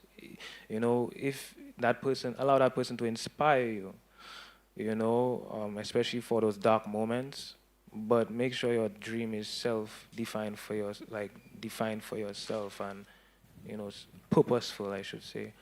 Thank you so much. Sorry, did I cut you? No, go ahead, go ahead. I still have time? You're dropping the, no, go ahead. You're dropping the gems. Oh, How dare I cut you? Go ahead. I do my best to stay on track with the question as well. So, can you repeat it a bit? No, that was it. You answered it perfectly. Okay. I am going to open the floor for one individual again to ask a question. We good? Go ahead, Asha. All other hands was too slow. So I'm very much inspired by what you said, and I think one of the quieter gems that you dropped was as you walk, the path really becomes clear, or the path will appear, as you said. How do you prepare for that pathway? One, and two, what do you envision the pathway to look like? When you say the vision, you mean as in real 3D printing ultimate goal? Okay, so I'll start with the first one. You could prepare by... Great question. I'll give it to you from my point of view, that's all right? For me, I prepared by doing YouTube videos. You know how persons would say social media, it's a distraction? You could reverse engineer that and you could pull up my YouTube or my Instagram. I don't really do Facebook, but if I do go on Facebook, and the algorithm is set up based upon my patterns, where it will automatically generate motivational videos, inspirational videos, quotes, and various things of that sort. So I would say gravitate to those things. Make that like your morning rituals. Look for persons, especially international persons, so whoever it may be, could be business owners and somebody in your field or the field of work you want to aspire to. Listen to their backstory and gain a sense. From that, you could gain a sense of comfort or feeling that you're not alone. Because trust me, the path of an entrepreneur, it's a very, very bleak, dark. I think dark is not even a word. Not trying to scare anyone, because at the end of the day, it's worth it because you want to be that light in that darkness. You understand? So you do that. You gain some mentors, and the other thing is if you read the Bible. The Bible story is something that I heard a businessman say one time. Oh, and another thing, books. A lot of business, spiritual, and ethical and social books. I gravitated to those a lot. But on the Bible end, a businessman once said that one book, he's read 1,000 books in regards to business and trends and patterns and everything like that. But he said that one book that still is valid throughout the test of times is still the Bible. You know, so you could get stories from back then that's still relative to today's date, which I find is true. You know, so that's what I cling to at this point in my life whenever it seems a bit uncertain. And on the vision end of the business, it's really to establish the first all-rounded manufacturing company in St. Lucia to also facilitate the rest of the Caribbean region. Because when you really look at it, the large companies like the Amazon, Alibaba, and the Chinese companies, they don't really cater to us in the tropics. So we get basically what you call the scraps or the leftovers after the major companies buy in bulk. And when we say bulk, we're looking at 100,000 units. So my goal and vision for the company is to actually offset that, where we become more self-reliant as a community, St. Lucia and the rest of the region, and to have three divisions. A retail component where anyone could walk in and order an item, whether it be personalized, replacement part, or prototype, 1 to 100. An industrial end where we mass produce items for various sectors, automotive, medical, dental, from 100 to thousands of units, and an R&D section where we now address a lot of tangible local problems like climate problems. So we want to actually invent items or products that can be, you know, duplicated in the rest of the Caribbean to solve various issues and stuff like that. So that. And the social enterprise component of it. Sorry about that, guys. Is that I want to embrace fostering a culture of youthful, talented minds. You know, so persons who have the opportunity or who's interested in actually, you know, translating their ideas and their genuine passion of creativity to come and work with us. And note, I say work with and not for us, because at the end of the day, we're building an alliance, you know. So for example, this young man here, you know, he's our tech guy. When I say tech, he's our go-to for everything. This guy would be one day working for agriculture and another day working for automotive companies and these kind of things, you know. So that's what we really want to foster in St. Lucia. Thank you so much, Coyote. It's really, you know, I titled this Resilience in Entrepreneurship, but you have given us so many gems for resilience in life. And I really want to thank you for joining us here today and for sharing so openly about life's journey and entrepreneurship. Yeah, we appreciate you for that. Chelsea Alsey, the visionary founder of Melanaid, not Kool-Aid, Melanaid, a holistic brand revolutionizing the world of health and wellness through their range of natural nutritional products, including herbal supplements, frozen foods, smoothies, and tea bags. Melanaid empowers individuals to cleanse, rejuvenate, and boost their cells. Chelsea's inspiring journey began during the COVID-19 pandemic, when she discovered a powerful remedy for illness prevention and decided to share it with others. With a focus on exceptional quality and delicious taste, Melanaid is committed to helping people achieve optimal health and well-being. Good afternoon, Chelsea. Can you share with us the journey that led you to start Melanaid and what inspired you to create a holistic brand focused on natural nutritional products?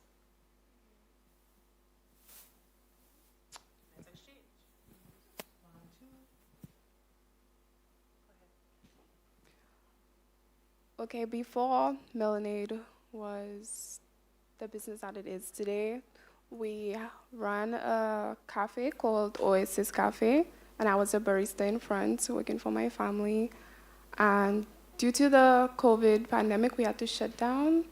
So we started thinking of ideas on how to make money from home with all the skills that we had from our food business and previous businesses.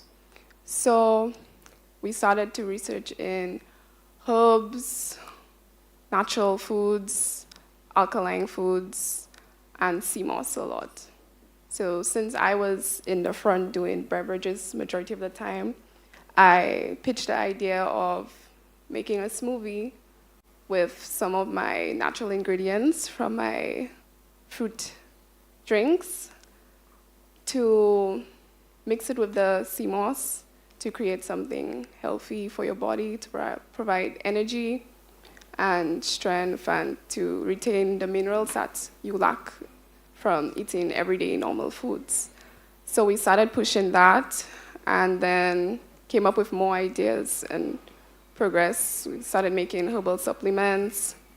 We started selling, with our research on the food, started packaging our own foods, like chickpeas, all alkaline-based natural foods, to help persons to recover from ill health or to maintain a healthy lifestyle. And we just kept on going. So, for many, right. So for many entrepreneurs, the COVID-19 pandemic presented unique challenges, and many businesses didn't survive. As you said, your initial family business didn't survive. Your business, however, or the business that emerged out of that. Yeah, great. So your business, however, which emerged from that, responded to a demand at the time. But I'm sure there were uncertainties and challenges. What were they? And how did you adapt, Melanie, to meet these challenges you encountered? Well, the challenges were, how are we going to get our product out there and to start making an income? And how are we going to have more money to keep producing? So we looked into social media, we looked on how to push your products, promote, and started going to like persons who we knew who were like needed assistance with their health or suffering from COVID. And we got house calls. We had a formula for food poisoning and the flu. It's kind of like a flush. And we gave it to them and they recovered like the next day. So from the testimonies, we got to interview with the news and had some of them talk about our products. And from the exposure, that's when we started getting more customers and we started getting more income to keep on going.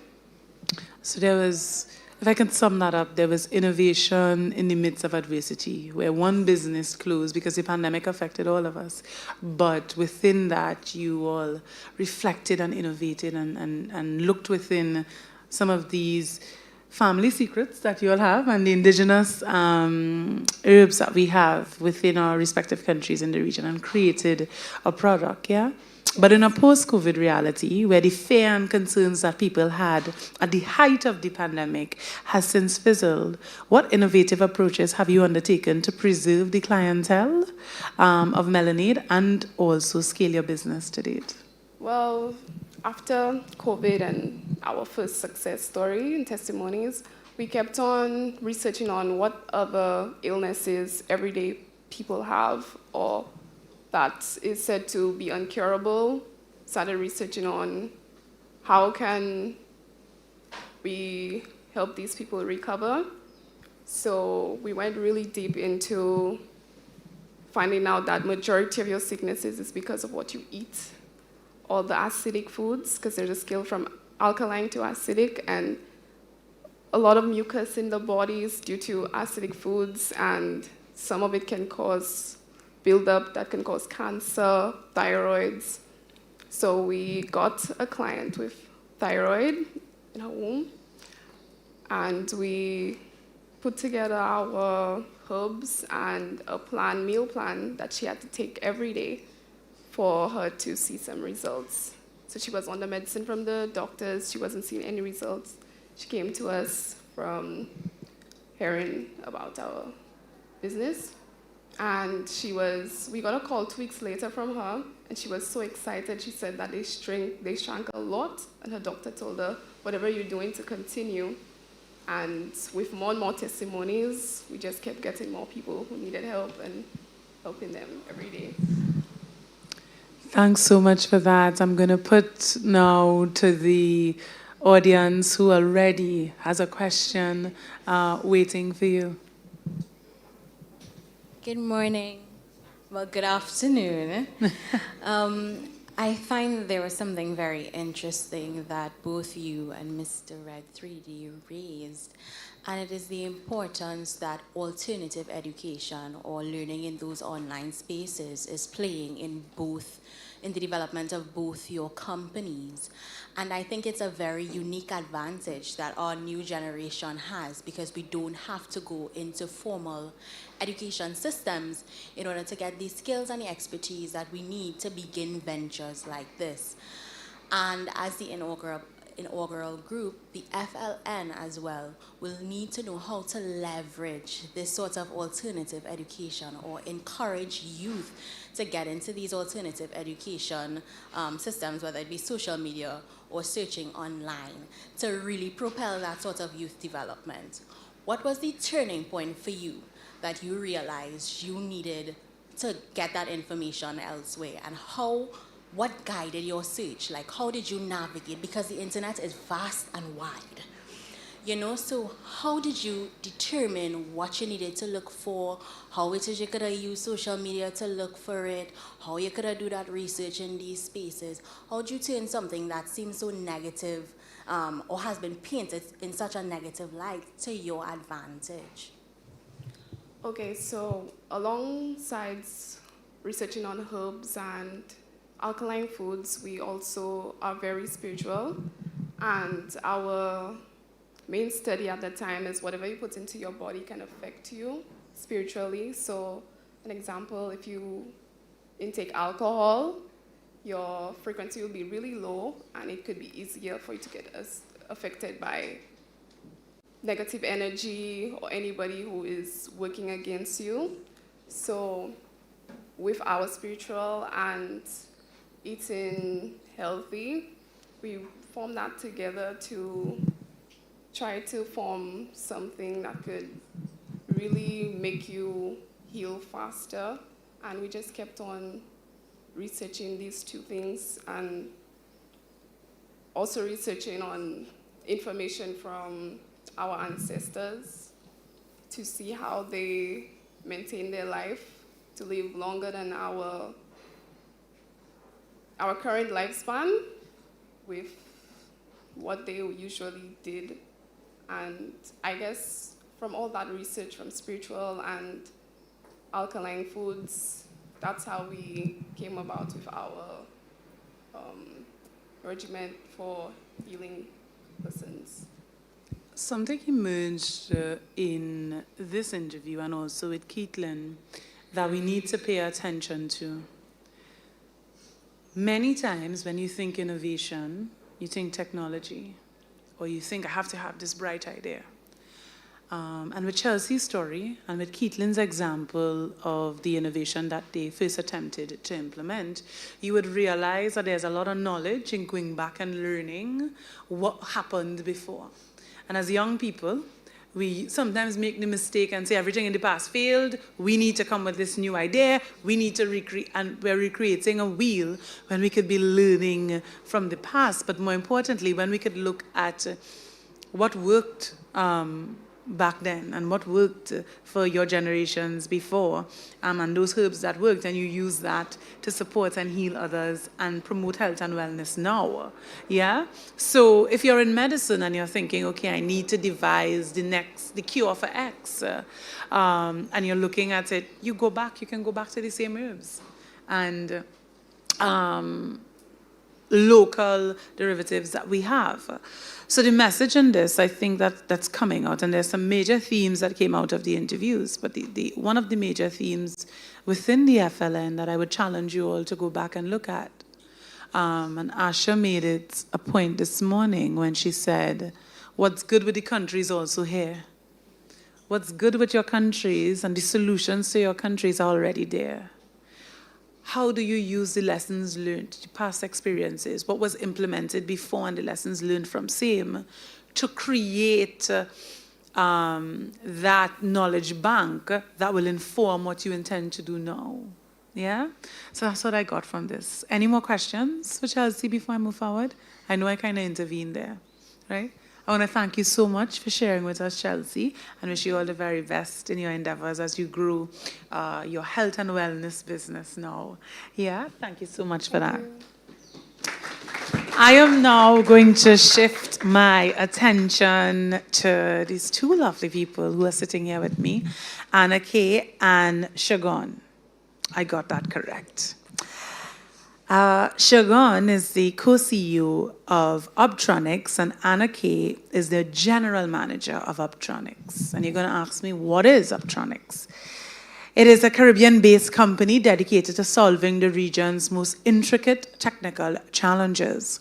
From software development and engineering consultancy to STEM education, Optronics offers comprehensive solutions to students, early-stage founders, multinational corporations, governments, and NGOs. With a mission to establish the Caribbean's Silicon Forest, Optronics is driving a technology-driven ecosystem through innovative engineering, software, and education solutions. So I'm going to turn to Shagon now and tell me, how was Optronics founded? So Optronics was founded by myself, Shagon Rosary, and Keegan Patrick, the other co-founder of the company.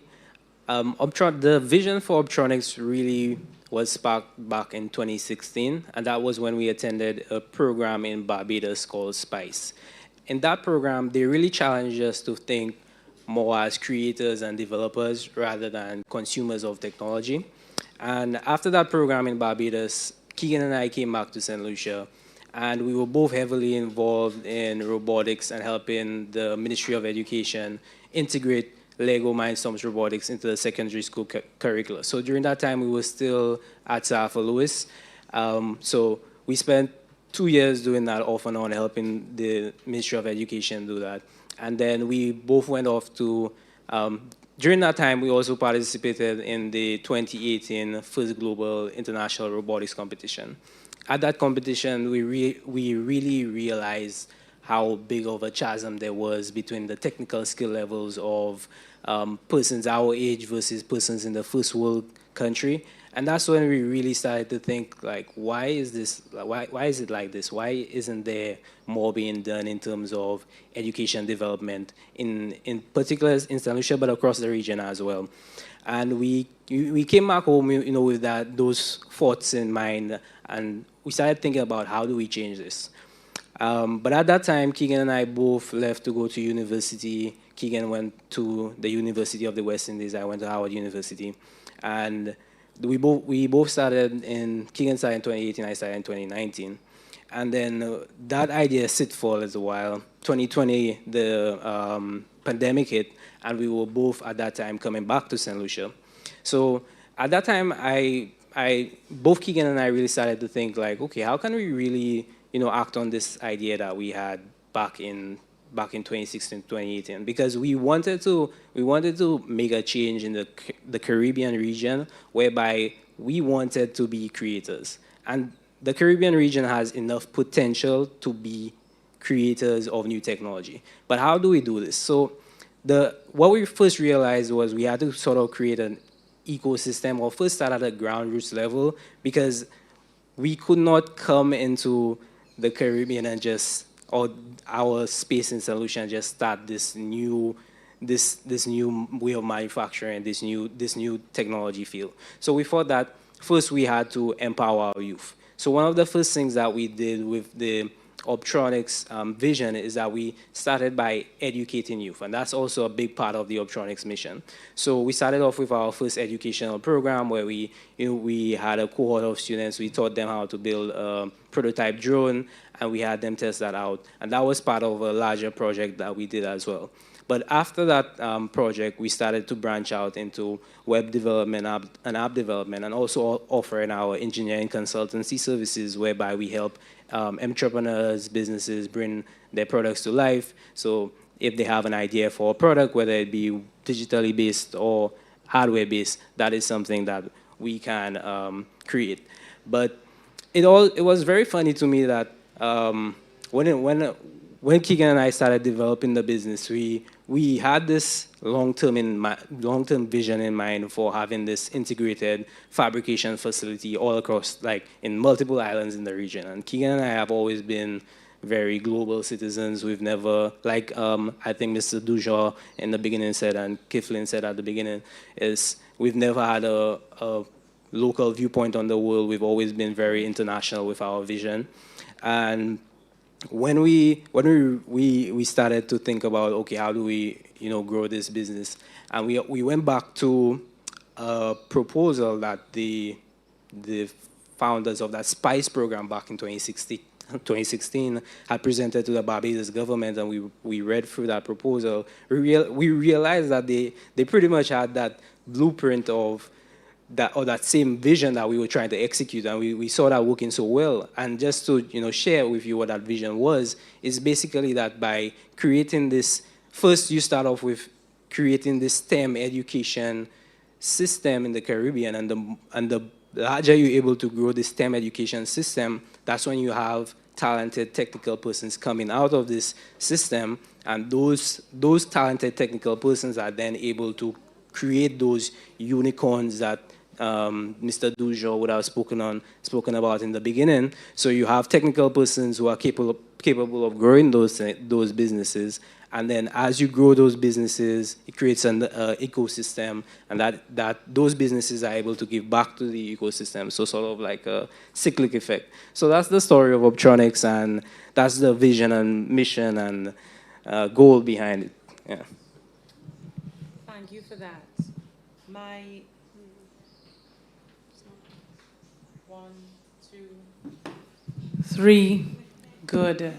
My second question would be that silicon forests. The concept of a silicon forest in the Caribbean is intriguing.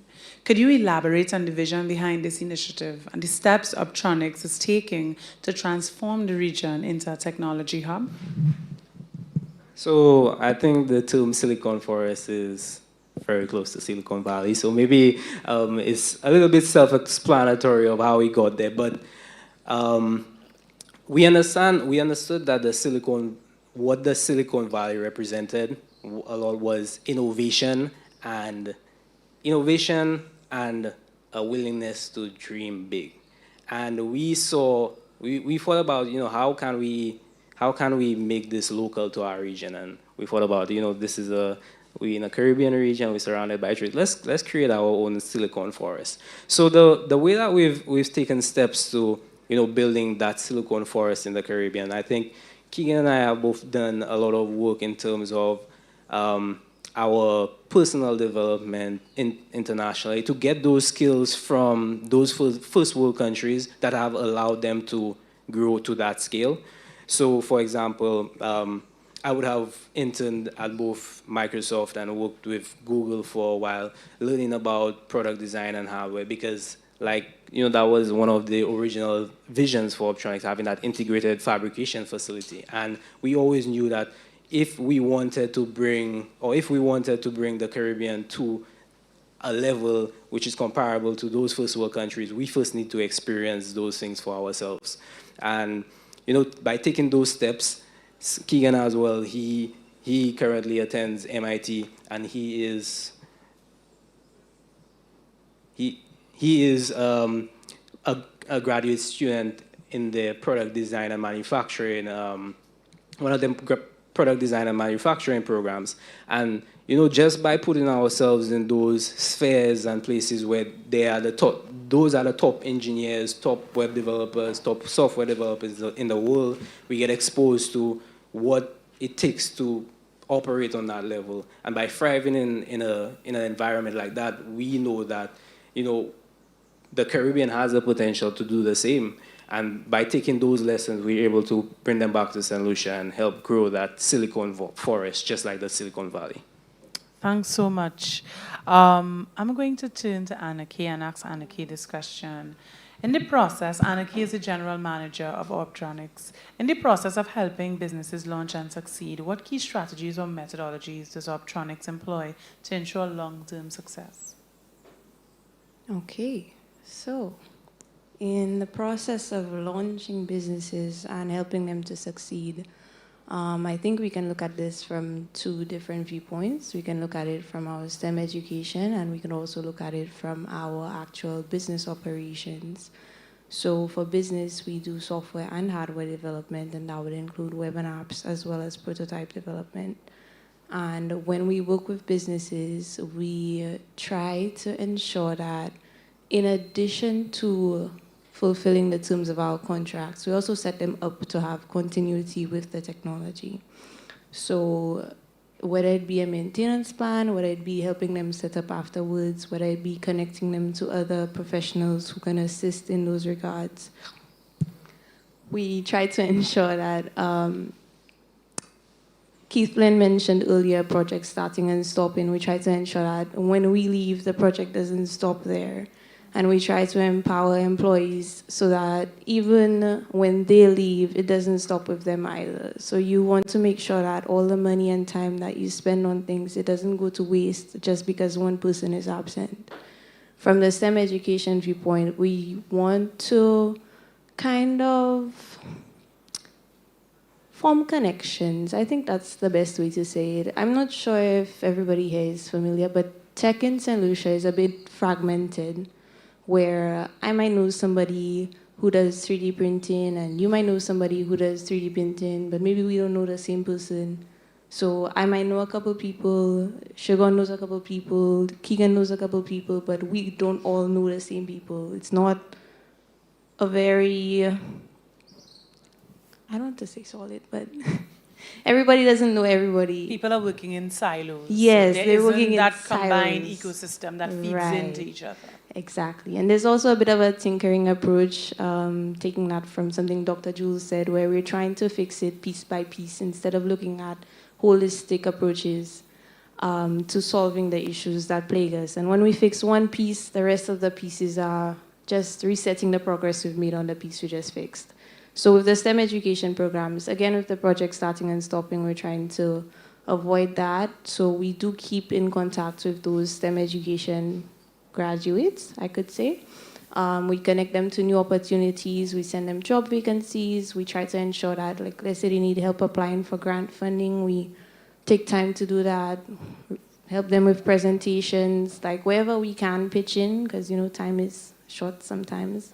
We do, and we try to ensure that they are able to take those skills from that program and bring it with them somewhere new.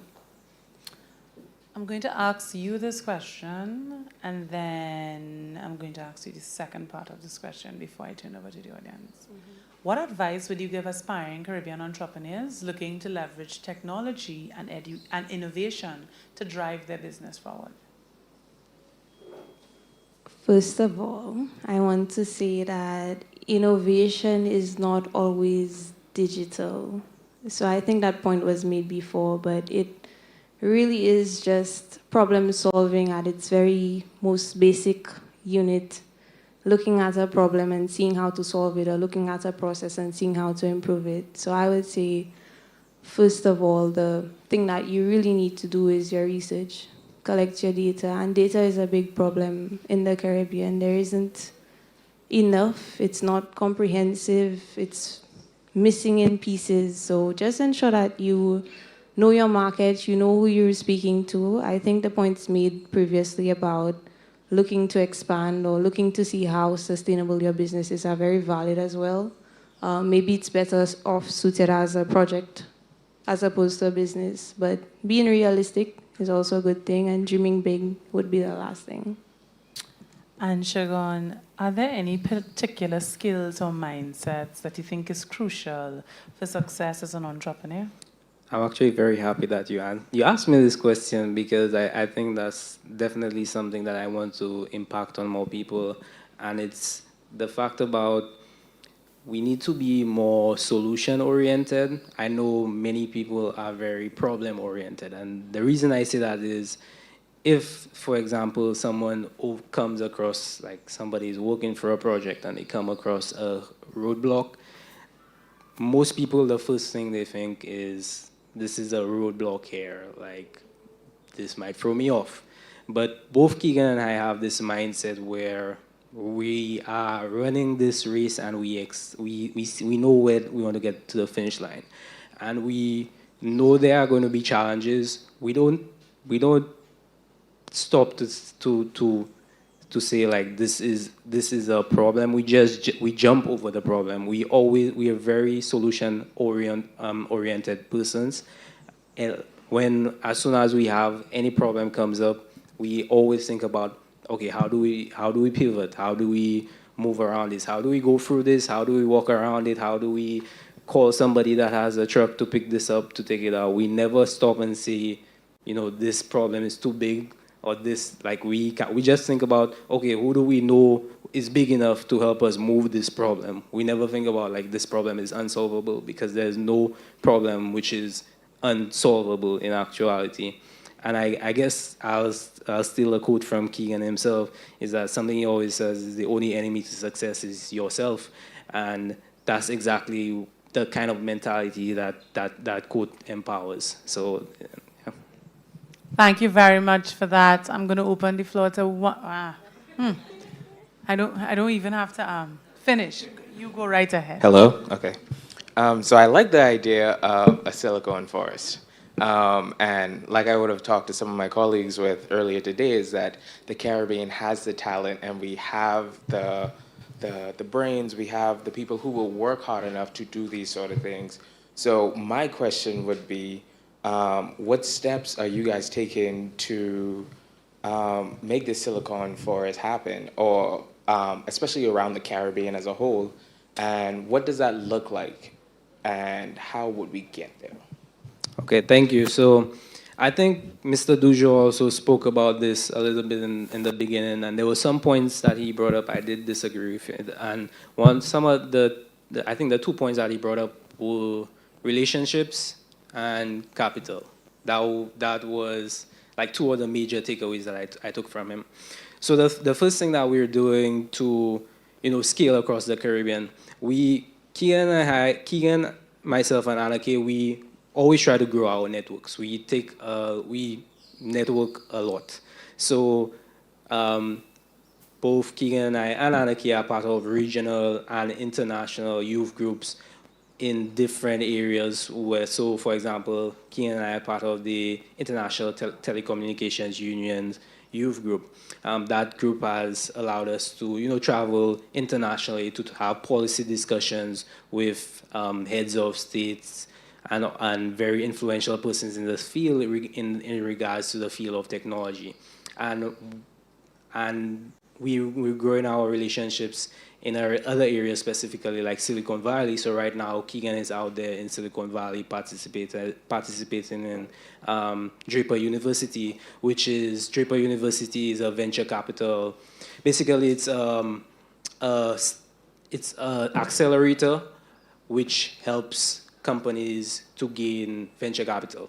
And we have networked with both Draper University internationally. We have networked with them regionally. We have networks with developers across the region. So we really have a large network across the region that we think will help us to expand into these other islands. Even in terms of our STEM programs, we have had STEM programs in 4 other islands right now. So we have established those relationships in like St. Vincent, St. Kitts, Dominica, Grenada, all those other islands. So just by expanding our network, we've seen a vast number of opportunities come, and we've seen areas to collaborate. And right now it's at a point where it's like, which one do we focus on? Like, there's so many, like how? But that's the first one. And the other one being capital. The point that Mr. Dujo did touch on, our climate in the Caribbean is not, well, traditionally it hasn't been right for a unicorn to grow, whereby unicorns need like substantial capital to scale and grow quickly. But I think that there are developments happening now in Jamaica with things like Tech Beach, Draper, as I said, coming to the Caribbean, multiple accelerators coming to the Caribbean that will bring in venture capitalists into the region that will allow opportunities to be created for these entrepreneurs who need that sort of capital. So I guess what we're doing, the part that we're doing is we are networking with those individuals, trying to see how we can bring that sort of capital to the region, to St. Lucia, to expand into those other islands and really create that Silicon Forest by creating that community in the region. Thank you so much for that. So as we wind down this panel, I just want to, there was a question. I'm going to scale that back. You go, Asha. Yeah, sure. So for me, it's not a question, but a comment. And I think it was important for me to say, based on what I've heard, like all of the panelists say, it's important that we maintain our Caribbean identity, but have that global mindset, have that unlimited thought process, because that for me has been literally your success hook. And one of the things I wanted to ask, if you read Who Moved My Cheese, because based on what you've said, it's literally, and I recommend everyone reading that book, Who Moved My Cheese. You can read it in like half hour. But it's really just ensuring that the obstacles, you don't sit and mope and wonder and hem and ha, according to the book. But, move with the tides and find out, how do you get over the obstacle instead of dwelling on it. But yeah, the maintaining the Caribbean identity but thinking globally was really, really something that stood out to me. And I just wanted to thank you guys for hitting home that topic or that point. Thank you for that intervention, Asha. So as we round up session 3, Insights from and Immersion with Youth Leaders, Entrepreneurs and Innovators, we learned the importance of mentorship. We learned about tapping into, exploring and exploiting networks, being local but shaping your business for a global market, reflecting and adopting indigenous solutions to solve some of our most pressing issues, using social networks and advocacy to increase visibility, mobilize resources, and impact new markets. Ensure that our decisions that we're making are evidence-based and data-driven. We learned that we need to work toward creating an ecosystem to ensure sustainable change because projects have an end date. Most importantly, I think, we learned that collaboration is our first currency, not EC or USD. And then Asha just ended by saying, add to your reading list, Who Moved My Cheese? I would like to thank Mr. Johannan Dejean, Ms. Danielle Brathwaite-Lynch, Ms. Keithlyn Carew, Mr. Coyote James, Ms. Chelsea Alsey, Ms. Anna K. Budu, and Mr. Shagon Rosary for joining us here today to share these nuggets, to share these insights, and to really enlighten our minds. The FLN now go off to 2 days of strategizing, reflecting and planning. You all are going to serve as the conduit, and I am very happy about it because it's been, since 2018, we've had the vision, and to see the vision come into life this year, and what the bank has done and invested in this work has been truly inspirational for me, being along on this journey for all these years. But you all are going to serve as the conduit between the bank and the young people in your countries. As I close, I want to tell you, you have learned so much, and so much has been shared today. I want you to take that knowledge and the knowledge of your lived experiences and your personal excellence and come tomorrow with a fresh, open mind. You all are working in different spheres, so we know you're passionate about the environment, about medicine, about all of these different things. But you are representing the demographic and the population of young people back in your country. Many of them don't even know what thematic area yet that they're focused on or what they want to do. You are representing a collective group of young people that are all different and have varying needs and so forth. So I urge you to go off this afternoon and reflect on all that you have learned and heard today, and come tomorrow with an open mind, because it's gonna be great. It's gonna be a very innovative, action-packed boot camp too. I am excited, right? But I really want you to practice some unlearning and some open-mindedness and everything else. Put aside your own particular areas of interest and come tomorrow prepared to explore and shoot off. And what's your theme again? What's your innovation team? A space.